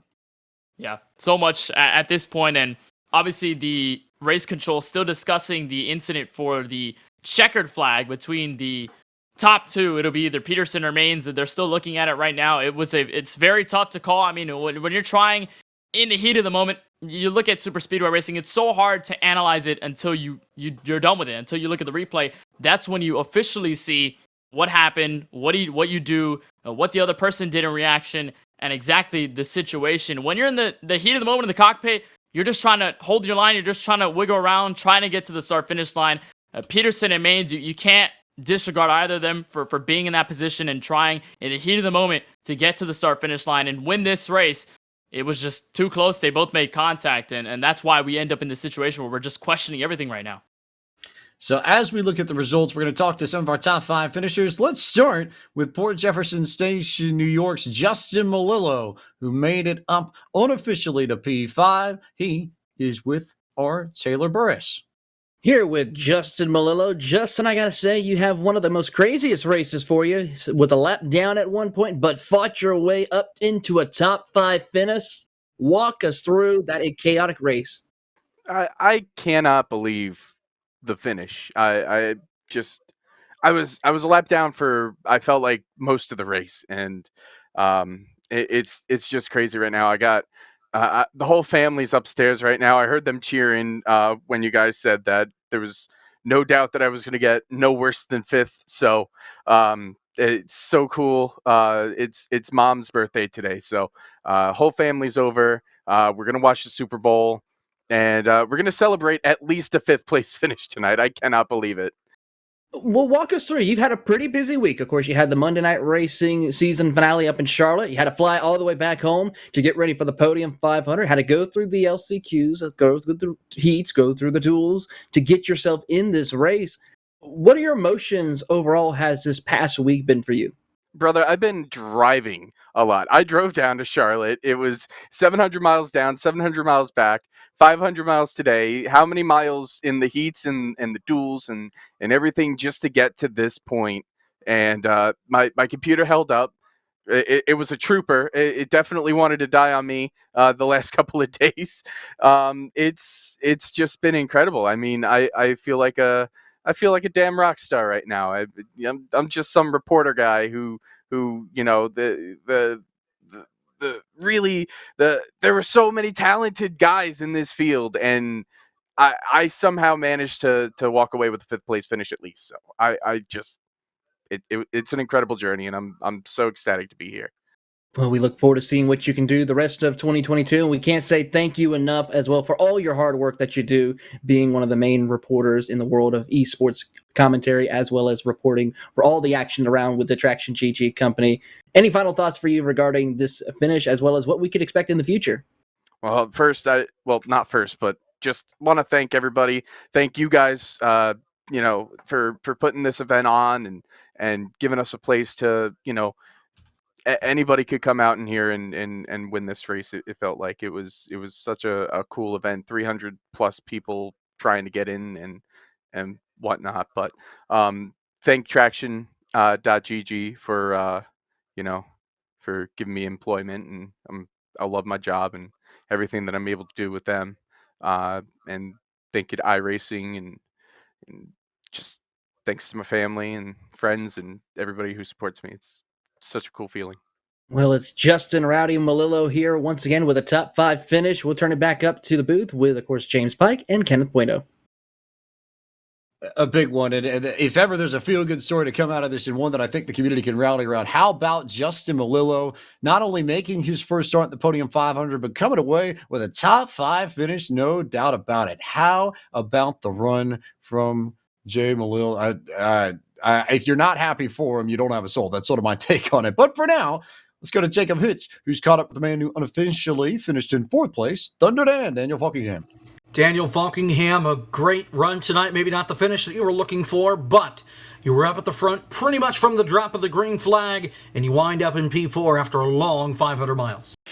Yeah, this race was so insane, man. I thought at the beginning of the race, considering I started in the last row of the grid, I thought I was just going to ride in the back of the pack, middle of the pack, and then I think once we were pushing one of the lap cars, we got up to the front, and I was racing up with all the big guys up there. I guess that gave me confidence that I could run up there with those guys, so I tried to stay up front as much as I could. I worked very well with Garrett Maines, Liam, Seth, Kenny. Worked so well with all those guys, especially on that last pit stop, to have us control the field at the end of the race. I can't ask for anything more. I didn't even think I'd even have a shot at like a top 10, top 15. But hopefully, with me, I finished at top 5. Hopefully, I turn some heads after this run today. Certainly did turn some heads after some of those top drivers fell out of the pack. Casey Kerwin got involved in a wreck. You saw Daniel Eberhardt, he was battling damage all race long. Do you think that really helped build your confidence up that you were racing with them? They're now gone, and you're one of the top guys that everybody else is relying on. Yeah, it definitely boosted my chances of, I got a shot to win this race because, Casey, the defending winner of this race. I have no idea what happened between me, him, and Levine. Just that was a weird incident between all of us, but I hate that he got taken out like that. But other than that, once all those guys got knocked out, our chances looked really good from there. So I'm just glad we had a shot. Just too bad we got wrecked there at the end. That we could have had a better shot of it. But heck, I had pretty good damage after that wreck. So even to come back with a top 5 and still I don't know where I'm finishing, third, fourth, depending on what they call this. But it was a heck of a run for me, and I'm so proud of how well I did. Barely making it through the race, through the duel last night, and then making it into today. It's just, man, what an incredible run. Daniel Falkingham, congratulations. 4th place unofficially tonight in the Podium 500. Yep, thanks, guys. Also, I want to shout out all my sponsors for Survey Loft 207, January 31st. Also, shout out to everyone that I worked with today, G-Mains, Liam, Seth, and Kenny Brady, all those guys. Thanks to all you guys for putting on this great event. Congrats to whoever wins, because they haven't even decided a winner yet, but congrats to everyone who ran in this race today. It was a heck of a show. And yeah, just thanks to all the viewers who watched us today. Thanks to Cosmin for painting this beautiful car for me. And yes, and thanks everybody. Thank you, guys. Thank you, Daniel Falkingham, for taking the time to talk to us. P4 tonight in the 4th annual Podium 500. James? So, a few updates here. I know Race Control has been reviewing the incident with Garrett Maines and Lake Peterson. We've also gotten word here that a protest is being filed over the finish, which, given how crazy it is probably not a huge surprise to anyone, which means this may well come down to the Gaming Council and the appeal system put forth in the rulebook of the Podium 500. We're going deep into this. So let's see if we can get a word with the driver who unofficially finished in the 3rd spot. We'll see if we can get Raja Caruth and maybe Devin Henry here. Perhaps. Let's see. Devin, got a copy here? Hello. I got a copy. Sometimes my camera, I'm just so ugly that it turns off every now and again. But I mean, if we could see Raja Caruth, that'd be fantastic, or not, because this was absolutely insane. Raja Caruth, you're literally pointed 45 degrees to the right, 45 degrees to the left, and then you still wind up on the podium tonight. Going through that wreck, what did you have to do to end up having that car straight by the time you reached the start-finish line? I don't know. All right, well, tell me the whole last lap, because you came in a really good position to that white flag. You were 2nd row outside pushing. What was your mindset going around that last lap? Basically, Devin, what happened was I was pushing Liam, right? And he got clear, and then I lost all the mo. And I just didn't time it right because Garrett side drafted me off 4. I would have had a great run. But it's just kind of predicting where the energy will go and where the run is. But I'm pretty happy with the 3rd. If that's official, I don't know what the situation is, but thank you to Garrison Hogan for spotting me, Max Siegel, SimSeats, Sunoco, and Dead Zone for all the help. Well, you will definitely be on the podium, a top 3 finish here. And I mean, you and also Justin Malone, I think Daniel Falkingham might have had this too, and Garrett Maines, but going down a lap in the middle of this race, having to go through some hardship in the middle of it, what did you have to do to kind of have your mindset straight? I mean, correct. You talk about the big mo. It's not just on the track, it's also inside of that cockpit. What did it take to keep yourself in this race, whether that be mentally or on the track throughout this race, after being so far down in the standings at certain points of this event? Basically, man, what happened was, so I have Thrustmaster load cells. For whatever reason, they just like locked in place. And so eventually I started screwing with it, and then the springs like kerfuffled across the room. So my dad's in town, and he came back into my crib and fixed it. There's vice grips on my pedals right now, you know. So my dad's the real MVP for that. And Garrison made sure I didn't do what I was supposed to do and was there at the end, and it just luckily it worked out. Well, it sounds like the purse is going to go to Father Caruth, actually, for the 3rd place finish then in that case. But all joking aside, when you look at the difference between past Podium 500s and racing at Daytona in the Gen 6, what was the biggest difference to you driving this next-gen car at Daytona? Well, honestly, it's just like my first, like, I guess, big race, especially with this new Aero model. So I was really just trying to learn stuff for the ARCA race, to be honest. Like, obviously, they're different cars. These punch a bigger hole, you get bigger runs, but the core practices and ideas are the same thing. So I mean, to answer your question, I don't really know. I just try to study up from watching races on YouTube and watching all the heats and the duels and everything, and fortunately, it worked out. Well, Raja, a huge congrats bringing it home on the podium tonight. Can't wait to see you racing for Rev Racing and also Alpha Prime this year. Best of luck to you in the season, and a huge congratulations here tonight on the podium. Thanks. That is Raja Caruth, a Wendell Scott Trailblazer Award winner, and also on the podium at the Podium 500. Fitting how that works out correctly. So, can tell you now that Race Control has at least made their initial decision on the finish. And so, to explain it, we bring in our head official for the Podium 500, William Hale. William, what has Race Control come to, and what is the ruling that has been decided upon by the staff? The ruling on the end of the race is that the 09 is the winner of the race, with the 31 finishing second officially. The 31 has filed an official appeal of the finish of the race, and we will be conducting that appeal throughout the next few hours.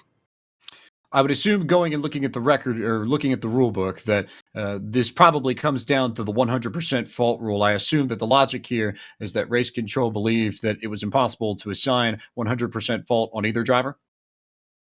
That's not entirely correct. No, it was done by unanimous decision.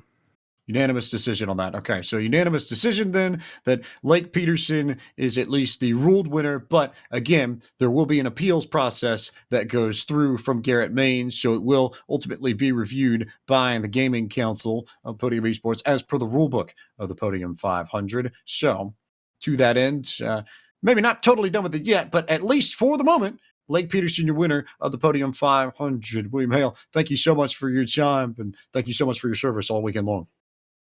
Yeah, thank you guys. Good job this weekend, guys. William Hale, head of race control there, which now means we get to do a little bit of talking here. Let's see if we can get a hold of the winner and see if we can get him unmuted. You've been ruled the winner, Lake Peterson. You are a Podium 500 champion. How's it sound? Insane. Especially when you come into this event. Just happy to be a part of it, first off. Obviously, I feel like anyone that signs up for this stuff has inner competitiveness in them, and they're all obviously trying to win this. But when you're stacked against coke drivers, people that have built up a big reputation in this thing, and then kind of coming in this as my first actual attempt, kind of hard to put in words if I'm being honest. You get it done here. Take us through the final restart, the final lap, and everything that happened from your perspective. Yeah, well, got a pretty good restart on the top. I mean, it was just pushing and shoving all the way to the finish line. As we were coming to the finish line, it was kind of like that thing where the sea parts ways, and there's just an opening. So I obviously took the opening, hoping to maximize finishing position, not knowing that I would win the damn thing. I went down and tried to make a race-winning move. By no means was it intentional wrecking. I know I haven't built up much of a reputation amongst the iRacing community, but I don't want that to be what I'm known for, especially for this win. And just truly honored to have the opportunity, and even more so to capitalize on the opportunity. Can you describe what it means to you here? You touched on it a little bit, but to have everything go on here and then to come out tops amongst everyone here, just can you even put it into words? Not really. It's not so much. I don't know. Yeah, not really. It's. I know it may be a small thing to other people.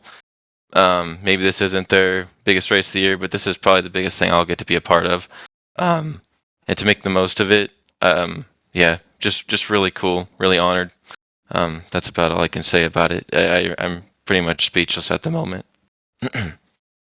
And you also get to join a few names too. How about Seth the Merchant and Daniel Eberhardt and Casey Kerwin? And Lake Peterson now goes up next to those names as a Podium 500 champion. It doesn't even seem fitting, honestly. I mean, those are the big guys. Those are the people that you're getting smoked in fixed races. Those are the people that you think, man, what is the secret sauce they got? And then when you go to a place like Daytona, and it's like the ultimate equalizer, I don't know. I mean, it's just unreal. Unreal.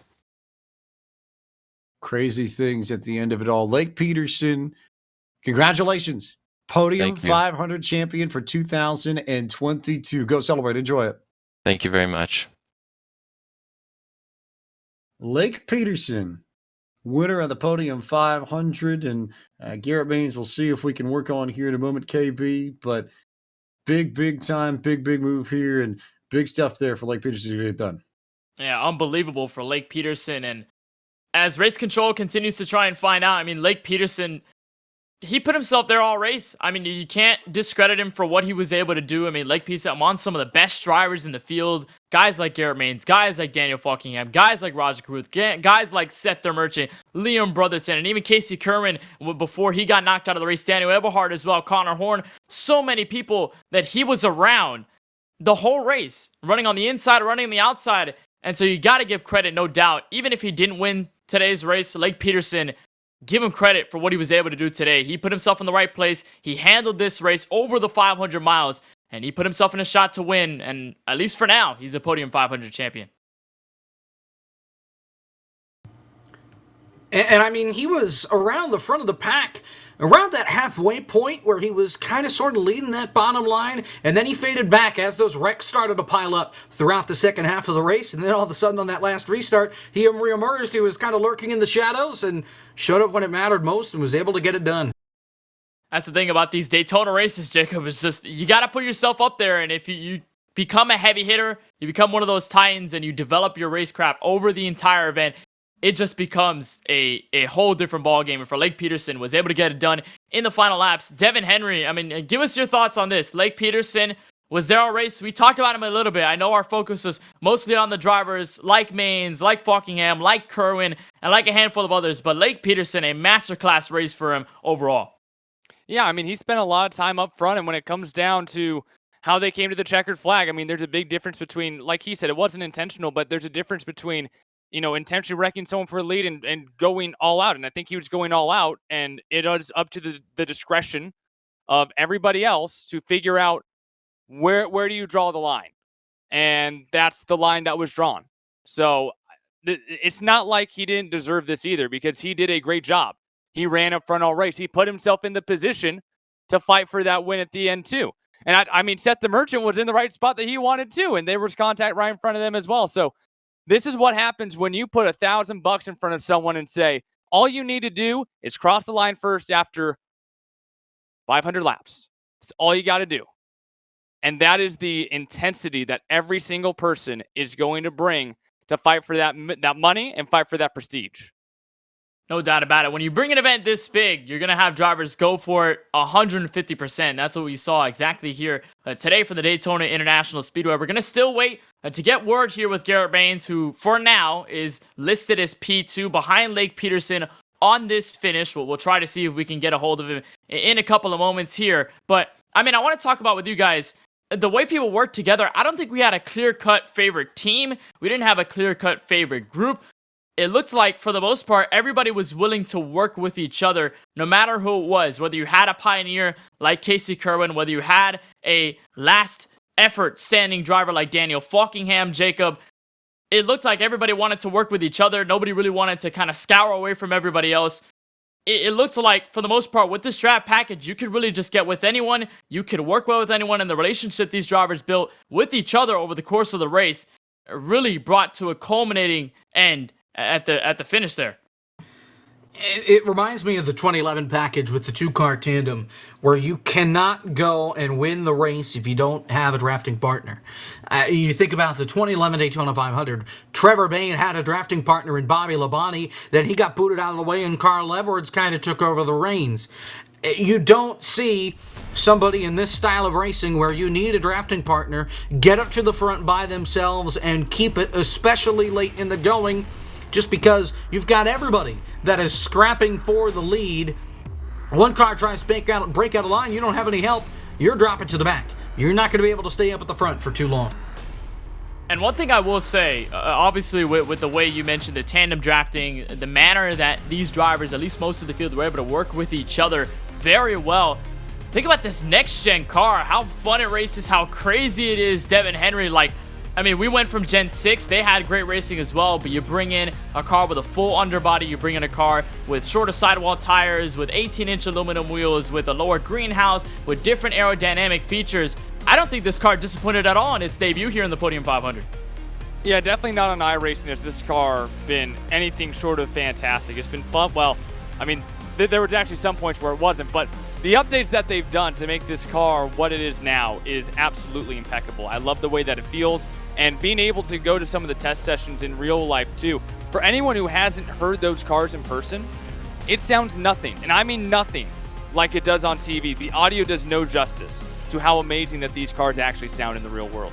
And talking to some of the drivers in the real world and in the sim world both, I was surprised that they both agreed that this car was going to run somewhat similar on these super speedways, because when you look at how rounded the rear bumper is, you think immediately how difficult it's going to be to bump draft. Now, even the real world drivers were going, yeah, it really wasn't that much worse. I think that what everyone came to a consensus about was the difficulty is going to be that line of being off-centered is going to be greater than ever.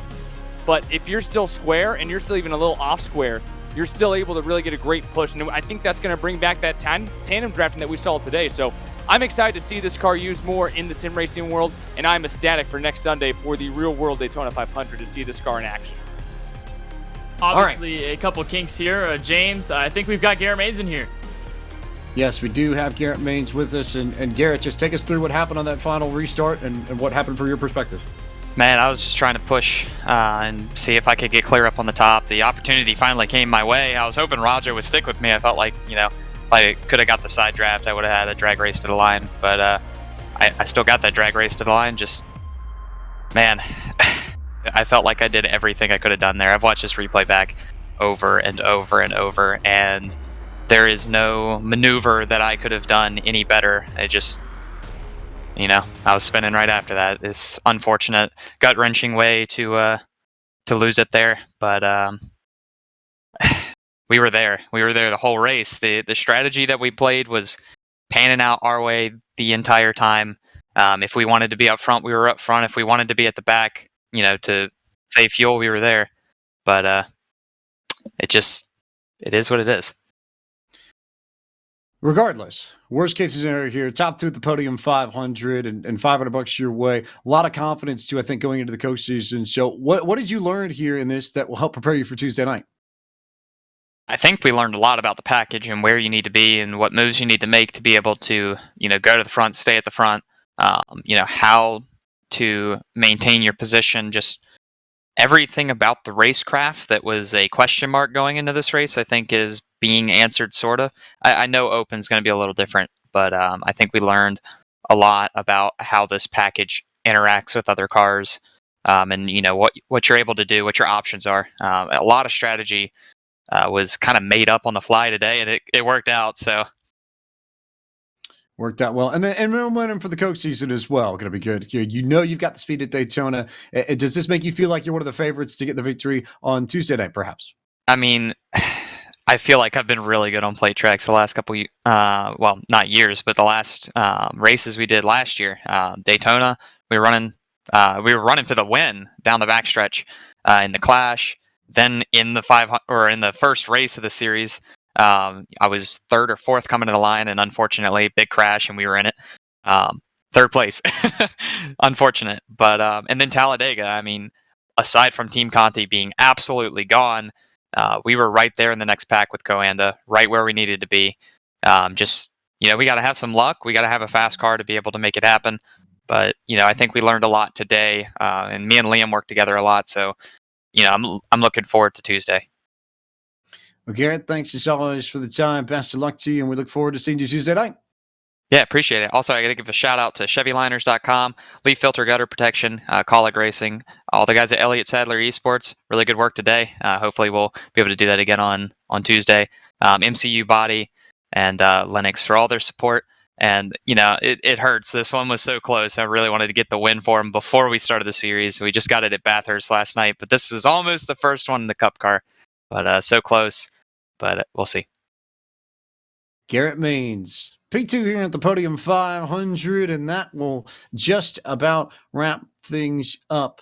Let's go around for our final thoughts. First off, let's head down to Pit Road and Taylor Burris for your thoughts on another wild Podium 500. That is not the word I would probably say. I would say chaotic. I would say excitement, and also a learning opportunity for a lot of the drivers that we've seen here that are going to be competing in next week's Daytona 500 or even in the eNASCAR Coca-Cola iRacing season opener, where the first points pay race will happen next Tuesday night at Daytona. A lot of drivers are going to be taking a lot of notes, but I think for some of them, it's going to be a shoulda, coulda, woulda. But for the most part, a very exciting way, a great way to kick off Speed Weeks. To our man over in turns 1 and 2. Devin Henry, your first Podium 500, certainly what I think you're going to remember for a long, long time.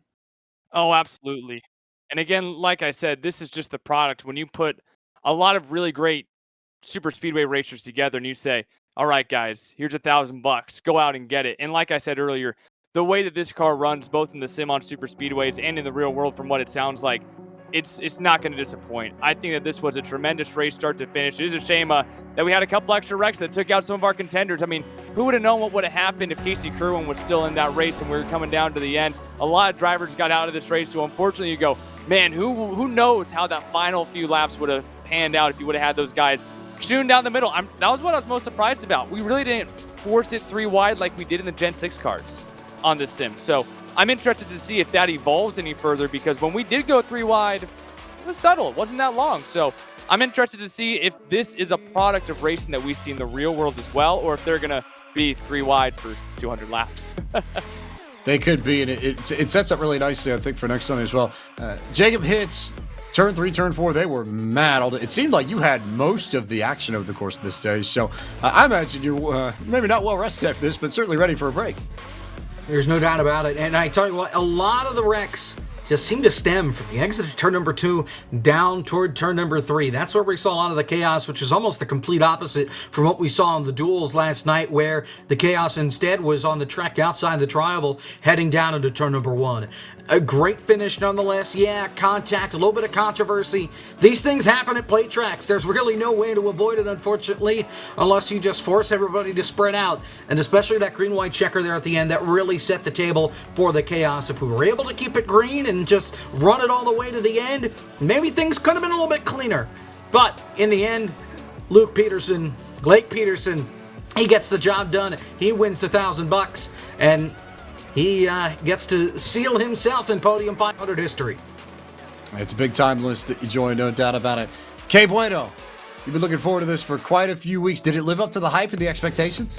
I think it did, 100%. And I figure that next year is probably going to amp it up even further. It's going to be so much fun. But, I mean, this Podium 500, there were so many unknowns. Yes, we had storylines of previous drivers who've won. Yes, we had a lot of drivers who were fighting their way through the LCQs, the duels, and what have you. But we didn't know what was going to happen. It was a new car, a new updated track. There was just so many factors at stake, so many factors coming together at the right place that, we didn't really know. There was a big question mark all into the end. We kind of figured out who was good, who was not.